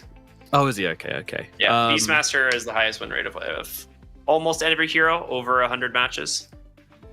Yeah, that doesn't surprise me. Beastmaster's been lit, but they don't seem to be prioritizing much in this region, which is interesting. Yeah, that was the reason I asked. Is it just China? Because Beastmaster is not picked here for some reason. So you kind of five-headed yourself there. Damn, this guy's still got a wrapping on his headphones. What's going on with these guys and their headphones? He still had the wrapping. Still fresh out of the box. According to production, there's a client bug that is causing issues with something. Oh yeah, so we noticed that. That's sixth player. Yeah, it's pretty obvious. yeah. In case y'all are wondering, the sixth player is definitely causing the issue here. We don't know which. I'm pretty sure it's like a random caster or something that is just like in the sixth player slot. Did one of you guys accidentally join the game? Is that what it is? No. I wouldn't feel good tilting the battle in that much of an advantage. You'd be too good, and no one would be able to compete with you, right? Mm-hmm. That's why I cast. Well, they'd have to share their gold with you, which would be kind of unfortunate, I would say. Do you guys know the second most highest win rate matchup for more than 10 games played? It's actually one we've talked about a lot last week. It was kind of like the talking point. We saw this hero picked up as an answer to the other hero several times throughout last week. It's all right, Neff, you go first. Give us one of the heroes, and then Neff, you can go first. I mean, that was such a big hint, but then again, I also feel like neither of you two were here for a lot of the games we saw. I honestly don't know if I covered any of those. Yeah, and so the hero in question is Dawnbreaker, who has been answered now. We know the solution to her. Yeah, you know it. All right. Well, Neff can go first this time. You go Nick's assassin. Okay, Neff. I mean, we talked about this was on air and off air so many times. It's the reason why they ban out Nick's assassin every time people open with Dawnbreaker. Neff, you can't copy my answer. Be original. Oh my here, god! Okay? Are you serious? Yeah, I guess I'm going to have to say Primal Beast. Is it Primal Beast? It's not. And it's also not Nick's assassin either, you idiots. It's actually Monkey King, which is what we saw last week a lot. Monkey King just being used, and even in the interview, can't remember exactly who said it, but someone very smart said that they liked the Monkey King as an answer to the Dawnbreaker, and that's why they were picking it so much. And that makes sense. Yeah, so Monkey is the king of that matchup, and he's rocking a 80% win rate over 21 games. My goodness, My golly goodness. So what's going on? Are we getting a new lobby going on, or? So far, nothing in terms of what's happening. I think players are different players are trying to disconnect and reconnect to see what is actually possible. Like I'm actually really worried that it may need a remake, because if that's the case, I feel really bad for Ares after how this bottom lane has started. But we're kind of just at the whim of the Dota having a weird client bug. We're at the whim of the sixth player. Yeah. I've heard that Perfect World are on the case. They're doing their best to find out who this mysterious sixth player is. At the moment, they have located their address and they're sending people around on their way. The Perfect World assault squad is on the way around to take care of them, this anonymous sixth player. Dude, people are going to believe you. This is the worst. Who could it be? Could it be an old player coming out of retirement? Could it be one of the players banned for betting, come to seek their vengeance on the Dota world? Oh, I know what it is. Anime. What is it? I know what it is. Do you remember how Techies was spur of the moment announced at TI in the All-Star match? Uh-huh. That's what this is. It's the new hero announcement. It's the only thing that makes sense. It is. The pieces coming together. This is a huge lobby bug. It was a mistake because it was supposed to come later, and they accidentally, it happened right now. They're supposed to introduce a sixth player and like some sort of all-star match coming up soon. They were testing it, in the client for the major. And then whoopsie, here we are. Now I believe they were testing it in the main client, and I believe whoopsie, but the rest of it kind of falls apart. There's other two mistakes. Definitely sounds like something that would have happened though. It's actually a teaser for the next patch where we're going to have a new player in each game. 5v6. So it's 6v6. Just one of the teams is a bit slow to update, but we're gonna have a jungler in Dota now. Isn't that exciting, everyone? That's all I've been asking for, honestly. You just want to embrace the PvE lifestyle, dude. Sometimes you just want to like mute your team and just hit some jungle creeps, Yeah, go for it. And then you unmute your team so you can still play later. Ricky actually just gets owned in lane regularly, so he needs to go to the jungle where he fights NPCs that have a very basic script. Walk in and out of camps and whatnot. Sometimes they outsmart him anyways. I see him quite often just get clubbed by these ogre bruisers. It's very embarrassing. Dude, you should check out his stream, twitch.tv/rcryptic. Did you see the clip of the Medusa that like bought a Divine Rapier and then got instantly stunned by one of the ogres as they were TPing back to defend their base? And then just got stunned, and then they lose the game. Hilarious. Like immediately after because they couldn't make it to the base in time. What do you mean they? Don't you mean I? Oh boy. Okay. I don't play Medusa, thank you. Right. I play difficult heroes like Pudge.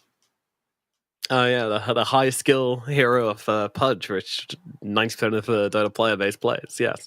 Let's use this opportunity to recap on the region then and see exactly where things are standing at the moment, because of course this series is pretty important for standings. Both these teams are currently 1 and 3 at the moment, which puts them at the bottom of the division. When it comes to points, Dandelion are also equal with them at the moment for some reason. But basically, what you need to know is these guys are at the bottom. This is, if you want to be mean about it, the toilet. Whoa, we're back at it. No, never mind, we're not. What's happening?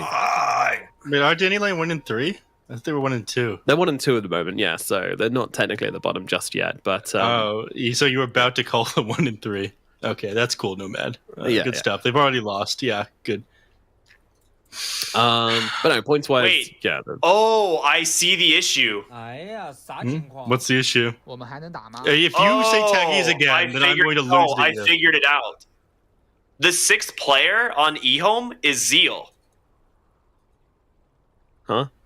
He no longer controls Nature's Prophet. It is now the Nature's Prophet is disconnected from the game as a non-valid player unit, and Zeal is now the 6th player. Wait, you're right. Are you sure? Yeah, yes. look at the minimap. It's the red icon. It's not the. It's a disconnected icon. So he has to like rebind. The thing is like you can't buy items for the hero now because it's no longer like his hero, right? That's the issue. But it's still they have weird to remake. showing... They're gonna have to remake. I don't know how you deal with that. Well, TK's giving the old Oxford try by reconnecting, seeing what that does. So, I don't know, guys. Maybe we can try this. Yeah, I mean, I'm assuming that's what he's laughing about because I was like trying to figure out what the issue was. Originally, his hero icon was underneath all the couriers, so I couldn't see it. But now that it's like slightly moved out of the base, I understand, I think, what's happening there. Yeah. Oh, the remaking's going to be so rough for this, though, man. Like, you surely have to redraft, right? There's no way you can like, this is 7 minutes in, right? Like, the lanes have basically... I mean, they haven't been decided, but like they're really, really good for rest areas, right? Like they caught them off guard with this Marcy position 1. And that's the thing as well, like it's not even like a normal situation. They've pulled this Marcy pos 1, which has only been played once before in all of history of DPC. It's only ever been played once before. I know that's a hyperbolic statement, but I'm going to say it anyway because it sounds cool. And they've caught them off guard. And, you know, now if we remake, then we're going to have to go and reset to the point where... they're going to have a plan of how to deal with this, and they're going to be able to do it much better. So it's really, really hard. Zeal's even saying, "Look, Marcy." Yeah, it's a huge issue because you can completely you can approach the lane in an entirely different way now. Yeah, and like you can't. I feel if this is what ends up happening, I feel incredibly bad for Aster because I don't know if there's a solution to this. Surely there's nothing you can do, though. If it is actually the case where Zeal no longer is the player in control of Nature's Prophet, and Nature's Prophet is considered a DC'd hero, it can't be played. You can't buy items for the hero. Well, you can't like it can't like gain gold. That I don't know. Like someone did say 4v4 in the old chat. Zeal did say that. I mean, I don't know if he's being serious there or not, but yeah. I mean, what was it? What position's the Nature's Prophet? It's the off lane. It's your 3. All right. I mean, still, we can't. Are we really discussing the possibility of that? No, well, we can't. Absolutely not. This is definitely a client-side bug. The players had nothing to do with this. This demands a remake. You probably choose the exact same heroes and remake the game. It is, yeah. That's the rule. It's same heroes, same starting items, I believe, is like the rules when it comes to this type of stuff. The problem is, I don't like. It's such a gray line in terms of like when you can just leave the lane and like swap the lanes around or do something different. Like it definitely has to be the same players on the same heroes, same starting items. I believe that has been like the rules historically, but yes, I can imagine eHome is not going to struggle as much in this bottom lane, knowing what they know now. Yeah, of course they will. Like it's always an advantage for the losing team if you're able to remake the laning phase. Of course, like you know, when you lose, you learn more. You know, you can adjust and you can improve and you can change. You know, if you're winning, then it's much harder to think about what you could do better because you know, likelihood is your mistakes haven't been capitalized upon.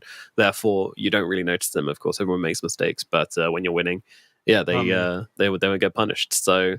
It's a toughy old situation. We'll let you know any updates as we have them. But right now, it's they're just trying to figure out what to do. And to be honest, this is a weird one. this is a very, very weird one. So we're going to take some time to figure it out and decide exactly what to do in this situation. How does this even happen? That's interesting. I've seen this happen before. This is not the first time I've seen this happen, actually. Yeah, I've actually seen this happen. It's like been on several Reddit threads. I'm pretty sure this has happened in a competitive game even in the past. I don't know if it was DPC, though. But I know that this is a bug, and I know it's happened. But as to how it happens or why it happens, we have no idea. So I'm sure, shout out to the one and only best dev for Dota 2, Jeff Hill, who I'm sure is going to get a Reddit thread about this one in a moment. And we'll try and dig deep into how this even happens in the first place. Yeah, I wonder how this works. Like, if he gets called in the middle of the night, to just wake him up. Jeff, we got a bug. He doesn't sleep. We need our best man. No, Jeff doesn't sleep. He's just constantly. He's actually like half man, half machine, just hooked up to a computer.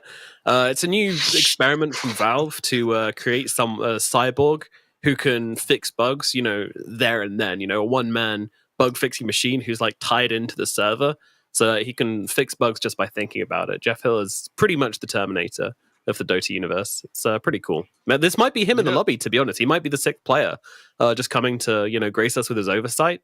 Lord and Savior Jeff Hill blessing this game with his. It's funny that you say that. You know, aura. Gabe Newell once called. I'm pretty sure I read an article where it said that Gabe called eyes and hands and things like that meat peripherals. So you could say that he was hooked up to a server and things like that. There's potential that Valve is working on something like that. I mean, you can see, the index, VR, let's take it a step further, let's embed these things into your system. But, I mean, that's another argument in and of itself, right? Like, this idea that, like, cyborgism is like a thing of the future, it's something, which we're going to eventually lead into. Well, actually, we're already cyborgs with our phones and stuff. Like, this is like genuine, we could be cyborgs, but no one wants to be a cyborg. No one wants to have, like, anything, like, surgically implanted into them. And we're as close as we're going to get because we always have our phones on us. They're always there. They're basically an extension of ourselves, a way for us to always be connected and always be, tuned in, dialed into everything. Do we need to take that a step further? Do we want to take a step further? Or are we biologically anti-symbiotic of taking it further? I don't know if that's a thing, but sounds like a thing.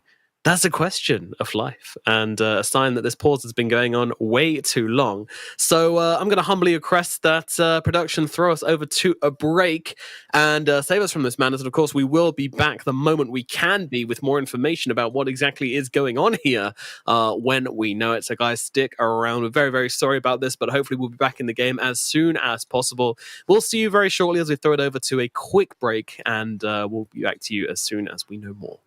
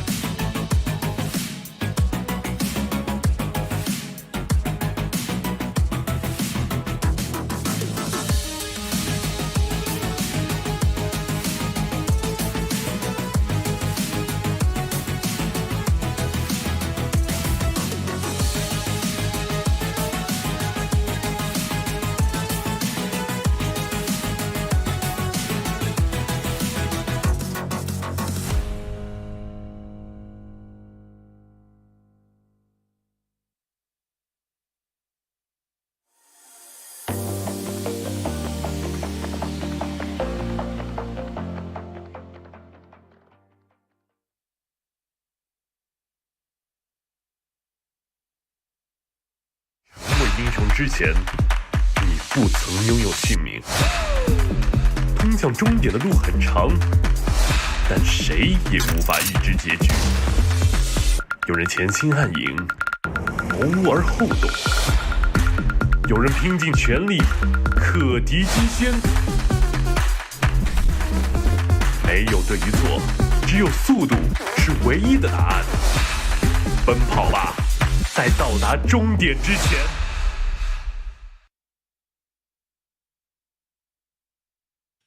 Hello and welcome back. And, patience is usually rewarded, but in this case, it's not, I'm afraid. We do have an update for you, and it's not what we were hoping for.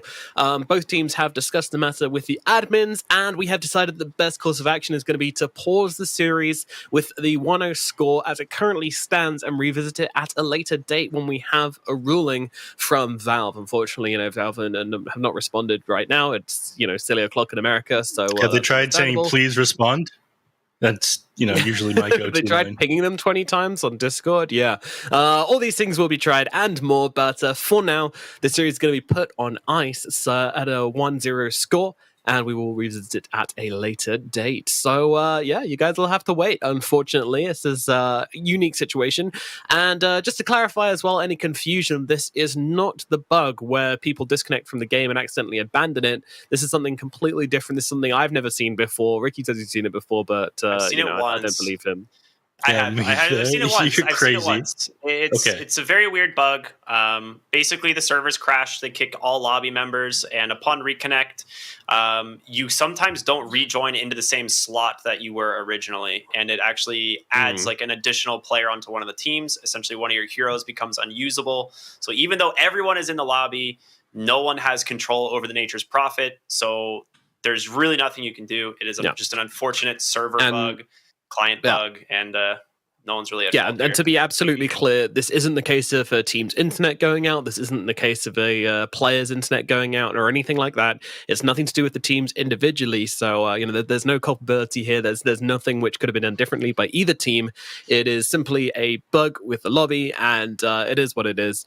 And we'll try to get a resolution for it as soon as possible. Hopefully, we can work this out with Valve. I'm sure they can. Perfect World and Valve have a great relationship, so it will be sorted further down the line. But for now, we will have to leave that at a thrilling cliffhanger. But that will lead us into our next series, which is going to be Dandelion versus Xtreme Gaming, which is going to be an interesting one. So, guys, do stick around for that match. We're going to throw it back to a break, as that one's going to be coming up in about 40 minutes. I know it's a bit of time to wait. You guys have been so lovely and so patient so far, but stick with us as we move through to the next series of the day, where hopefully things go much more according to plan. So once again, thanks for staying with us and being patient. Sorry it's not the result we expected, but hopefully we'll get a resolution for you guys as soon as possible. Maybe during the next series, depends when we get a response from Valve. But for now, we're going to throw it over to a break, and then we'll be back with our final series of the day. Thank you very much. 成为英雄之前，你不曾拥有姓名。通向终点的路很长，但谁也无法预知结局。有人前心暗影，谋而后动；有人拼尽全力，克敌机先。没有对与错，只有速度是唯一的答案。奔跑吧！在到达终点之前。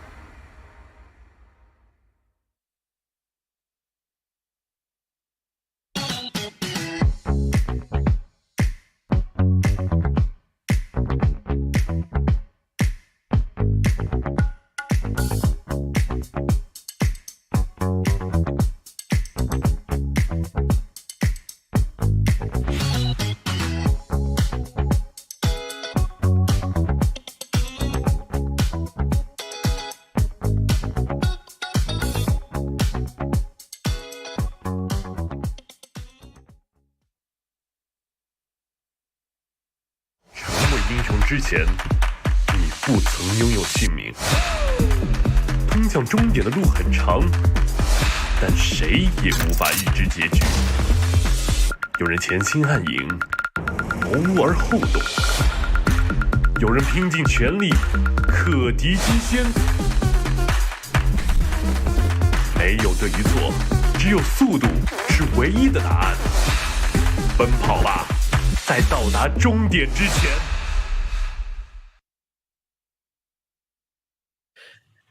Hello and welcome back to the China DPC. Thank you for your patience as we have had a very turbulent day thus far, but we are back for the final series of the day, and fingers crossed it goes off without a hitch as we have two big teams on the roster. It's of course Xtreme Gaming versus Dandelion. These two teams will be battling it out. Xtreme currently sitting 2-1, but with a fairly gentle start to the season. Meanwhile, Dandelion, they've got themselves a 1-2, but safe to say they've had some pretty tough matchups so far, so not a bad score for them coming into it in all honesty. And joining me to break down this series, we have Lizard and we have Beacop to get into this game. Guys, how are we doing and what are we expecting from this series, starting with you, Lizard? Starting with me? Well, thank you. You never start with me. Usually you always go with your best friend, Beacop, but thank you for starting with me this time around. I'm hyped. XG, Dandelion, this game should be a lot of hype. It's my favorite team of the region. I'm super biased. I think that XG is... I always felt that it's a team with absolutely no ceiling when it comes to potential. And I still feel that way. Is the carry sometimes problematic? Yes, he is. Can he improve? I think he can. And I'm looking forward to that. I'm always looking forward to DY and PYW. And... I don't know. What do you guys think? Will we see some craziness from them when it comes to supports, or will it be the normal stuff? Maybe, but I just wanted to actually ask about Lou very quickly, because, you know, he is the young player on the team, the one people probably know the least about. So were you saying from what you've seen so far, you see the potential of a tier 1 international quality carry player in Lou? Oh, hell yeah. Yeah, That's what I like to hear. I see some things in him that I couldn't say Thompson or Rana, but with good molding, right? Like he could be made into a really nice player. Yeah, so, with like that scene from Go to like leaning around each other and doing the pottery. That's exactly what PYW and TY are doing to him right now. Exactly, that's literally the two of them. Yeah. So Vikov, do you think we'll see some crazy support duos coming out from Xtreme, or any interesting picks out from them? I don't know about interesting picks, but they certainly are a very interesting duo when it comes to what they're able to accomplish. It does feel like they've been one of the best duos together for the longest time, right? Like, obviously, you've got Bobica and XXS who rule the duo all-time record, but in terms of just supports, it feels like DY and PYW have kind of made a click a lot for a long time, and I'm kind of always expecting it from them, just to be great, honestly. Just to be great. I mean, they are such solid players, they've been playing together for such a long time. Honestly, like when we were in season 1 and I was researching, the duos, I actually expected PYW and DY to have had like as many games or close to as many games as Baboka and XXS, and that's exactly where I found the Baboka and XXS stat from when it first came up. I was like, no, it's not even close. Baboka and XXS have just played so many games together for such a long time. But DY and PYW are definitely like very, very experienced together. Probably the most experienced support duo in the China region.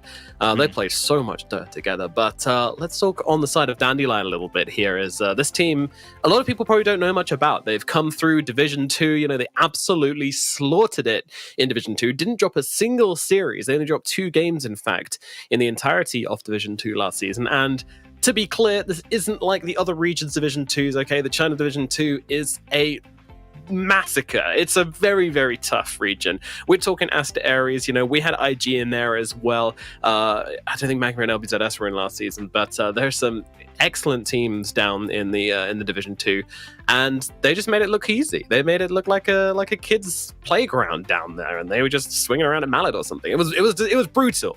So Dandelion, they're coming in Division 1 with a lot to prove. What is it that made this team so good last season, and are they able to replicate that in Division 1 this time around, B-Cup? I don't know if they're able to replicate it. They're kind of old Magma a little bit, with Summer, who used to be Shylock, ZC, who used to be the mid. But then you've got like Tianming, who's an amazing 4 position, who had his time on eHome and King Gaming when that team was really good with Old 11 and Old Chicken and Yi. So like he's a veteran who I think, I don't even know if he's really to be considered the most veteran, because he did take a lot of time off. He was on eHome, then he was on Sirius, and then he had like 3 years off, and all of a sudden he's kind of back into the mix. So it's kind of interesting to see where this team's at. I kind of give him that like Magma ceiling, honestly. I want to think they're going to be better. I think there's different parts to this team that I expect to be better, but it's definitely it's tough to expect more, because it is like the main basis of Magma, right? Like that old Shylock ZC core duo. Like every single one of us on this panel brings something different to it, right? Like every single one of us. I'm not gonna praise myself, but Nomad, he's got the hosting talents and the casting, beautiful hair, handsome Chad all over the place. Girls love him, guys love him. What's not to love, right? B-Cop, well, B-Cop is B-Cop. He has the insane amount of knowledge when it comes to the Chinese region. All of these players, he's followed them, casted them for a really long time. Here I am just praising you guys up. You better return the favor at some point. Black is Black, right? Like no one can replace that guy. It's unique. It's one of the kind. It's a guy that uses dad's jokes, but he's also been on tier 1 teams, and the only one of us at actual TI as a player. He was literally what I wanted to be, right? And then this was the lead up to the story. And then we have our newcomers to Division 1, Ricky and Neff. Now, the two of them are really good at what they do. I like working with them. However, this is the but. What they do bring is an insane amount of hype for the newcomers, right? They share it among us. It's like you can't get rid of it. And I believe like because of that, because they're the newcomers, they also bring that energy, and they make teams such as Dandelion sound like they're about to conquer the world, right? And you kind of get infected by that, and you're like, yeah, they can do it for sure, yeah. Then they come into Division 1 and it's like it's a mess, like nothing looks good. So but it's how it should be. Like with that comes a lot of that newcomer energy and from Neff and Ricky, and it makes the mood of the place better, I would say. So do you guys believe in Dandelion? Because you might be a little bit nudged in their favor because of those two. That's all I'm going to say. I'm putting words into their mouth, but like Ricky, if you remember the last season as well with eHome, the last 2 seasons, it's the same. He loves an underdog. He loves an underdog story, and I actually like that a lot. It does. Same. Yeah, I mean, it's possible. I think you're right in saying that we have to capitalize the point that, like, Xtreme are the heavy favorites for this one, Like, their name is Xtreme, and they're facing a Dandelion, I feel like that metaphor in itself should sum up the series pretty well. But at the same time, this region has been crazy as of recent, Coming into the first week, we saw RNG falling in a 2-0 to Dandelion. They got both their Medusas out on the field. Dandelion were able to take a game off LGD as well. Like, this team, they're here to play. Like, I don't know how close this one will be, but I'm certainly not going to, put any cards on the table until we start seeing, some drafts, some gameplay. I mean, I think you're right in that as we go through the weeks, teams start to stabilize much more. We're now on week 4, so we're expecting Xtreme to be, really tidying up here, really kind of getting disciplined and making sure we don't see any of those mistakes like the ones they made versus Aster Aries earlier on week 2. That was not the Xtreme game we expected to see that day, and I don't think that's going to turn up today. But this is a proving point for Dandelion as well. Like, for me, if they can do well in this series, then I'm going to believe in them, and I'm going to say, like, yeah, this is a Div 1 China team. If they struggle, then I think that's going to be the kind of, this is the most important matchup for them, I believe. And also, if they do get the victory here, then it's really, really good for them in the long run. It means that their path to staying in this Div 1 for next season is looking much more likely, and possibility of the major is still on the line for them as well if they're able to secure this win today, because the other 2 teams who are fighting down at the bottom, eHome and Aster Aries, they've actually had easier paths so far. Dandelion have faced almost all of their really hard matchups already, and they've already got 1 win coming out of that. So another one versus Xtreme Gaming would basically be like taking 2 games of the top 4, top 5, which would be really, really beneficial. So I feel like there's a lot on the line here for them, and I'm excited to see if they can perform. Yeah, I think if you come out of the top 4, 2-2, you've given yourself a path to the major. It's pretty simple, but it's kind of crazy that this season it's been all killers, right? Like I always overhype China a little bit, where I'm like, everybody could take a series off everybody, but this is like the first season to finally do that, right? Like, this is the first season we're not going to have an 0-7 and a 1-6. Like, we're legitimately getting everybody can beat everybody vibes. It's not like those past seasons at all, and I'm here for it. I'm hyped. Yeah, we are. But I would say this past week, week 3, we've started to see the team settle and fall into step a lot more. Like, Aster beat Dandelion as we expected. Xtreme beat eHome like we expect. LGD beat Aster Aries like we expect. RNG beat Vici, which I think could have been either way, but I think we all favor RNG a little bit more on that one. And Aster beat eHome. So, like, last week was literally like on the rails for China. So I feel like we're reaching that point of stability. Can Dandelion shake things up again here? Well, we're going to find out. Draft just around the corner for this one. Guys, what are we expecting in terms of the draft? Oh, you don't have to expect anything, as we're straight into it. This, B-Cop, do you see what happens when the host talks way too much? We lose half of the draft. Like, B-Cop was about to predict every single hero here, and you stopped him. You took his... You took this boy's dreams away. I already did. I actually had it written down. This is exactly what I was predicting. Did you throw the beans to know what they were gonna pick, or what was? I did. I went to the beans. I see, this game is beans. You went to the beans. Is that what they call it? Tell me this, guys. Dawnbreaker, first phase, first pick. Sure, amazing, strong hero. Do they need to ban out that Nyx Assassin on the side of XG? I feel that it's the best counter to the hero. I guess it becomes a question of whether Chiaming's going to play it, right? Like, it feels like Kaka's the only one who loves that Nyx Assassin and plays it to such a perfect tier. But it's so strong, because... I know, it is. I don't disagree. I'm not disagreeing. But it also could be for Zeus. Versus Dawnbreaker, that is. It's not strong. It's trash usually, but versus Dawnbreaker, it's amazing. Yeah, Nyx is 6-3 against Dawnbreaker at the moment. Yeah. So yeah, that's a very good win rate. Dude, that guy looks way too old to play Dota. Ouch. Where are they? Where are they? That's the reception, I feel like. Are they in an internet club or something? Like, it looks that way. Perhaps, guy is like, imagine being like 50 and still having the reflexes. Me at 30, I'm still a grandpa. That's the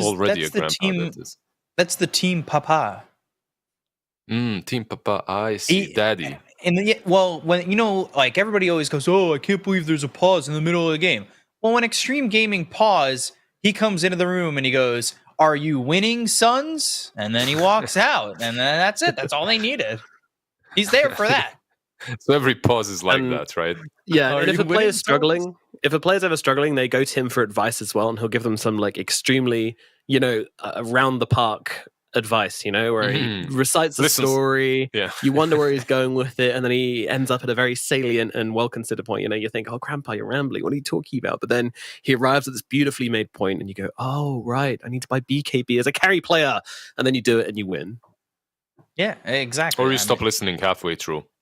Like I did when learn Nomad was talking right there. Go on your phone and go. B-Cop, why are we alone at this panel today? What What is this? Very hot and cold today, Lizard. Mixed vibes. I don't know where to pick up. I love Nomad. He's amazing. Why are we alone? This is just terrible. We haven't really talked about the Zeus pickup, and I feel like we should, because this isn't a super popular hero. Well, we've seen it a couple times in China. It was what, LGD who played it with nothing to say. They played it mid. And then I know Black was talking about how he thought it was strong in the 4 position.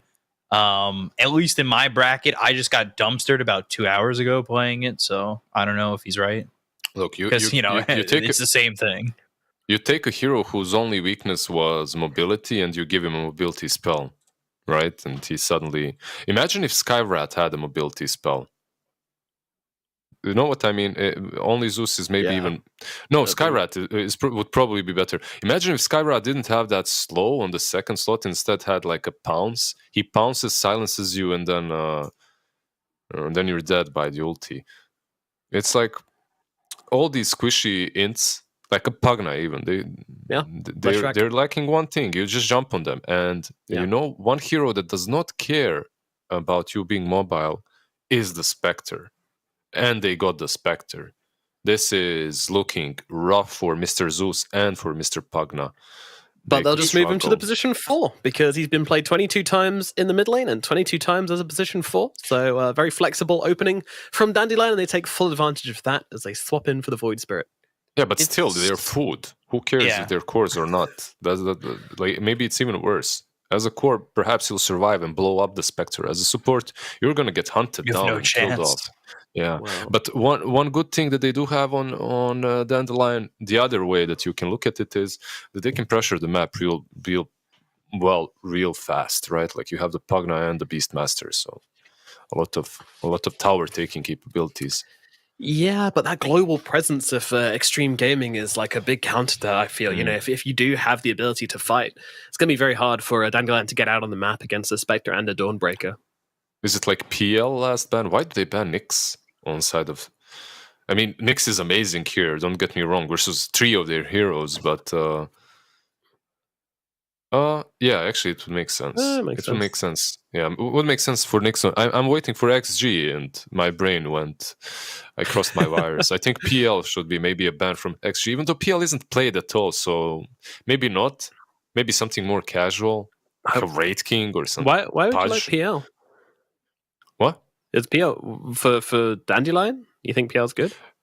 Versus Spectre, it's always been decent. But overall, it's not great. You have Puck and Dawnbreaker, I guess. I'm just thinking out loud, really. Like, you have multiple problems when you're playing versus the Hammer Mommy or whatever she's called. Oh, yeah, that's her. Oh. Let's see. Another support that they need to ban out, any position for PYW and DY. And it's just... There's just an abundance of them, right? Like, they've been playing everything. Even some Shadow Shaman or Lion to catch this Void Spirit wouldn't be bad, but they have Puck already, so catch isn't really their weakest point. They ban out the Earth Spirit. Oh, Earth Spirit has been picked up more often recently, by the way, in all regions. They don't want that brawling 4 by the looks of it. That's what they're saying. They're saying, like, we got the Enchantress. They want something which can go in and fight to partner up with it. Yeah, you have the Sench versus 2 heroes, even 3 even. It's so good.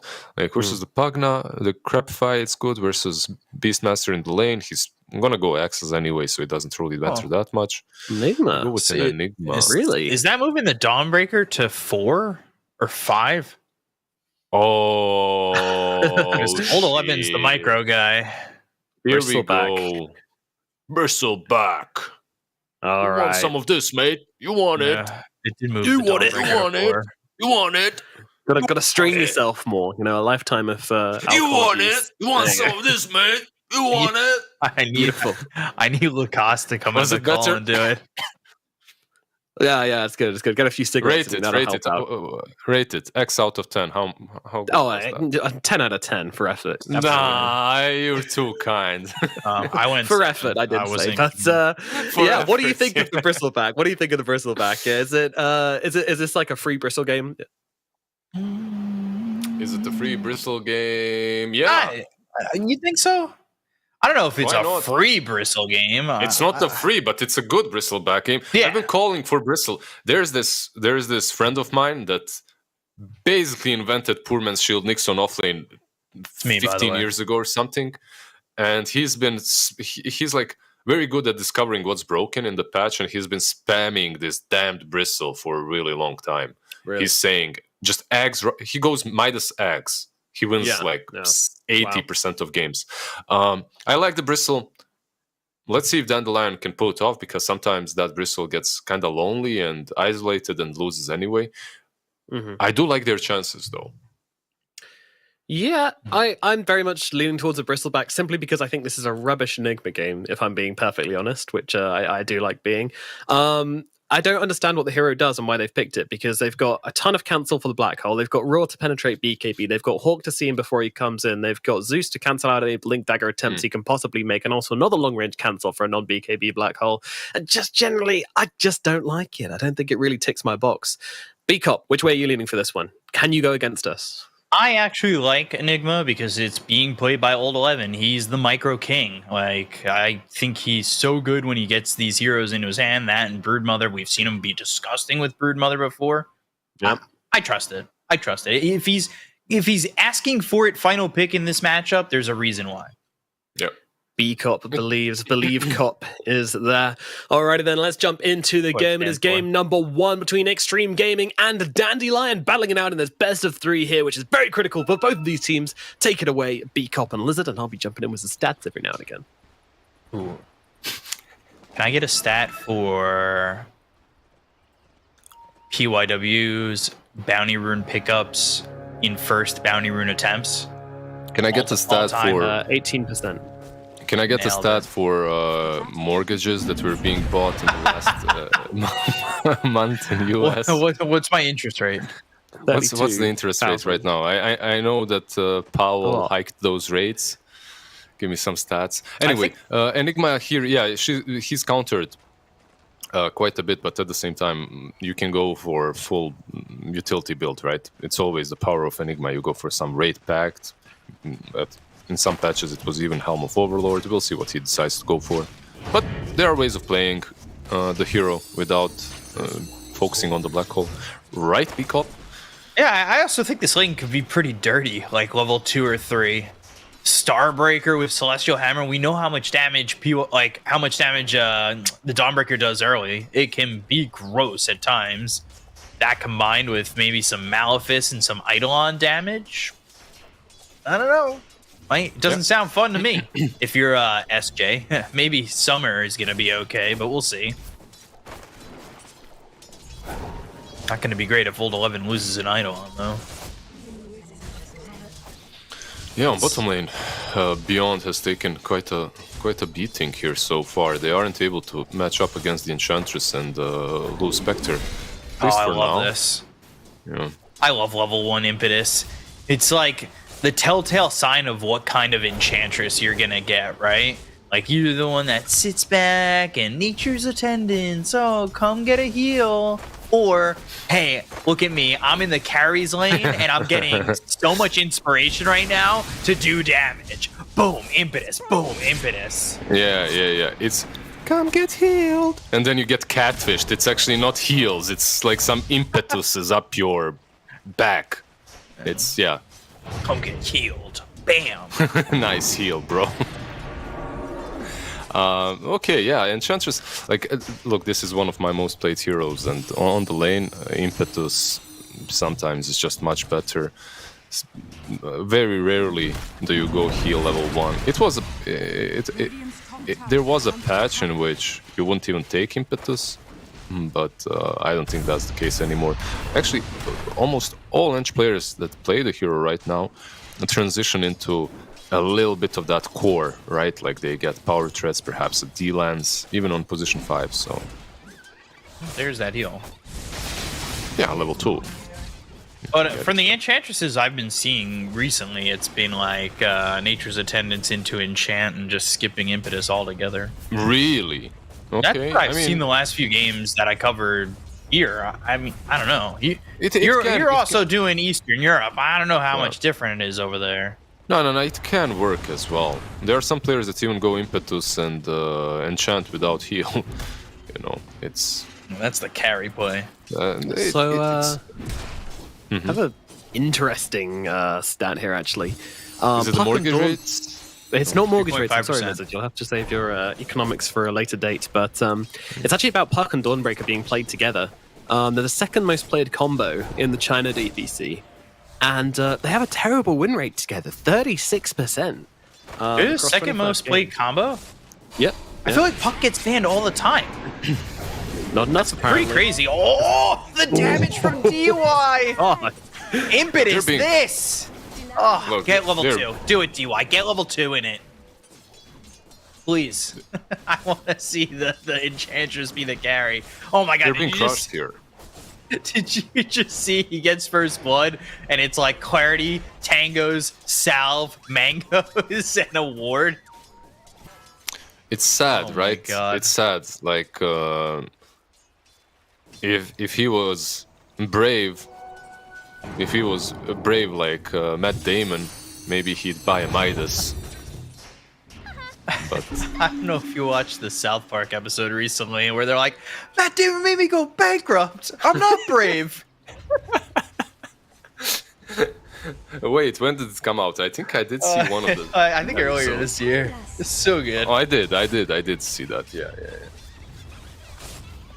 There's the water episode now. There, and they have claim on water. Good episode. It's a Streaming P. service. Never mind. I won't. No spoilers. No spoilers. No spoilers. Oh yeah, my exactly. God. SJ. Just so much damage to TMing and SJ too. Yeah. How's Bristol doing so far? 24-5. No, he's keeping up. Enigma obviously a ton of, and they do get DY on bottom lane this time around. Yeah, Zeus poor China just Enchantress. used his entire mana pool of Arc Lightnings and ran down the And now he's going Enchantress. base. But he's Ooh, quite Summer? speedy, that. No, He's fine. And as we look at this DY 's Bristol back on gonna the go top lane, it's definitely worth noting that he is one of the most successful heroes in all of the DPC at the moment, boasting a 70% win rate across 27 games so far. So not the deepest pool, but definitely finding success in those games in which he has picked up. Thank you, Statsman. You're welcome. Thank you very much, Statsman. And I completely understand why the hero is extremely difficult to deal with. I don't think that they have truly the set of heroes that can do extremely well against him. They do have what Midnight Pulse, which is kind of nice. Beyond. Yeah, needs taking a TP. lot of damage. This should not be happening. They're crushing the lane way too hard on bottom. So free for them. Yeah, I think that's probably the biggest difference in the laning stage is the bottom lane. Like, they're not winning their safe lane, but they're also not winning their off lane. And the mid lane is kinda even, slightly in Puck's favor. So, yeah, they need to switch things up a little bit and change something. Like, something needs to happen. Perhaps the Void Spirit should rotate, or someone should rotate to Void Spirit. I think Void Spirit needs to be the one. They literally don't have kill potential. Oh, DY. Taking so much damage from this Zeus. I'm a little upset. DY started with the Impetus, and then he went 2 levels in the Enchant and 1 level in the Nature's Attendants. But ZC goes bottom. Yeah. They're going to try and get Lou, but they missed the Aether Remnant. Oh, man. Paparazzi's here now. They know they have to Delta split. I'll go and get the Zeus. It's 1 so far. And then the Enchant on a ZC. Does he have another step? He doesn't. Yeah, he has no mana. So that's exactly what ZC needed to do. go bottom. At the same time, this is the worst that could have happened. They don't get the kill, plus they give Puck an extra one. Yeah. It's literally the worst case scenario for them, and yeah, not looking great at the moment for Dandelion. It's still very early, obviously. It can change, but the next rotation from ZC needs to be on point.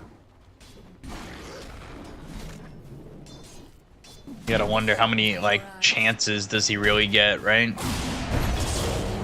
Oh, top lane, black hole, and an easy kill there on the summer.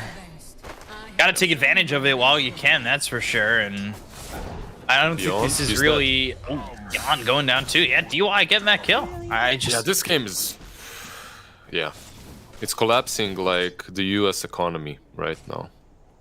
Don't hurt me. What? That's good for you. You'll be able to buy a house finally. Maybe. That's the problem.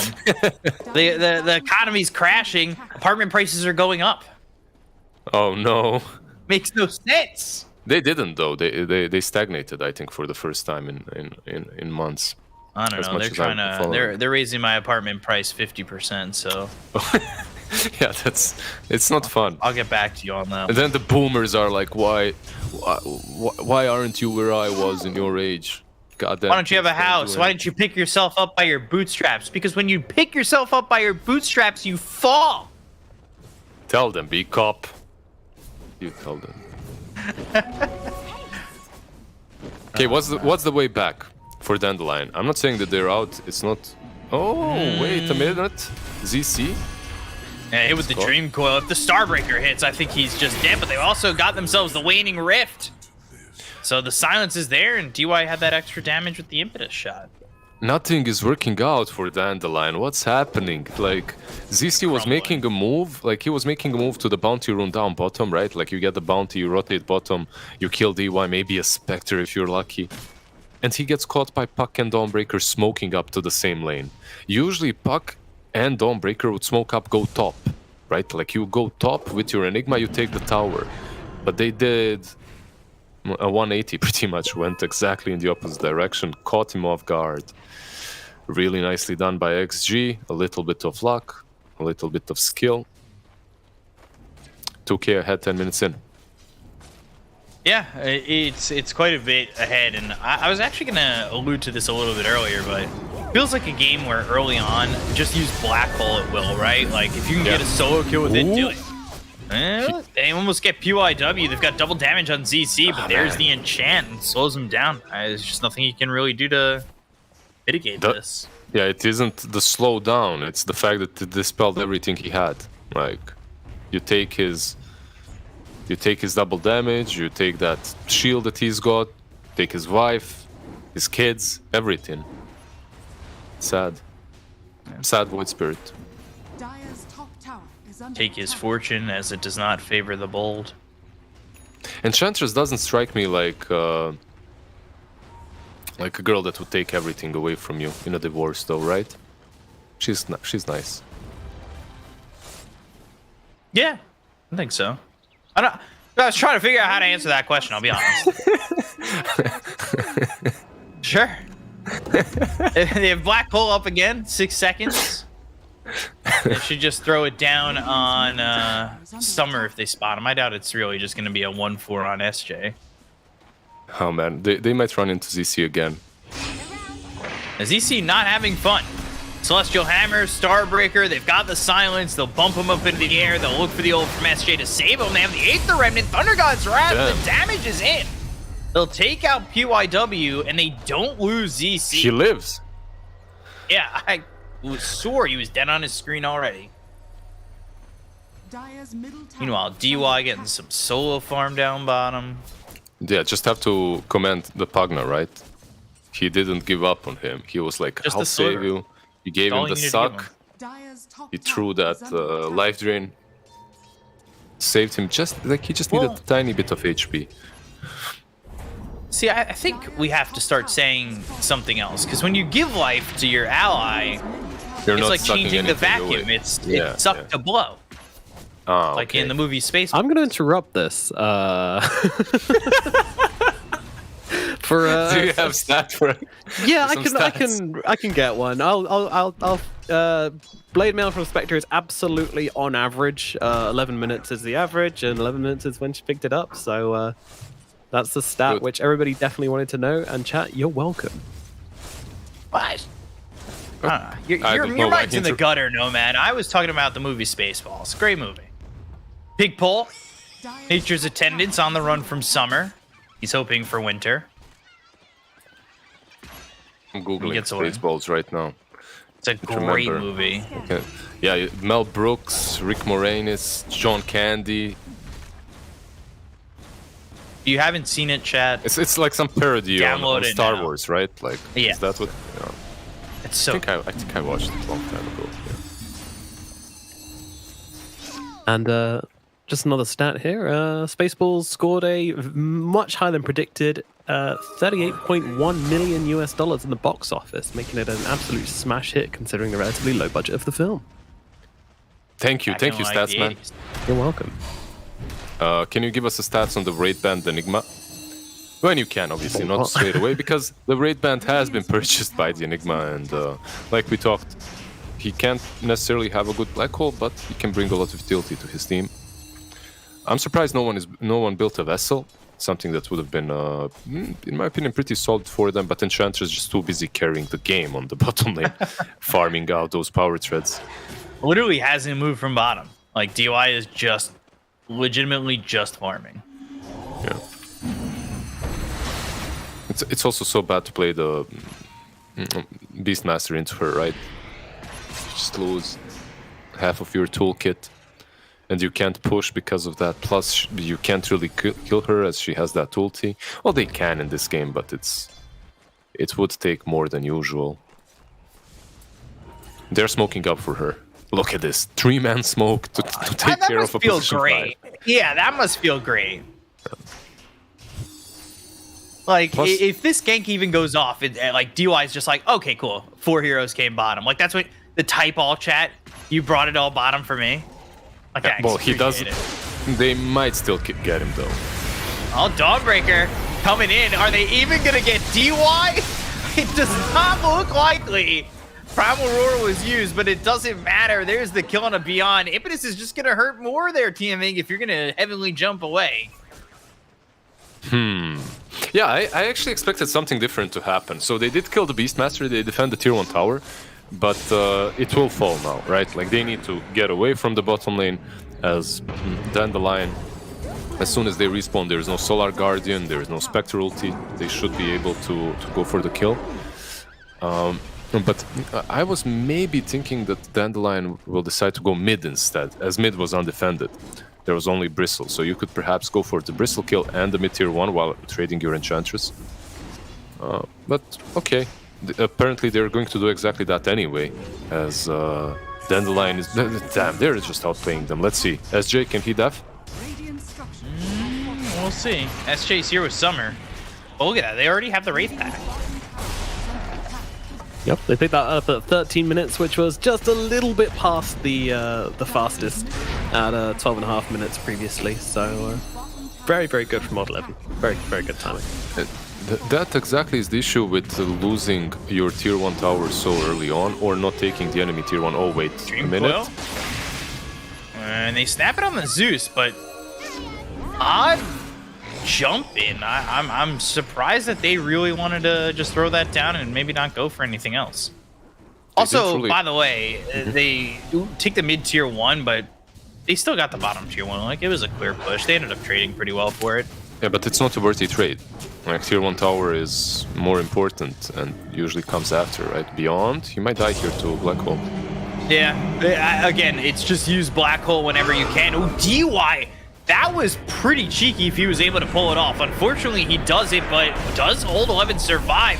As the Dawnbreaker help, here comes the Zeus. Old 11 still up and alive, but finally the Arc Lightning gets a kill. They end up trading Old 11 for ZC and TMing, but if you took a look there, DY tried to walk in front of the Aether Remnant to keep the Black Hole going. If he had pulled that off, I would have been pretty impressed. He tried, but that ended up being even better for XG, right? Instead of killing an offlane, they killed the mid and the position 4. arguably an even better trade. Yeah, you lose the Enigma, but he already used the Black Hole, so who cares? Nice attempt to block the block the Remnant, like you said, though. The point was that I was making about the tier 1 is you don't take it fast. Oh, nice one, never mind. Actually turning it. Yeah, going in. ZC, he's the one in trouble now. Oh, PYW, he's already got that shard, so he's the best community with the Starbreaker. And there's the ulti from the Pugna. You gotta be careful. Summer's now got the Ags. They lose Paparazzi, but SJ and ZC have already gone down. Starbreaker again from PYW, now trying to run. Summer, you gotta remember, has the Ags, but he's been shoot easily. Yeah. Easy Yukis. By the way, this game just doesn't want me to make my point about the tier 1 bottom, so I'm saving it for the next game. I'm done. One thing that needs to be said is that Xtreme Gaming, they always get a little bit more than they even came for. This time around, Paparazzi at least did get punished, and Bristle is ready to fight. He absolutely is, yeah. And, you know, Summer, we've talked a lot about his performance, you know, since changing his name from Shylock to Summer. He's improved a lot. And to give you an idea of how much Dandelion play around him, he is the highest player in terms of last hits per minute, last hits on average in total, and hero damage per minute across all of the China DPC. He holds the records on average for all of those, which should give you an idea on how much Dandelion prioritizes his farm and his game impact. He's completely isolated right now, but they are smoked behind him. Which is exactly what they want, because Summer's just keeping these stacks at 8 on the warpath. He's ready to strike these heroes down with any help he can get. Yeah, the casual plus 300 damage. Why not? Astral step in, if the Remnant lands, and they're going to go for DY. DY now trying to get the heal off, but not going to matter. Starbreaker hits on a Summer. You can already see that Paparazzi, he went bottom, he bailed on this. You've got Luke continuing to farm. It's really the 3-4-5 that are just defending the tier 1 mid. And they did a decent job, but you can't do it forever. You have to be careful of the Void Spirit jumping in, catching one of you off, and then you lose the fight. Can they go into the pit, though? That's the question. Or are they going for Spectre? They are rotating, yeah, straight into the pit. Summer goes. There's Solar Guardian, there's Black Hole, there's Pak ulti, there's no Haunt. And this rush is falling very fast. If they want to contest it, they need to be there already.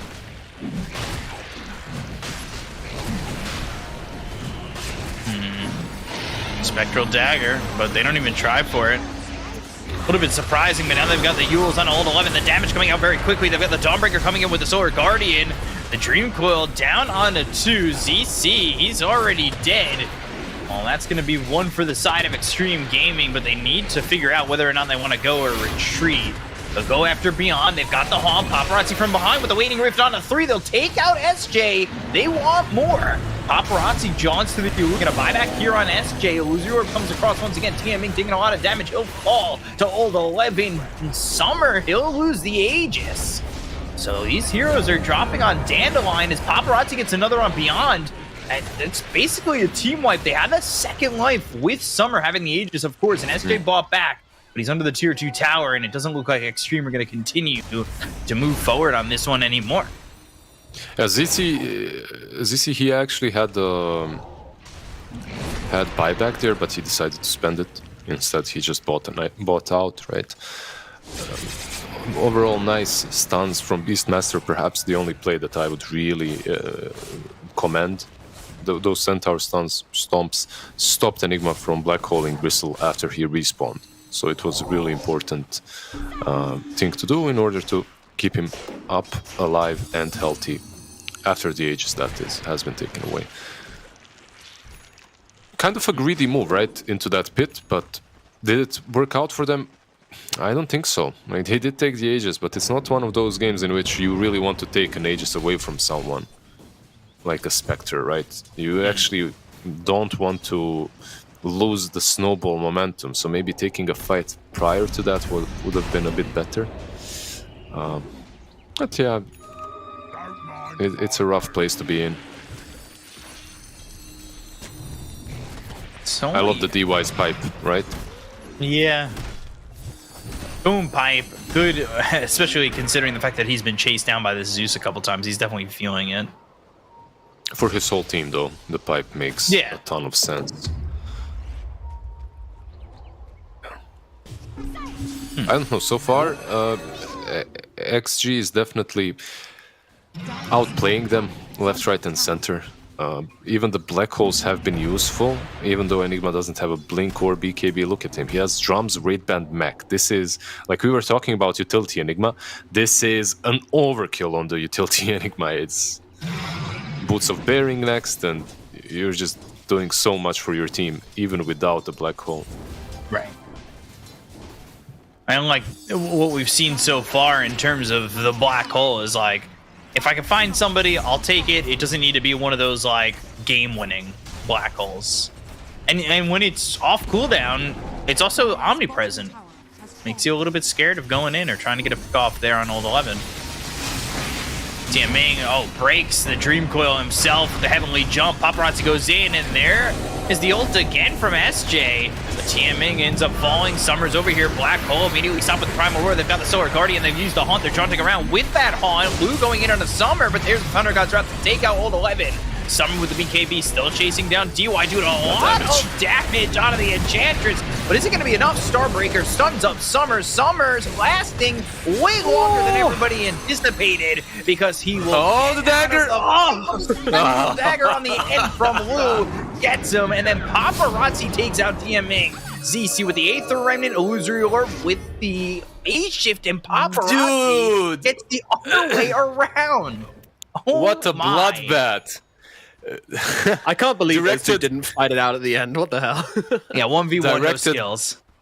Directed by Quentin Tarantino right there. Post fight. That was amazing. That was the most enjoyable fight I've seen in a while. That dagger catching Bristle as he's trying to get away. That should be in some sort of a cinematic played before TI. I don't know. It was amazing. And it also shows just how much difference the BKB makes in these fights. Like Dandelion getting that BKB on Bristle, suddenly he's able to actually sustain himself, stay in fights, hit people. And did you see that damage? That's why the hero is considered broken. Yeah, that's why it's considered broken. It's just stupid strong. I would actually very much like to see a Silver Edge from him so that he can keep up in these fights, go a bit deeper, perhaps hit that Spectre with it. Not perhaps the most common item, and he might go. I'm wondering, what do you think? What will Bristle go for after the BKB? There's still the AC route, the standard one. He's got Satanic lined up now, but we'll see. Smoke up again from Dandelion, this time without Summer. And they'll be walking into old 11, who doesn't have that black hole. He does have the mech, he uses the drums, they've got the Sword Guardian, Aether Remnant locks him down. The Primal Roar even used to follow that one up, and well, now that Dawnbreaker's here, PYW is the one in trouble. The Aeon Disc is popped on Paparazzi, he's got the Winding Rift that's gonna silence up ZC as well as Beyond. They get the kill onto the Beastmaster. They've got the Black Dragon chasing, the Thunder God's Wrath is there to get the kill on a PYW as they lose SJ, DY goes down, and now Lou, he's there with Paparazzi, but needs to be careful. Heavenly Jump coming in from Tianming, the Spectro Dagger to get onto the low ground. They've got the Hawk dive bombing into Lou, and the damage is there. Double kill for Summer. It's 4 dead on the side of Xtreme Gaming, and despite the fact that it's a 6K lead for Xtreme, the game feels pretty even. Even? It doesn't look even. The way they're diving them, the way they're killing them. But yeah, it still can go in either direction depending on who's got all the team fighting cooldowns left in their pool, who initiates first and in which way. Oh, how do they kill Bristle though? What's the play here? The last time it looked easy, but can somebody build a Silver Edge? Anybody? I mean, Spectre could. It's not truly an item for her, but it's possible. Now they gotta be careful about these dive bombing Hawks. Like, this is gonna be rough. Oh boy. We've seen the power of the dive bombing Hawk as well. It's been very devastating at times. What you should see is the power of Summer once he... Oh, Paladin Sword as well. Amazing. Perfect for him. What you should wait for is his level 25. The Warp Path. When he's going to be hitting for 1,000? He hits for 1,000, literally. He gets plus 600-700 damage from the stacks alone. Yeah, 10 stacks, an extra 25 is 250, right? So that plus whatever you're getting before, so it's plus 600 something. Or 600 even, yeah. I'll just tell you, it's not fun when he hits you with that. Oh, no, not at all. We've seen it before. And what was it, Monet who played it the other day, who was just spamming Q no matter what? He didn't even care. He just wanted to keep the stacks at 10 the entire time. Yeah, that's why you take the level 10 talent, the 1.5 mana region. I feel like there is a possibility here to make an advertisement for some keyboard. There's some collaboration possibility. Do you want to have the best keyboard to play your bristleback? QW will never die. The best keyboard. The best keyboard. For the best players. For the best bristleback players. And then a mashup of Dandy spamming Q and W. Hey guys, I just heard from Perfect World. We've got about 10 different offers on the table from keyboard companies after hearing that. They are very interested. Keep it up. Okay, Perfect World, just, hit me up. It's my idea. And B Cops, we share it 50-50. Then as they're spamming Q and W, you have to have just that line.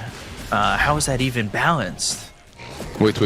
What about we make a specific keyboard just for bristleback?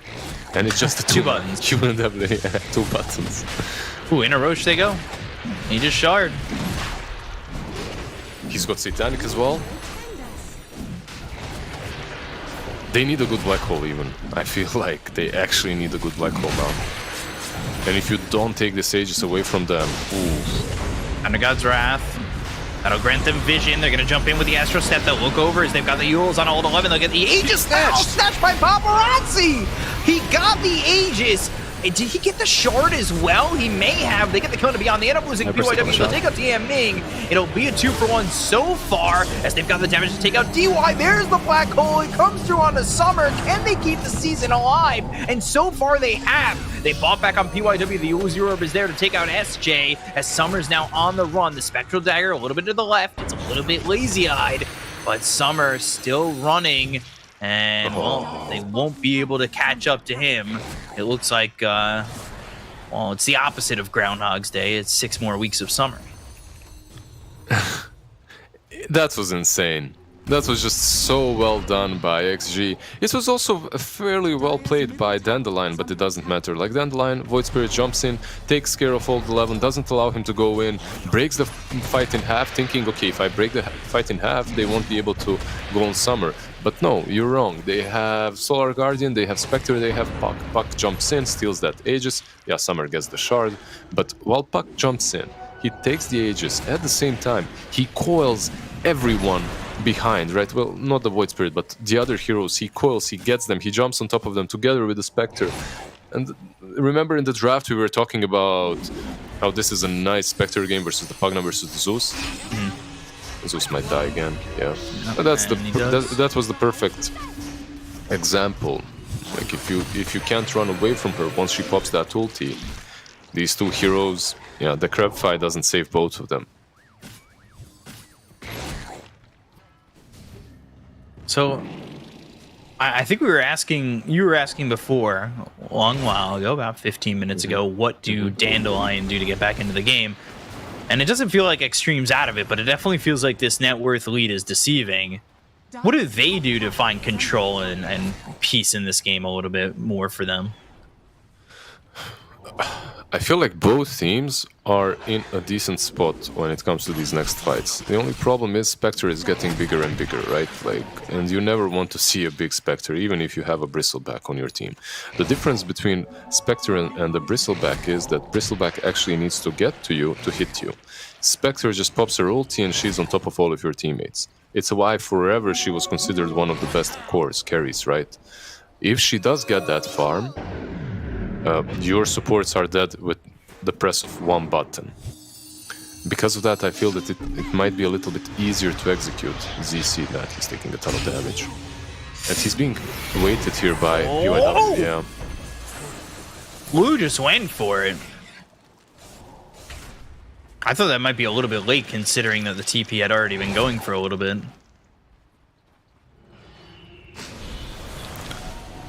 But he got there. Yeah.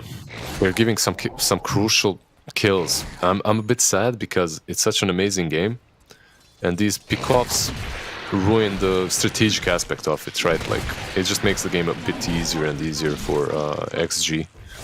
Now, Zeus has the Ag, so the Nimbus will be available. Almost feels impossible to get a black hole off these days. And by the way, Bristleback level 25 has that extra help. Buck is in. With the 25 damage per stack. Yeah. They got some nice things, obviously, on the side of Dandelion. They just need to not bleed any unnecessary kills. And after that fight, they've given away Zeus, they've given away the Void Spirit, and it just gives a chance for XG to do this. 5-man smoke. Even more kills. Yeah, they'll try. Can they grab the Zeus? Can they grab the Beastmaster? Looks like they're going to grab the Zeus, but not before he gets the Thunder God's Wrath off. Summer's going to come in. You got to remember, he's got those extra damage stacks now. But he doesn't look like he wants to go. Like,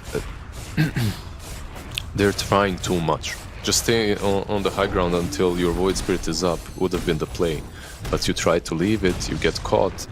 Now your Void Spirit is up, but the other two are not. And you're bleeding way too many kills. Look at Lu. He's not only got the Skadi, he's almost got the full Aghanims completed afterwards, so... Is the Axe what you want this late into the game? Like, obviously Shadow Step's really good, but isn't there something you could be spending 4,200 gold of, like, on something better than that? No, it's a good point. It truly is. Like, you could get something else as well. You could wait for the next rush and hope for that Aghanims to drop for you, right? It's also an option. If he's going for Shadow Step, there are multiple heroes that are really nice to jump on top of. And Shadow Step is amazing. But I get your point. Wouldn't you maybe want to make yourself even harder hitting, right? Like, that could be an option as well. Some extra armor, perhaps, versus Bristle as well would be nice, but... Like, would Bloodthorn even be worth it? Because of the Mage Slayer, you mean? Yeah.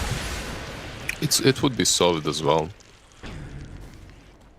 No, it wouldn't be my preferred item here. I'd go for, I don't know, just more stats, right? You know me, spamming Skadis, 5 Skadis meeple, let's go. No, but a Butterfly perhaps, or something similar would also do the trick. As Bristle hits hard, but he hits once in a lifetime. The thing is, it's not about the Bristle versus Spectre matchup, right? Like, other heroes take care of that. It's about Spectre dealing with the other 4 heroes and Bristle doing the same. SJ going down to the Shadow Step, so yeah, he bought out on the Ags. Also, ZC's here bottom.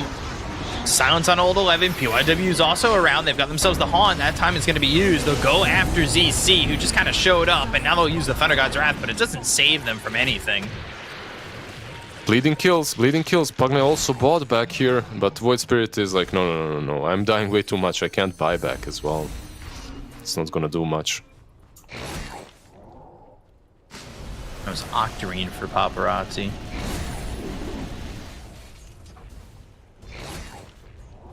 Also, he's level 26, so that means he's got the 25 talent of Dream Coil Pierce's magic immunity. And PYW, he's building into the Ags. Mm-hmm. What are you going to say? Are you noticing? Are you noticing that a lot of that there's more than plenty level 25s now? Before I wouldn't see them as much. I don't know, but I have a feeling like I'm seeing more 25s in games. For more heroes too, or deeper down the position rank. Exactly. Like usually it's like position 1 and 2, maybe 3, but very unlikely. Now you see it going deep.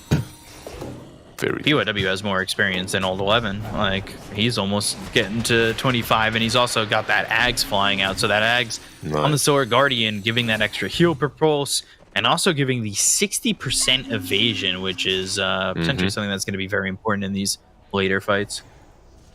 Yeah, the heal is... You'll see. I don't know why they're... Oh, okay, they're shadow stepping the Zeus, right? Like, not really going for it.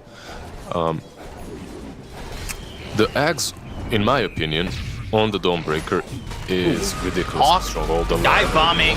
Summer's in on this, but look at that. They've already got the heal, and it's a lot of heal for Old 11. It goes into the BKB, but it's a BKB to turn around. Again, directed by Quentin Tarantino. Just as I'm talking about Solar Guardian, how broken it is, it saves Old 11. Super strong with that Ags. Yeah. There's a lot of players that don't like it, but it's mostly core players, right? Like these 1, 2, 3s, as they don't want to heal, they want to kill. Like, who cares about healing? I don't know, the evasion just sounds too good too. Oh, it is 100%. It is.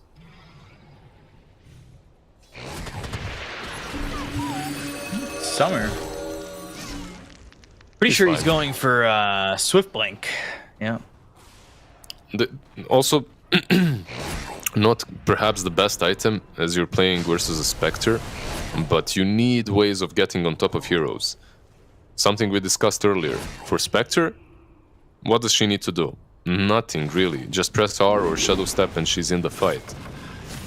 For Bristol, he gets kited quite a bit. I was thinking he might go for Silver Edge because of the Spectre, but Swift Blink also makes a ton of sense, maybe even better. Moon Shard for Wu being built next. Thunder God's Wrath. More so for Vision this time. Yeah, they're just so scared. Look at them. Crawling around their base, afraid to take a leap of fate. Go little birdie. Jump, fly. You can do it. No, they can't. Do you think they can? I think Summer might be able to somehow get this done. I wouldn't be surprised.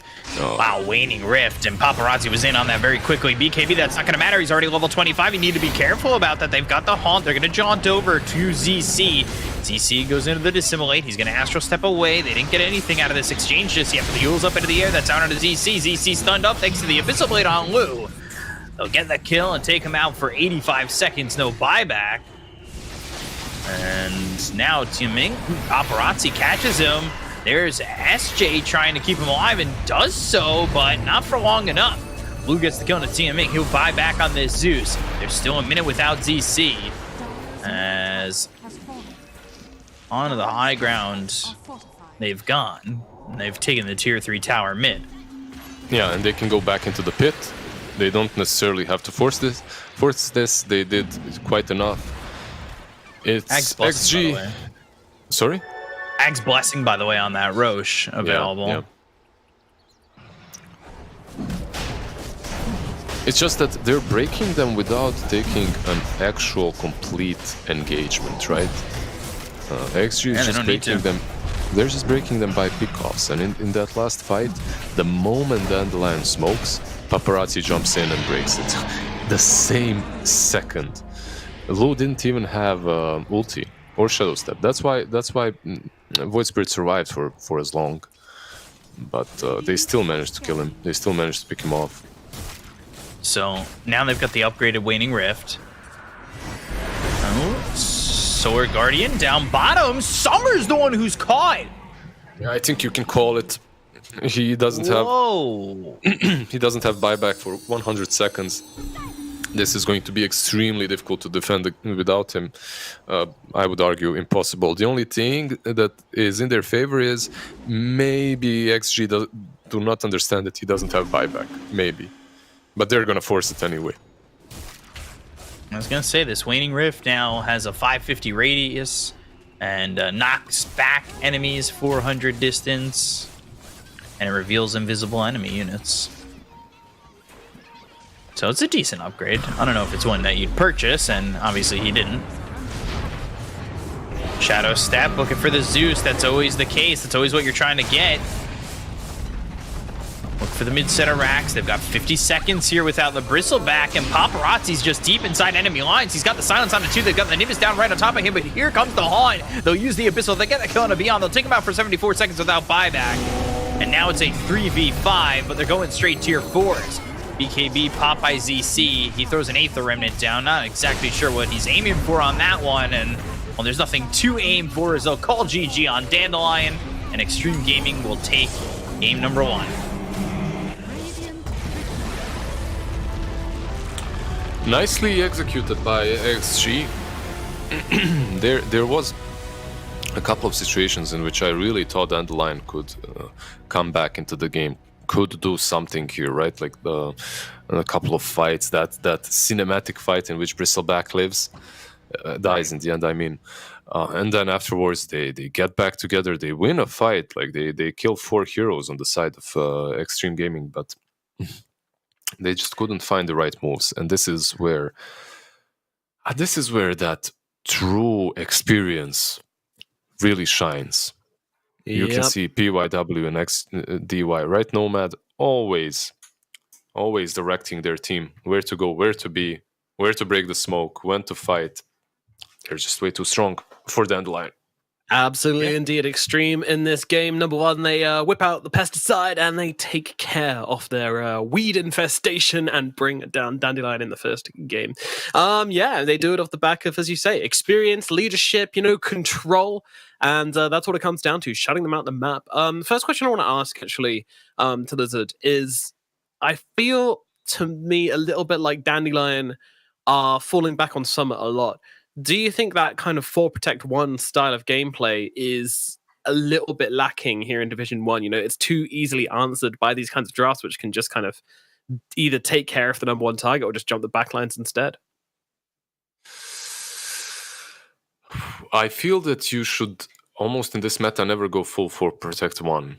You shouldn't be all around that one. Like, yeah, he needs to have a ton of impact, but the 4 other heroes should also be able to make moves. And they were constantly waiting for the Bristle, partly because their lanes got crushed. Everyone got crushed, and they were just waiting for Bristle to get attacks in order to do anything on the map. Partly also because they just got picked off way too much. I would argue that was their biggest issue, just not being patient enough with their moves. If your Void Spirit dies, you need to wait for him before you make the next attempt, right? It's a little bit of them not being patient. It's a little bit on XG just having a really strong pick-off lineup and a really good sense of the game, arguably much better than Dandelions. So they knew where to position themselves, how to pick them off, and how to actually punish a team that had, like, arguably everything in their toolkit to deal with the draft of XG. They just never used it. Definitely, yeah. It does come down to toolkits and like the limited options they had available to them. But I still feel like Dandelion shouldn't be too bummed out about this one, because that laning phase was really bad for them, right, Beakup? Like, they recovered well, in all fairness. Yeah, the only lane that was semi-decent was ZC's. Everything else seemed to be very fickle for them. It's tough, right? Like, you want to be happy with this game. It's a little bit hard to do and feel like that's the case because, like you said, it felt like it was all summer. So does the rest of the team just kind of feel like they didn't really accomplish much? Like, where's their mindset? Like, Summer can only feel as good as his own performance. But that's also dragged down by the fact that, you know, he is part of a team still. So at the end of the day, they all lose. And it just, I felt like there was this point where Summer did have the necessary tools to win the game for them. Like, this Ags timing, I thought could have been massive. And then it all flipped on its head immediately when Paparazzi stole the Aegis. Like, it felt like that timing kind of took them for a loop, and maybe they were getting a little frustrated that they couldn't kill Old 11 as easily when the Silver Guardian was coming down.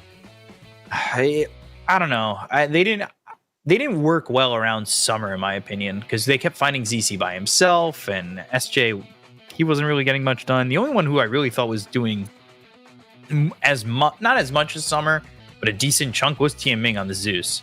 I thought he was getting a lot of damage out there. Yeah, surprisingly. He did. Paparazzi also completely uncontrolled, right? That's a big issue. Like, you have this puck constantly jumping the back lines. One of the reasons why he stole the Roche, the Aegis, is because he could, right? Like, he goes in, gets procced. Like, there's just so much chaos that you can't even deal with the puck. He's just constantly spamming his spells in the back line. But I would agree that the turning point in this game, let's not call it the turning point, the highest impact point of this game was that Roche fight when Aegis got stolen. And this is the crazy one. Yeah, by the way, Zeus did do the most damage. Now, obviously, that's Zeus, easy when, that's Zeus. Really? More than the Bristle? He did way more. He did like 13,000 more than the Bristle. Wowzers. Zeus had 41,000 just about, and Summer had 28,000 just about. All right, well, Tian Ming definitely doing his job, but as you can see here, in the late game fights, they were just literally committing 2 calls to get on top of him and try and bring him down. And as our very talented and attractive analyst Lizard did say in the draft, it is going to be hard in the late game for the Zeus to stay alive and get off his damage. And to be honest, that was the case. Like, all his damage came, I feel like, from earlier on, or like at the start of fights when you just get off the Thunder Gods. But he wasn't able to consistently stay alive once this Ags came out on the Spectre. And honestly, I mean, I love this Ags. I really, really love it if you can pick it up, like in conjunction with your level 15, where you get the extra damage from the Spectral Dagger. It feels so good. Like, you can just eliminate backliners so easily. And they did take a long time to grab it. I think it was around 35 minutes when they picked up that Aghanims, which is much slower than the 24-minute average timing on that item. So, yeah, it was a late choice, but when they picked it up, it looked very, very good. And they were able to play the entire map, which is what I wanted them to do all along, to be perfectly honest. Yeah, I don't know, but Paparazzi, obviously the MVP that showed up for a split second, just boom, boom. But you see, like, vast differences between these two teams. Like, I thought XG did a good job of playing the map, like you said. Like, they have that opportunity to do Solar Guardian, but the Solar Guardian, once they had the Ags, it felt like everybody was kind of unkillable immediately. Like, there's no way to burst them down, and you're just struggling to stick onto these heroes. Like, Summer's the only one who felt like he might be able to stick onto these heroes. Everybody else couldn't. Yeah, I mean, it's so hard to stick on. I mean, I thought the Void Spirit was able to kind of get into the fights and do a bit, but he was also often the first to be picked off as well. And again, the lack of stuns really, really hurts them there, because it's so hard for them to pick off Paparazzi. You look at the heroes you want to kill. Do you want to kill Lu? Not really. You don't want to try and bring down Spectre first in a fight, especially if you don't have Break available. Do you want to bring down PYW? Well, good luck, because he's not really in the fights to start with. He's just trying to get in with the ultimate later on. Old 11 and Paparazzi are your targets, and I think they could have done a better job on wrapping around on PYW, on Old 11 on the Enigma, but at the same time, you don't really have the heroes to do that. You've got a very static backline with the Pugner and the Zeus. Very similar heroes in terms of positioning, and that makes it really hard. Like, the Beastmaster can't buy a Blink Dagger and just run out on his own. He's just going to die. Like, there's no way that works out for him. Even if he's got the Hawk giving him vision, it doesn't matter. You need some supports with stuns to back you up if you want to play that kind of game. So they have to just play entirely around the Bristle back. And yes, that is very, signature for Dandelion, but at the same time, we're in Division 1 here, folks. It's not going to work out the same way as it does in Division 2, where they just kind of let you run the Bristle back at them and let the backline sit as 4 behind him, absolutely fine, untouched. That's never going to happen. So I would like to see Dandelion bring some new ideas to this next draft.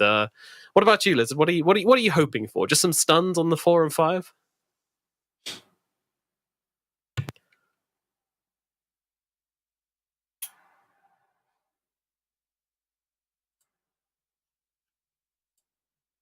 Lizard, I think you're still muted, my friend. Did I mute myself or unmute myself? That's my question now. Like, I don't even Well- know anymore. You know, like, Yeah, I obviously checked to see didn't if you- unmute. Yeah, we checked to see if you were muted on Discord, and like, you seemed confident. You know, you were like, there we go, I've got it, sorted that one out. And I was kind of oh. wanted to let him keep going. Honestly, he was Yeah, making like, some great pressed points. this button, you know, like, yeah. But- Actually, it was the smartest thing I've said in a week. So Go for it. I'm Blast sorry us. that you didn't hear it. You're gonna have to hear the second attempt, which won't be as good, obviously. But yeah, having whatever it Zeus and Pugna, that makes the game harder for you. It's not easy to play without stuns on 4. That's like one thing that I love is 4 with the stuns. That brawler 4 that goes in, stuns you, makes things happen, and then you can follow up. You can have a stun on offlane too, but it's just so natural to have that on your 4 position. Yeah, They didn't have it. Yeah. Do you remember the bans as well for the final phase? I believe it was like Earth Spirit and another really brawly 4 position. Nyx Assassin. Nyx Assassin, yeah. Like, imagine how the game would have looked if they had that. Yeah, it would have been different. And maybe the point was, yeah, we have Bristle. He's going to run in. He's going to make space. These two can remain in the back lines. It's a fair point. Like, maybe the draft could have worked versus anyone else, right? If you're not playing versus XG, but eHome, maybe it works. But versus a team that's a bit above you, it makes things harder. It does indeed.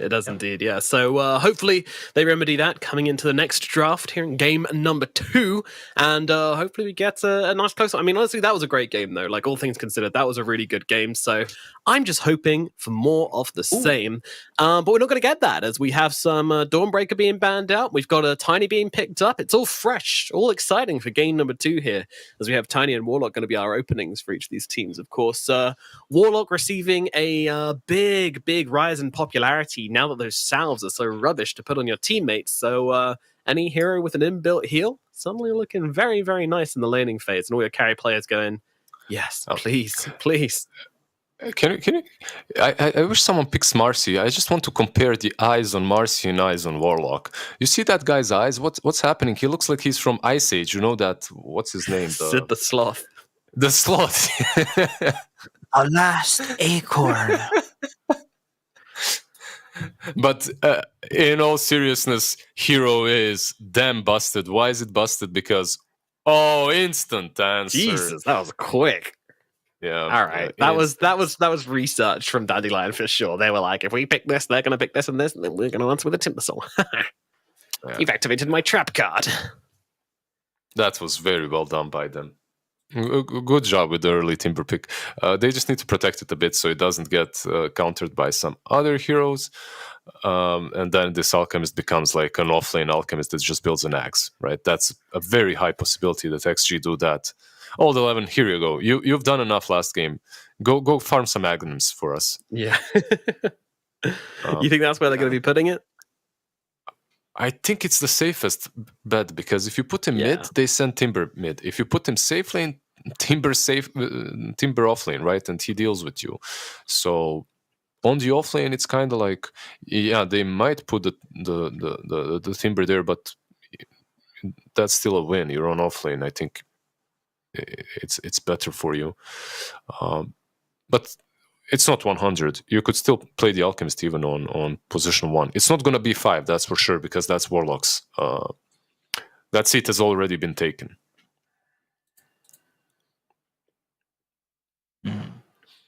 On the other hand, Tiny plus Timber is pretty strong too. Like, this duo, why is it strong? Because it makes Tiny free. He's a free rock. He can tumble around the map, perhaps go mid. You help Timber a little bit on that offlane, and then you start rotating, securing the runes, perhaps ganking mid. He always likes to be like an Earthshaker. He likes to be able to roam and see the plains. See the planes? Yeah, the plains of glory. Oh, airplanes. Am I pronouncing that wrongly? Planes can be airplanes, and right, it can also be right. Yeah, like the pronunciation. The steppe. He wants to roam the steppe. Context that confused me, but all good. I was just still thinking about the fact that I misquoted Sid the Sloth. I said the last acorn. Yeah, I didn't want to call you out on that, because probably no one cared, but I knew you would care. So. Yeah. I did care Is it a lot, actually. Chipmunk and Dale, or where is that from? I don't. Chip and Dale? Chippendale, yeah. No, it's still it's from just Ice not Age, but it's not the last This is- Acorn. It's the last Dandelion. The last Dandelion. Yeah. Oh. It would make even more sense. It's not Sid the Yeah, Sloth and then that says I- that, though. It's, No, it is him. He doesn't he oh, you got it like, confused go with up- Scrat the Rat. Classic. Yeah, I got the two of them confused. Yeah. Oh, by the way, did you guys watch the ending of Ice Age, that movie, that short animated movie that came out? Oh Yeah. yeah, where When the scroll gets studios shutting down, so they showed the squirrel finally getting the acorn. It's they're like shutting down that studio. yeah, it's That's like a sad. part of me was, taken away. But it's a nice closure, I guess. Yeah, I mean we're all looking for our acorn, really. For these players, it's the Aegis of Immortality. Well, for me, the Aegis of Champions. What is it for you? For me, it's working TI finals. I'd say that's my acorn. Damn. What's your acorn? Lifting 200? 8 pack. 8 pack. An 8-pack of acorns? Yeah. Ooh, Oracle. I love Oracle. Ooh. Yeah. So different hero that we haven't seen. Okay, so why? Let's think about it. I have no clue, but let's slide to the chat. Let's figure something out. Purge is nice versus Fatal Bonds plus False Promise. You get two ways of dealing with the Fatal Bonds, which is quite important. Versus I'm Shadow Word. And you can deal with the Shadow Word if you wanted to, right? In the laning stage, which I don't think will be the case. Okay. Overall, I don't know. Maybe they have some plan. Maybe they'll pick some Huskar or something crazy afterwards. You already do have the TA, though. Yeah. Yeah. Huskar. Oh, no. I mean, I don't know, Huskar. Black So just stopped his scary. stream What do just I to make do? sure. I always like the combo of Tiny plus a saving Shut up, support. it's Pudge. It's Pudge, alright, yeah. Shut up, Nomad. It's enough. It's Alchemist offlane building the Aghanims for the Pudge. That's what they're doing. No, But it's dude, Alchemist. It's Alchemist 5 and Rubik mid. Oh, it could be, but wait, I just need to say one thing. This just became, if it was a good Timbersaw game before, it became like the best Timbersaw game now. He is watering at the mouth here. He's like, Is this a rude draft from Xtreme at this point? There is method to the madness. There's definitely reasons why they picked what they picked. But into a Timbersaw, look at that little goblin. He's shaking from he had too much coffee and he's about to shred some shit up. Let's go. Thing. Yeah, coffee sounds so good. I mean, they have not answered this Timbersaw. In fact, they've fed the Timbersaw. It's like, wow. Sometimes you just don't have to pick up the phone, Nomad. You don't answer. If you don't have an answer, don't answer. Just let the phone ring. Works in draft. I don't think that's a applicable logic. I'm afraid. Well, they did it with Summer. They just let the phone ring. I'm concerned. I think we should be. Yeah. Although I'm a little more concerned about Xtreme Gaming's cams. I don't see Papa XG in the room where's he gone? anymore. Oh, Are you? He said it in the first game. Are you guys winning, sons? And they were like, oh yeah. He left to buy a pack of cigarettes. It's okay. He'll be back. He said he'd be back at least. No, it's wholesome. He's gone to buy some sucking sweets to share with his team. Who calls them sucking sweets? That's the first. Nomad, can you please control yourself? And where there's originals, the butterscotch sweets that old people always have. He's gone to buy some more because he's out because he gave them my to the my team. grandfather was never like, kid, you want some sucking sweets? It's probably a good thing. Probably a good thing, yeah. Because nobody calls him that.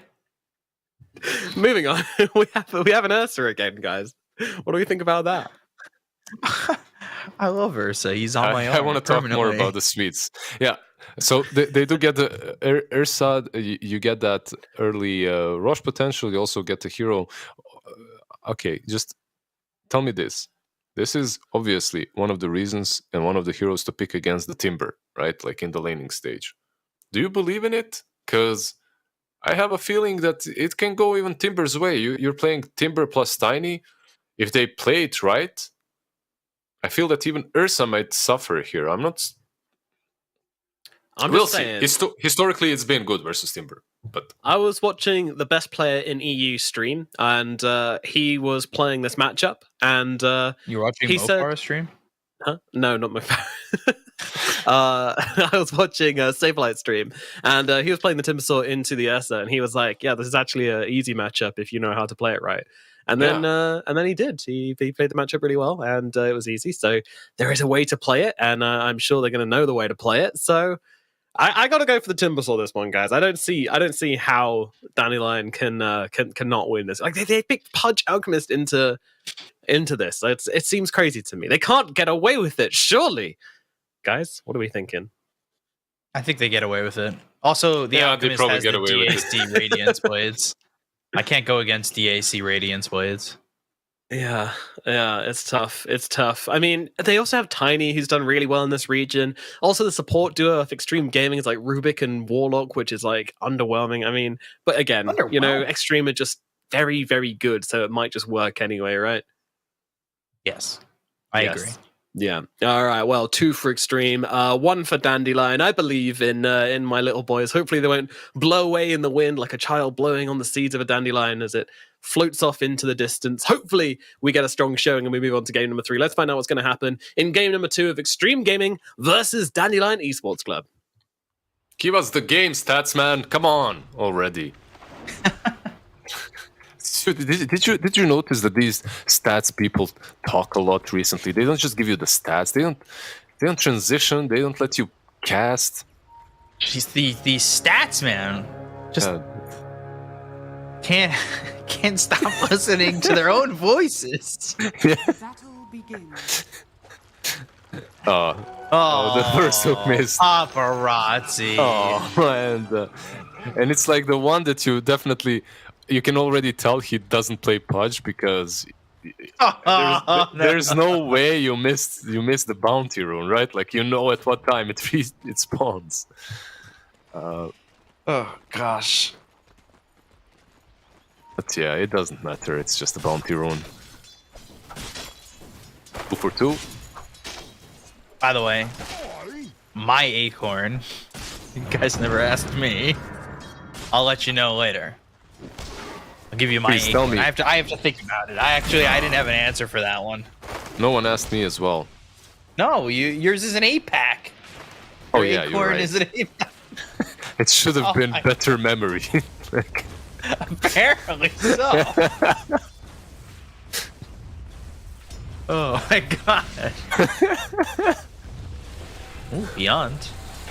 He's the stats man. He talked so much I forgot what we were on about. Ours, not yours. Gosh darn stats, man. Look at this Pudge set. I mean, not Pudge set. Look at this Alchemist set. He's got the genuine Eternal Radiance Blades. He's got an Alliance belt accessory, which is just a bear. And he's got the Midas Knuckles. He's got the Taunt. He's got the Alliance set on for the Alchemist. Pudge has nothing, by the way. I meant Alchemist. Yeah. I know, but Pudge has nothing. Is completely, missing the bounty rune, not having a Pudge cosmetic, definitely doesn't scream, I'm a Pudge player, that's for sure. Still being bronze medal. Yeah. But look, it's really not difficult to play Pudge. Right now, Pudge is probably the simplest hero in the game. Get the Aghanims, spam Rot. You don't even have to buy Axe here. Alchemist's gonna get you one. I don't know, my Pudge ally in my game the other hour did not go well. He died like 800 times. 800 times? That's a lot of times to die in one game. Yeah.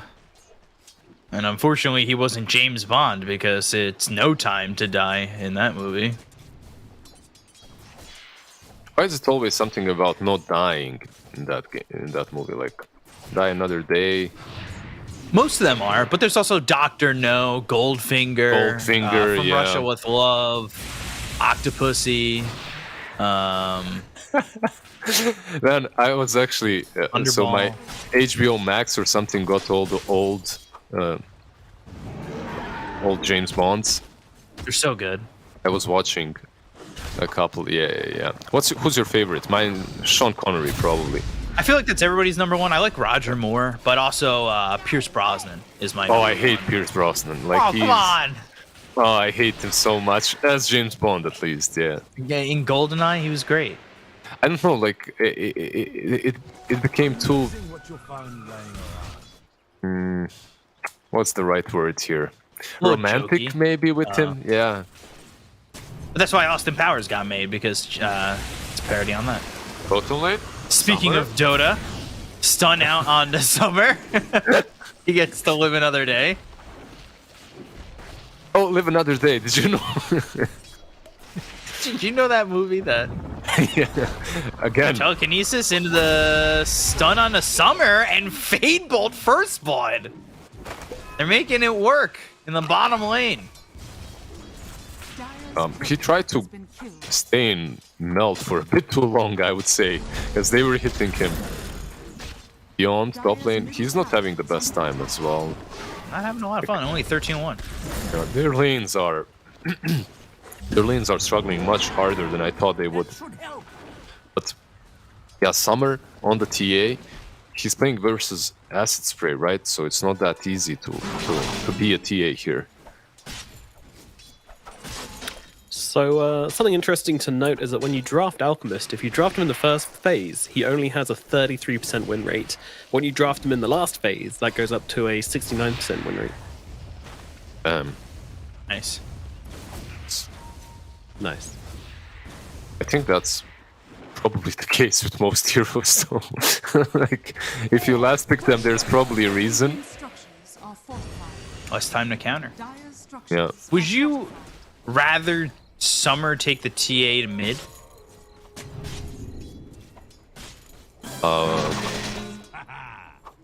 And it's Like, not against now, the Pudge. but initially, is what I mean. Yeah. I think it would have been decent as well. You're playing into a Pudge.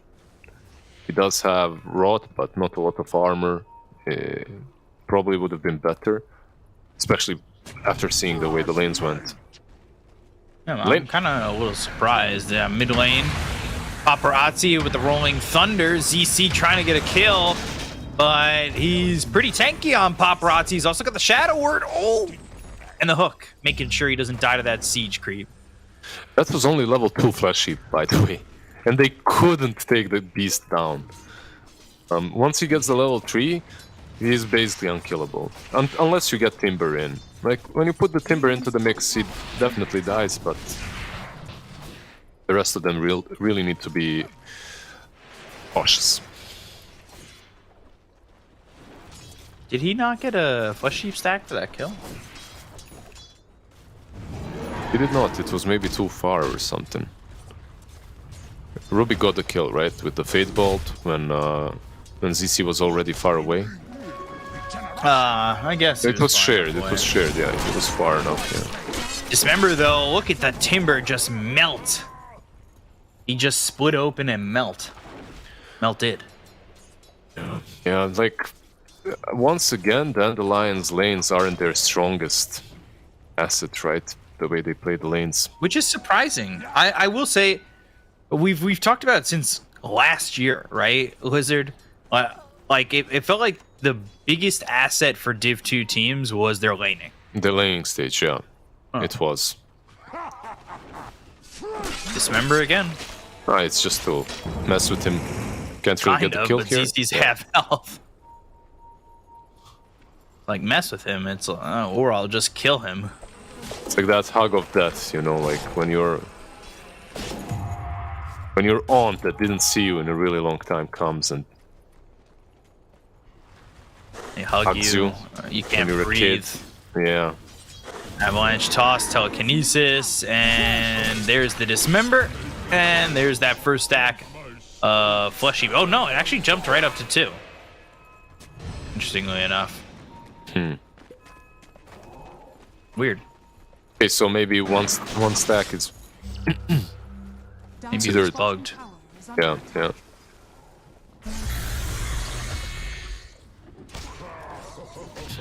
Yeah, because it doesn't. Yeah, it was probably bugged. It's a small indie company, small game. It happens. Top lane, Lou. Mid lane as well.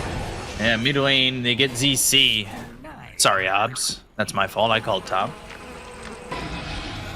And SJ on the run. And you've already got level 6 here for PYW, so he'll steal Purifying Flames, which means one thing and one thing only. He'll steal? Yes. I'm glad you knew exactly what I was thinking. Of course.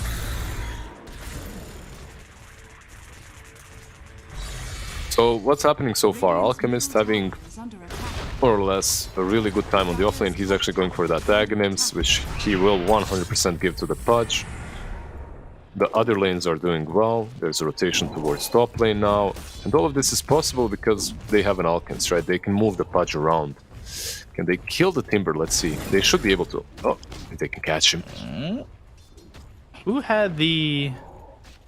Oh, okay, it's Paparazzi who's got the Tumblr's toy. If it was Rubik who had the Tumblr's toy, I think they get that kill. Paparazzi in some trouble now.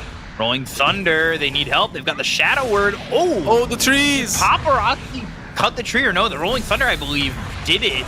And now Lou's actually getting bounced up a little bit. He'll be hooked back. And stolen toss from PYW to toss back to Tiny. So nobody dies. And nice plays there from XG, managing to survive, right? That was very close. Lou might go in for Beyond, but can't really get the kill alone. There's no Rolling Thunder, they can fight this. Avalanche, toss, swashbuckle. It's a decent chunk of damage, they're just not securing the kills. Dismember out, and it's through to ZC. They'll land the hook, they've got the telekinesis, but the swashbuckle again. I'm surprised that Dandelion isn't bailing. Their supports are way too low level. Okay, Tiny now goes mid. Their supports are way too low level. They need to... Okay, this is a nice kill. I didn't think even got that, but toss and toss over. PYW still not dead yet. Now they've got the upheaval. They still don't even get PYW. I can't believe they didn't manage to get that kill. They're gonna toss again? Yeah, they'll toss back again. Now they'll look for the Rolling Thunder, but Paparazzi never gets bumped up. Oh, I thought he was gonna get hit up onto the high ground. He ends up dying to the Purifying Flames of SJ. Okay, they don't get the Rubik, but they do get the Pudge. Even a better kill, right? And this Pudge would never be rotating as much. Problem is this Pudge is gonna get stronger fast because it's Ags being built here for Old 11, and if he passes that over to the Pudge this early into the game where he's not even building it, that's gonna be brutal. It's like the best of both worlds, right? Like you're doing these rotations, so you're getting flash heap stacks in every kill if it works out, and you're gonna get the Ags because usually it's a trade-off. You can't get the strength because you're farming. Finish off the Aghanims. You're more AFK. And in this game, he's just rotating 24/7. Nicely done so far by them. Just something to keep an eye on as well. The average Aghanim's timing on the Pudge in this patch has been 18 minutes into the game. The fastest so far has been 14 minutes. Could even beat the fastest, technically speaking, if the Alchemist gives it over, if he's quick enough. He's only got level 1 in the Grievel's Greed, so we'll see if he does get there quick enough. He's 1,800 gold away, but obviously in Alchemist terms, that's not terribly long. Charging up this stun, they've got the upheaval on the 0.5. He throws it over on a Beyond. Acid Spray and the upheaval miss Beyond, but it's looking like they still should be able to get this kill. It's just a question of when. And they've got the telekinesis. There's the stun again, and Lou gets credit for that one, so they do end up finding the Timber. Can you believe PYW didn't fade ball that in the end? He might catch SJ though. Let's see. Decides not to. They have Golem. I believe Xtreme Gaming could do something like Pudge go in front, bait out any sort of an aggression, then we counter.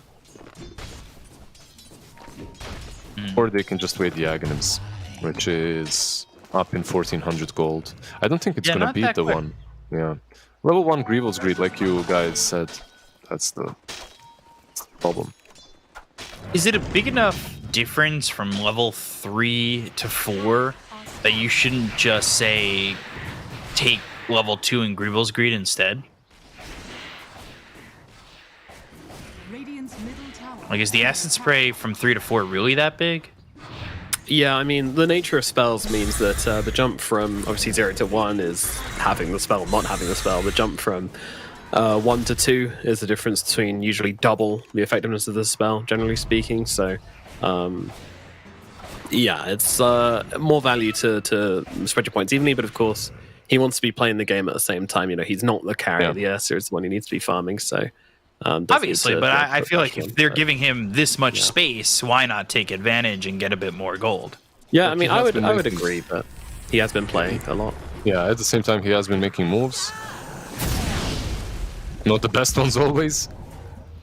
Hey, he still hit 2 creeps with that. That was 2 CS. Worked for him. It was the plan, right? Of course. Ooh, Fatal Bonds, CC. They're smoking in. Yeah, they're kind of smoking in. Now they've got the Diffusal, which... on both, actually, both the Ursa and the Pango. I'm a big fan of it on Pango.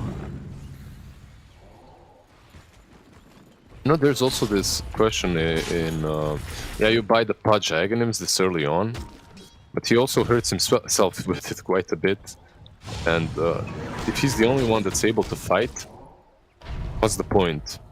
Maybe that's like, I've seen that happen as well, right? Like you buy an axe to your, you buy an axe that's a fighting item to someone on your team, and then you just can't fight with them. It's different when you buy an axe to someone like a Gyro or a Void, right? And he gets Axe Maelstrom, he's just jumping across the map farming. Or a Gyro that farms faster with it. For Pudge, he farms just as fast, I would say. Now he's also got to deliver it, by the way. And then just keep an eye on his net worth as it plummets. Bottom 4 now. Man, this Alchemist isn't farming at all. Well, this could be dangerous. They're coming in.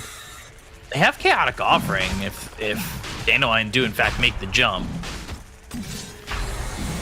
Charging up the stun, maybe looking to wrap around. Avalanche toss, stuns himself.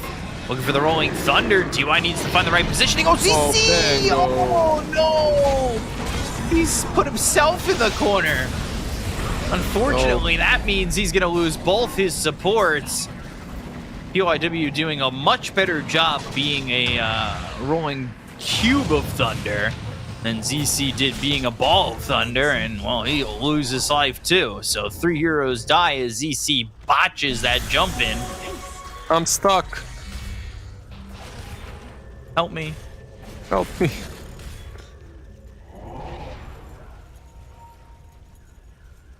That was just so sad. It was more sad because he was just bouncing back and forth on such a short distance. The rush area is just so bugged for heroes such as Pango. Some of it is wall, some of it isn't. Some of it is filled with holes and traps.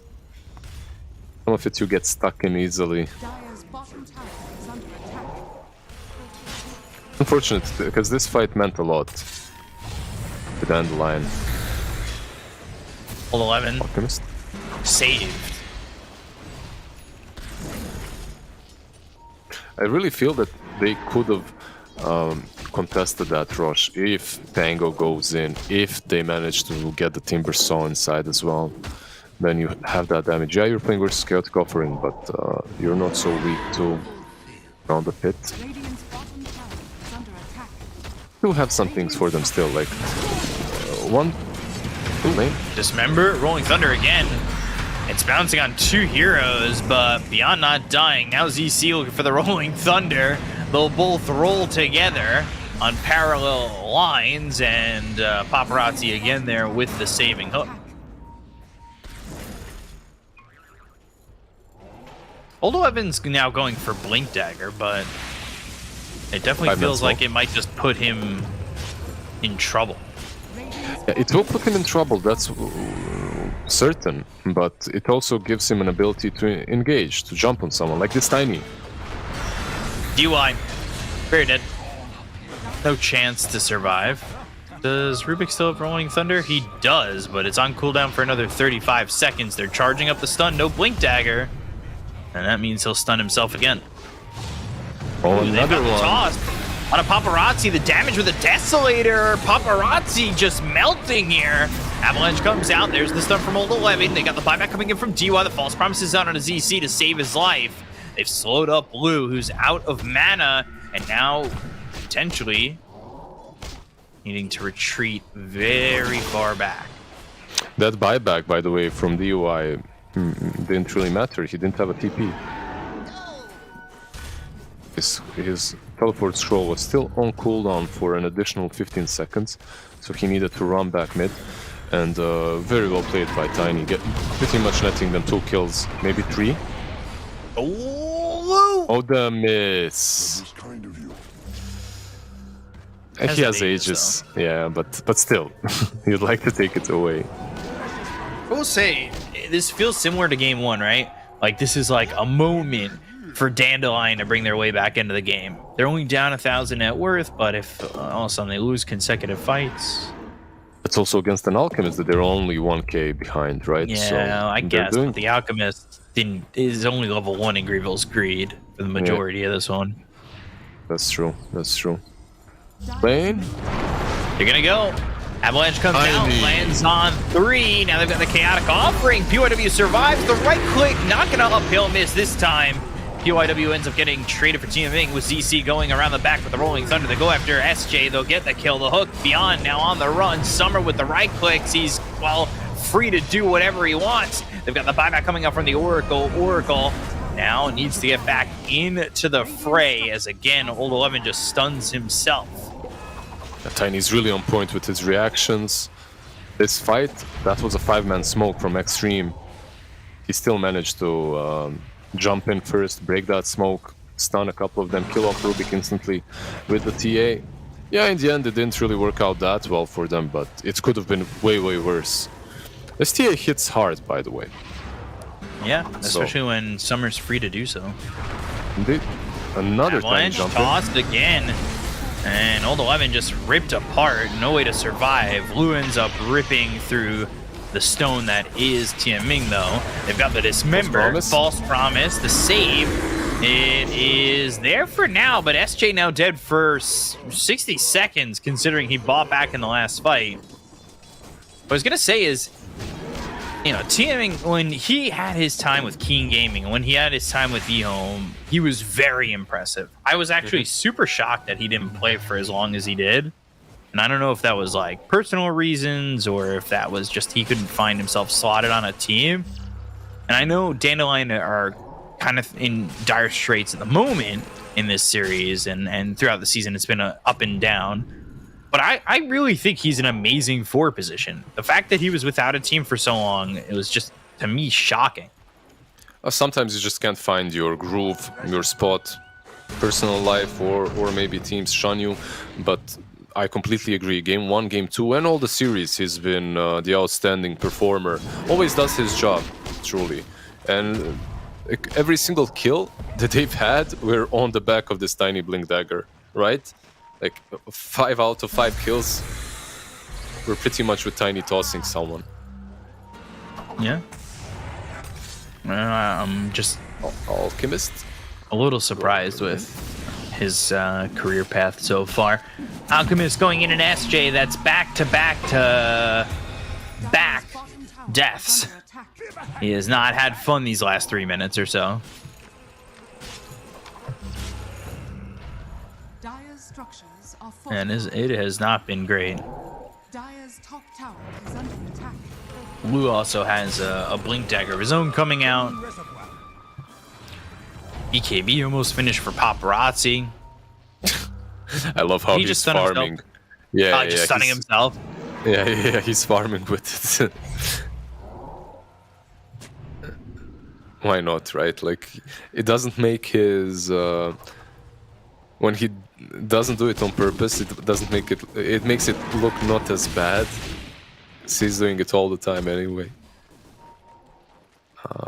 But yeah, so far an interesting match. I still think that the Dandelion are not out. They have had quite a few kills, but the nature of their lineup still works against Xtreme Gaming. What's Timbersaw got? He's got a halberd. Well, it's not much, but it's honest work. I don't disagree. Courier has been killed. But definitely Not feeling like a lot, that's for sure.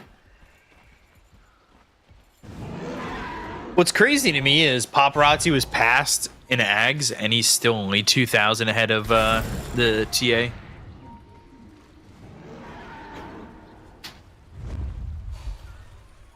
Smoke on smoke. Tiny again. Right, First and one that's jump. exactly what they're going to do. The Chaotic Offering comes down with the VKB being popped by Paparazzi. They've got Lou jumping in. The False Promise is there to save the day, but it's onto the Tiny.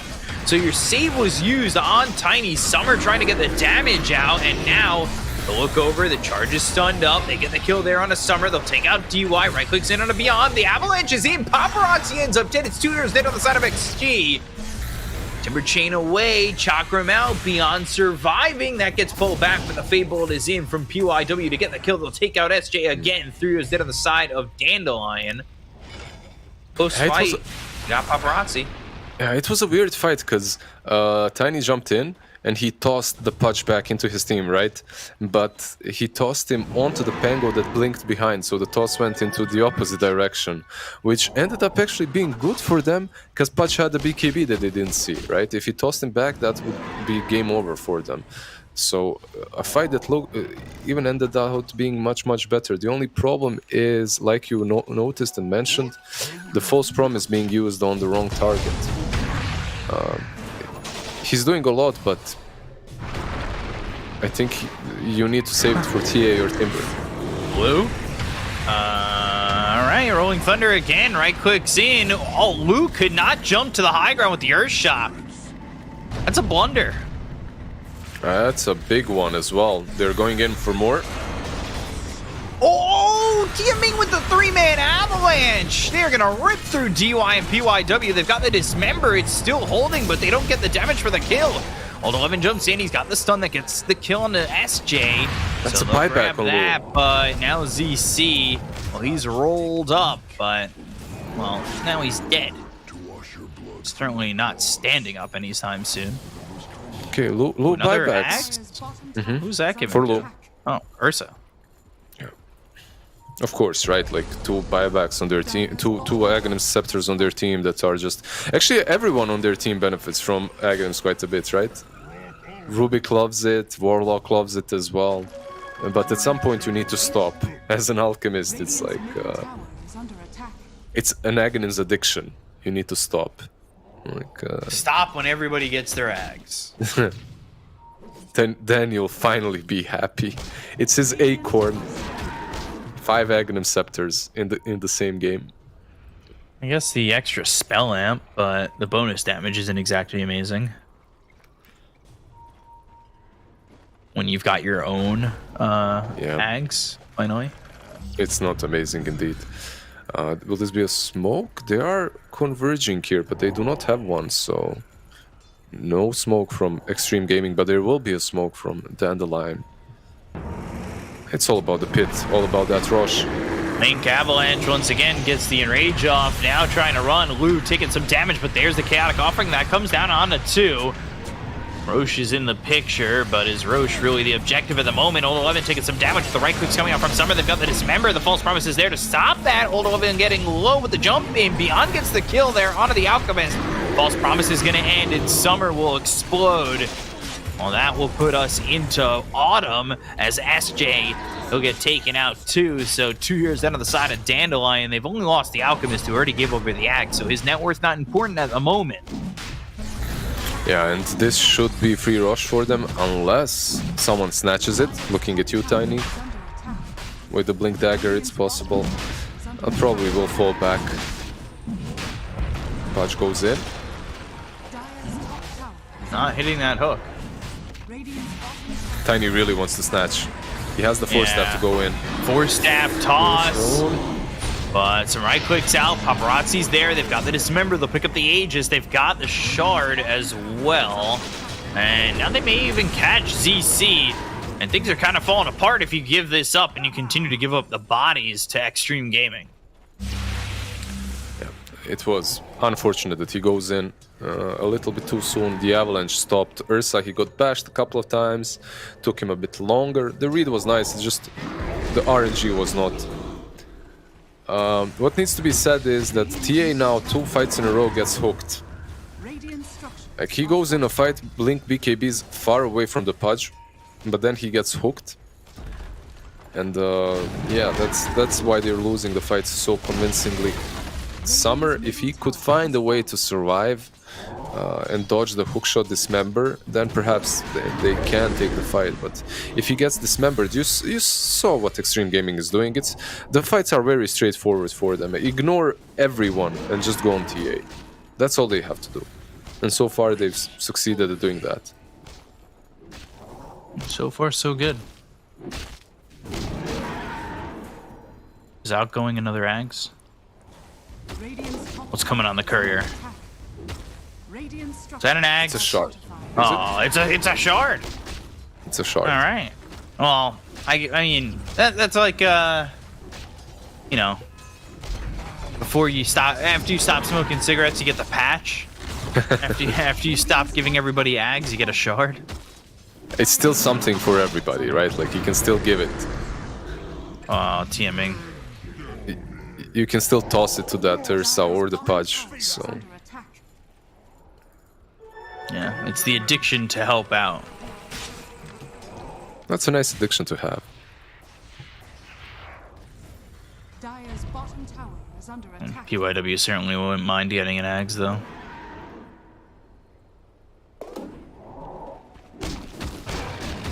Psychic Headband. Probably should keep that, right? I love this. I love that he continues to farm by hurting himself with the stun. With the stun? Yeah. Genius way of farming. It's not enough for him to help. He needs to feel the pain while doing it. He needs to hurt himself while he's doing that. Some weird kinks, but hey, we can't judge. Current year, no judgment. Yeah. Beyond Timber. Dismember, Upheaval, and there's the stun coming through. And another kill here for Xtreme. They're up 9,000 just about. Pudge getting those flash heap stacks, one after another. Sitting on 18. Just a casual 36 strength. Looks like Old 11 was going to go into fight by himself. Luckily, he thought better of it. Maybe he just likes the way... stun himself. Yeah, he just likes the way it stuns him. There. Look. Here he goes again. It is quite fast, though. It does do a lot of damage. It clears the way. And 760 damage? That's a lot. Dire's top tower is under attack. Radiant's bottom tower is under attack. Almost a 10k lead. Structures are fortified. Is he gonna do it on top? Tower is under attack. Alchemist, that is. I wonder if he starts channeling and goes for the next creep wave and then gets jumped on. Probably not. He looks very careful. It would be funny, though. Wouldn't mind seeing it. Does Paparazzi have? He's going Shivas. And then Lou has the Basher going Satanic.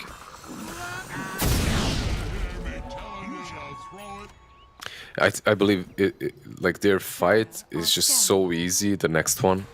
with the Satanic, with Aegis is running out, but if you could force it in the next 30 seconds, it would be amazing. Perhaps this mid-tier 2 should fall. Yeah, they're going for it. You just want to waste this time, right? Like 30 seconds with the Aegis, you know they won't fight you, so you can take another objective with it. Definitely. But arguably, even without the Aegis, right, it's very difficult for Dandelion to take a fight now. It looks like Xtreme Gaming might be looking for their opportunity to get onto the high ground and finish. Because you've already got Blue there, but now he's tossed all the way into the tier 4s. Looking for the Rolling Thunder. He just expired. This is the time that Dandelion want. They roll up, but there's the hook, and they'll try to leave. Does Dandelion even give them this opportunity? And it looks like they just do. Dire's bottom tower is under attack. A little surprising.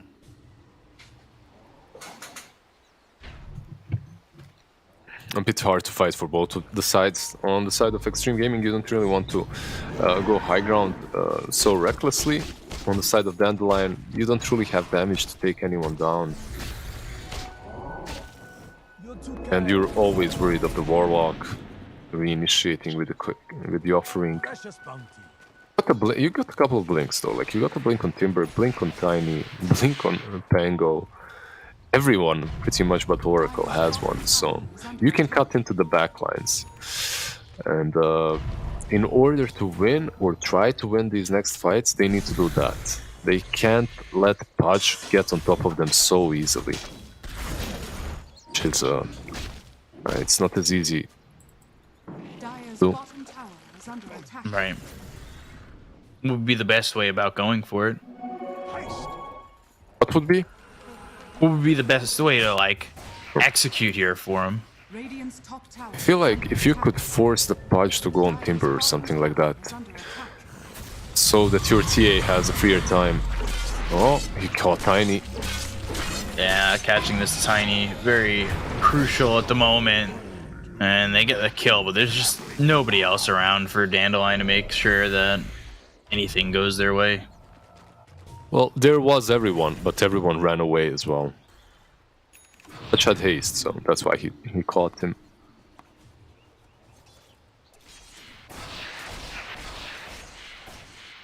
Just doesn't feel like Dandelion's getting anything out of the map, really. Like, they have kind of moved top, but they're not getting anything, like, in terms of kills. Yeah, like, the TA got an axe, right? And for me, this axe smells like, I want to delay the game, I don't want to fight. As they lacked damage before, it's not like they had enough in prior fights, and then you buy an Aghanim Scepter. It basically means that, yeah, you're just going to wait for that ultra late game. Which does make kind of sense considering the state of the game for you. The Pango as well, not really doing a ton. Do you think maybe, as these BKBs have went down to like 7-6 seconds, do you think that it changes things a lot? For Dandelion, that is? As their BKBs get lower? No, I mean, the Ursa, the Pudge, you know, their BKBs are pretty low, so maybe you can abuse that somehow. Maybe the Pango will finally have impact in these fights, right? Because, right, so far he didn't. Summer? It's certainly tough for Summer to get out, and there's the bash. Not DUI, but you lose your own life, and now you're dead for 100 seconds. I don't know. With the Ags making, what, Enrage 18-second cooldown? Guess there's like a little opening there to kill off Blue, but I don't think he really feels too scared. Yeah. And the Pudge as well, sitting on 3.5k HP with Flesh Heap. Yeah. I'm just trying to see if there's some silver lining in your mind, because I don't see it. And it feels very tough. Rolling Thunder comes out, they have the Dismember, they get the kill on the TMing. Now they're going to walk back with their BKBs. And there's the Flamethrower. They pop the Aeon Disc. They're chasing for this like it's a last-ditch effort to get something to go their way. lose Beyond. He's got buyback, but he's dead for 80 seconds if he doesn't use it. Yeah, they did it because they did it because TA bought back, right? That's why they continued chasing, maybe trying to get something out of that buyback, but they needed to commit, and not everyone committed the same way. Timbersaw gets isolated, killed off. Now he's gonna have to buy back as well, most likely. Certainly feels that way. And they're in with the Dismember. They've got the False Promise, and well, they're trying to stay alive, but hit by the Telekinesis. The Timber Chain is in. Beyond, he just fought back. He might just get right-clicked right on down. Look at Summer. He's actually trying to rat. Do you do that successfully, though? I don't think so. No, he's back now. He forced Alchemist to TP. Maybe this was good, if they can force a 4v5.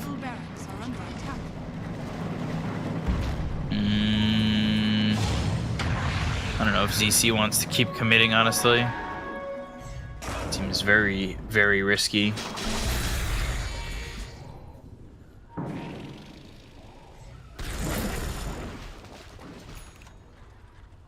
Yeah, his Rolling Thunder was running out. They should still smoke up and defend this rush. But once again, easier said than done. They don't have a trap inside, they don't see how low it is, and this rush is pretty much already done. Yeah, that never came over.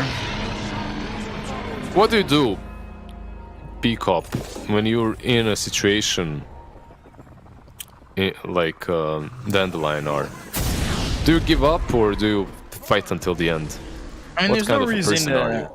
I think there's no reason to give up, right? Like, you're already in it.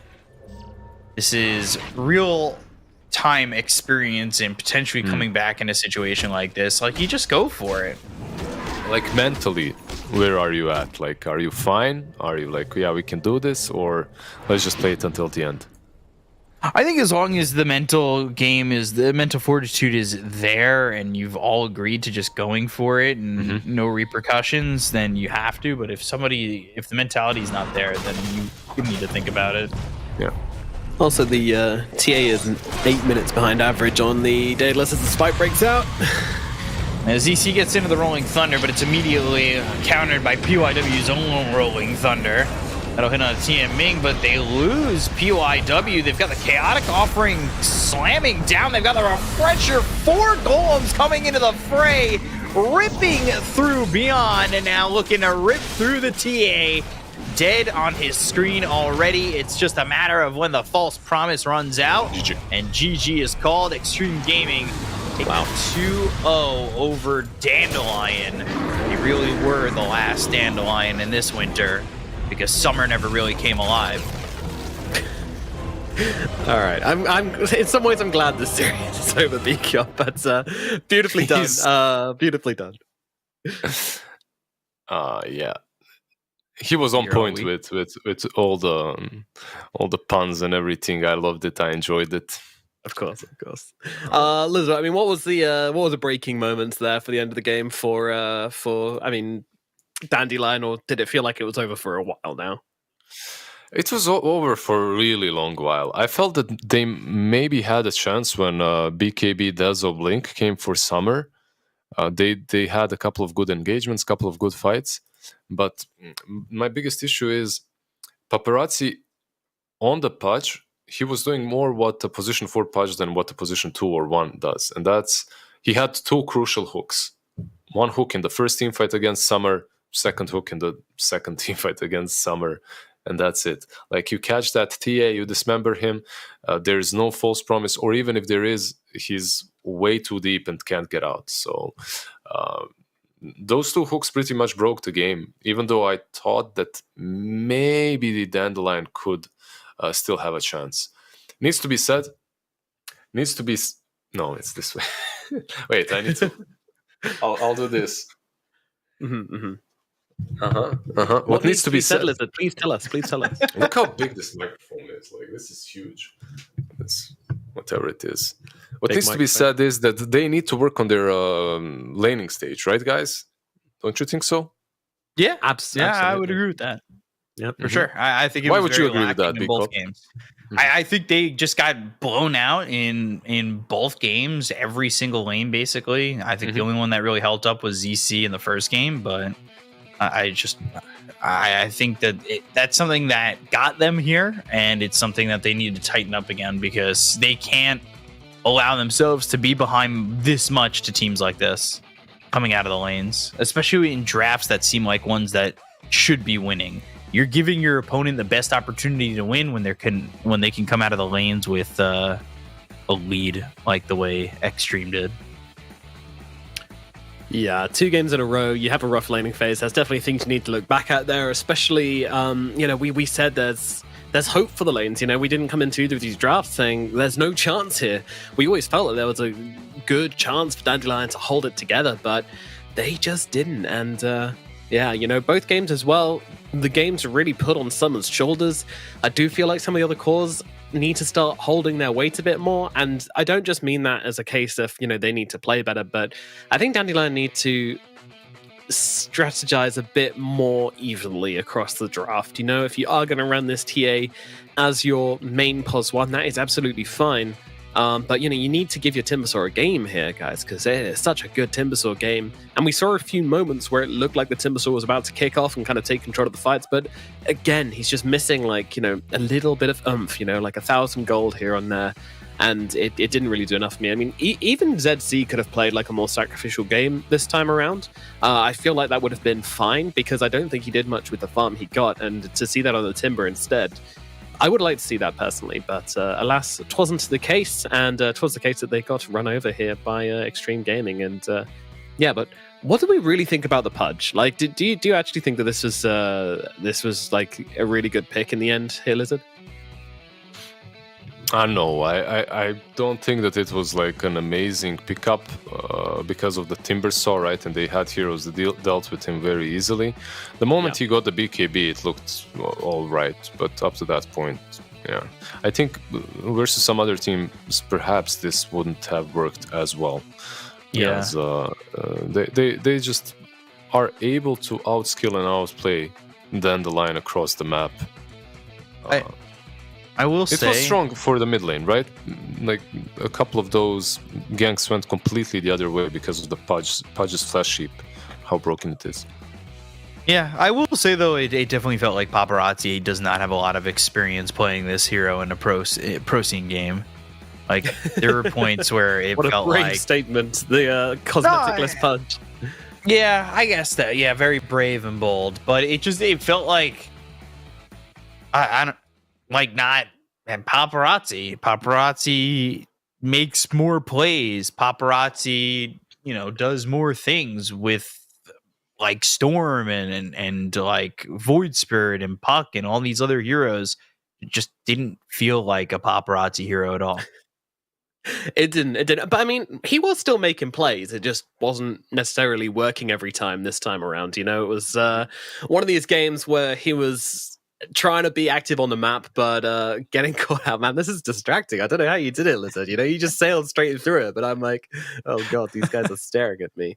I'll just stare back. But who would we say deserves the MVP for this game then, if not Paparazzi? I don't know, because what do you think? I think Nomad is on to something here. It might not be Paparazzi. Really, the epitome of professionalism here at the China DPC. I'm trying to think. Mike, B-Cop, here you go. Yeah. If you could give me that mic, I'd appreciate that. Do you want some stats, Lizard? I can give you some stats. I guess it's Lou. Okay. In my eyes, it's Lou. There you go. I'm gonna go with Lou. Some stats? Yeah. Here you go. Wait, give them to me. Give them to me. Let me get those stats. Give me the stats. No, wait. There you go. Oh, thank you. Pass those over. Thank you. Wow. You want? Thank you. Yeah, by the way, do you like my little book? Oh, I'm waiting for you. I'm waiting for you too, Lizard. I think they're waiting for us to tell them who are we feeling is the MVP for this game. I say Lou. I feel like he just had a clean game. It was pretty easy. Yeah, let's give it to Lou. He's been he's been the player of the team that everyone rips on when they don't do well. credit where credit is due. He did quite all right this game on his Ursa. Just had a stable game. Won against the Timbersaw. He did well afterwards. I'd still give it to PYW, honestly, but sure, I'll go with you guys. You'll go with the Ursa. I mean, Ursa's been a hero which has been struggling quite a bit through the DPC, so it's good to see it working for once. It's good to see it working out for Xtreme Gaming, and of course, does open up that avenue of Roche and stuff. And man, that Aghanims is pretty damn nice on the hero as well. Alrighty, guys, it is that time. It's time to get professional. It's time to get smart as we get to talk to one of the players now, and it is DY who we're going to be speaking to about this game and about Xtreme. Well, DY, thank you for coming to talk to us. And firstly, I want to know, is this a hero you enjoy playing, the Warlock, making these big golems everywhere and just kind of dropping the rock in the fights? 恭喜你拿下这场比赛的胜利。想问一下，你自己是不是比较喜欢术士这样的英雄，就是在地图上跑来跑去，然后招个地狱火跟别人打架？我还蛮喜欢的。Yes, I enjoy Warlock. Fair enough. And the other question I wanted to ask along the same theme is the Alchemist. Did Dandelion actually enjoy playing this hero and just kind of being the Aghanims factory for his team? 另外一个就是炼金这个英雄的话，你怎么想呢？就是你觉得现在这种3号就是炼金选出来给队友养 A 张这种打法，你怎么看？我觉得对于那些对 A 仗需求度比较高的英雄来说，是一个很大的那个提升呀。这个3号位炼金出现也并不罕见吧，也觉得。Yeah, I think Alchemist is really good for those heroes need an Aghanim Scepter, and yeah, it's not a new technique anyway. All right, I want to ask about your expectations coming into this one then, because Dandelion obviously coming up from Division 2, and this could be considered a team which you don't really know as well compared to the other teams here in Division 1 who you've probably played against a lot. So what were your expectations for this team, and was that kind of a fear of the unknown coming into this series for you guys? 想问问这场比赛打 DEC 的话，你们是一个什么样的状态？因为毕竟是这个从 A 级联赛杀上来的队伍，可能了解会比较少一点。那就是这方面可能信息比较少的话，会成为就是赛前可能比较考虑多的一个点吗？还是你们是怎么样就是赛前处理对 DEC 这场比赛的对阵的？打之前有做过很多功课，包括对手跟我们所使用擅长的英雄都有进行过分析，拿出的阵容应该是我们认为就是胜率最高的。Before the game start, we did a lot of preparation. We knew what they want to play and what we want to play. And after the draft, I'm pretty confident we picked the highest win rate lineup. Highest win rate lineup. That is confidence. Lizard and B-Cop, do you guys have some questions for Mr. DY? Sure, I've got one. Congrats on the win. Looked very convincing. I want to know, we guys regard PYW and DY as one of the best supporting combinations. Is there some 4 and a 5 that you guys look up to or think that are maybe, superstars or slightly better or just do things just as good as you? 就是我们一般都会觉得，就是 DY 跟 PYW 在一起打的话是，非常非常好，最好的就是4、5号位组合。然后我想问一下你的话，就是有没有另外一些职业的这个4、5组合，你觉得可能会跟你们一样好，或者有你们可以学的东西，或者你觉得是就是非常强势的这个搭配？我们平时都在向 RNG 的酱油组合学习，都研究他们的路线了。然后比我们强的辅助说很多，我们真的是感觉不值一提啊。We usually look and learn from RNG support duo. They're really good, and there are many better duos out there. We are just normal players. Damn. And very humble as well. Yeah. So humble. Following up on that, is there anything you and PYW share in real life? Any common interests or something like that? 你跟 PYW 平时生活里有共同的爱好吗？吃火锅吧。Hot pot. Hot pots. You guys all love hot pot in China. It's crazy. V-Cup, you got a question? When you go to hot pot, what's the go-to dishes? Like, what's the thing you gotta have when you're at hot pot? 你去吃火锅的话，是有什么是一定要点的吗？毛肚吧。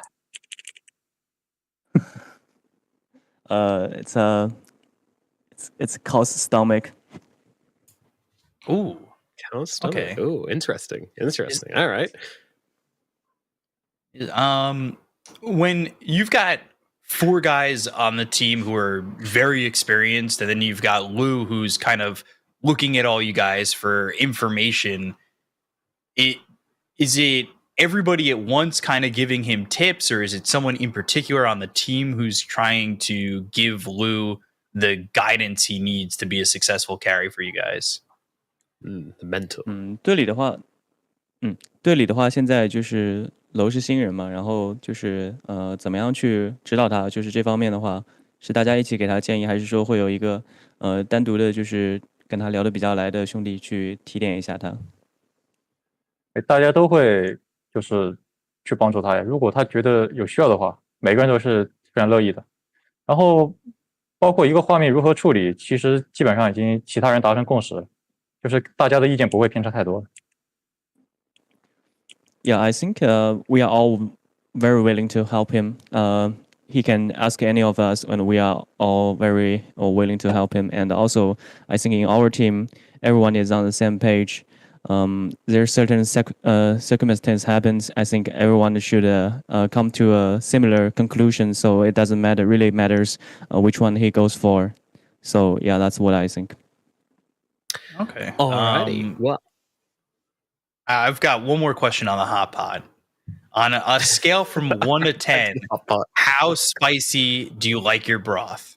Because I'm an 8 person when I get my broth. 就是想问一下，1到10的辣度的话 ，DY 喜欢怎样辣度的火锅？6吧，少了有点淡，多了又会辣，6吧。I'll pick 6. I think not spicy is too flat of the flavor, and too spicy is not good for the health. Not good for the health. I think, yeah, we all know what that means. Thank you very much, DY. Appreciate talking to you a lot. And we'll let you go. We'll save you from B-Cup's hot pot questions. Thanks a lot for talking to us. And of course, thank you, Marshall, as well, for the excellent translation. 感谢你接受我们的采访。结束了是吧 ？Thank you. 好，谢谢。Thank you. 谢谢。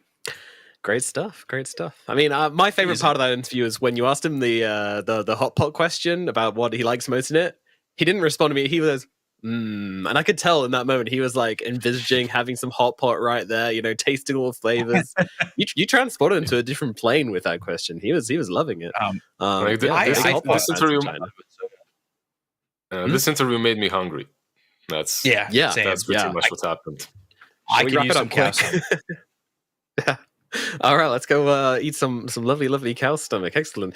Alrighty, well, let's just see how this win has affected the standings, because of course that is gonna mean that poor old Dandelion are now down at 1 and 3 with the likes of Aster Aries and eHome, who are both stuck in limbo in their series at the moment because no one's actually won. That's right, we had a technical complication earlier on in the day, so their series is on pause and we do not know how it is going to conclude just yet, but stay following Perfect World on social media to find out exactly what's going to happen with that one and when it is going to be played.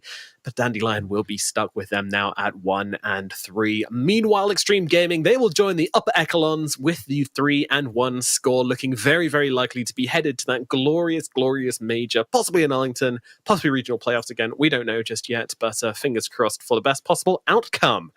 Guys, that's going to just about do it. Xtreme Gaming, you know, they've managed to pull it together, and China is starting to look normal again. You know, no longer are we in the 1-1 zone, but things are starting to look how we expected it, right, guys? Well, not really, because one of those teams that's 2 and 2 is PSG LGD. The other is Vichy Gaming. True. Great point. So I expect a ton more of 2 and 2s. We'll see if B-Cop agrees. LGD are fine. It's all according to plan. Don't get me started again. I can't handle this. my heart can only handle this conversation like once every 48 hours. They're fine. It was on purpose. They're good. They're in the best shape of their lives. They're just going for the 4-3. That's all it is. They're going for the 4-3, right, Biko? Agreed. Yes, 100%. Yeah. Yes. Easy peasy. Easy peasy. Alrighty then, we are all done for today, guys. Thank you so much for watching. And of course, again, due to that series earlier, the technical difficulty means it did get paused. So if you do want to see what happens with Ares versus eHome, then make sure you follow us on social media and we'll let you know as soon as possible when we know how that one is going to resume, when we have an answer from Valve. But for now, we are stuck in limbo. But other than that, the series today have been excellent. And we look forward to seeing you next time. When is next time, I hear you ask? Well, you'll have to join us on June the 30th for more Division 1 actions. We have Vici Gaming versus Dandelion coming up then. So join us in 2 days' time for that matchup. But for today, we're all done. Thanks again, and we'll see you next time. 你不曾拥有姓名，通向终点的路很长，但谁也无法预知结局。有人潜心暗影，谋而后动；有人拼尽全力，克敌机先。没有对与错，只有速度是唯一的答案。奔跑吧，在到达终点之前。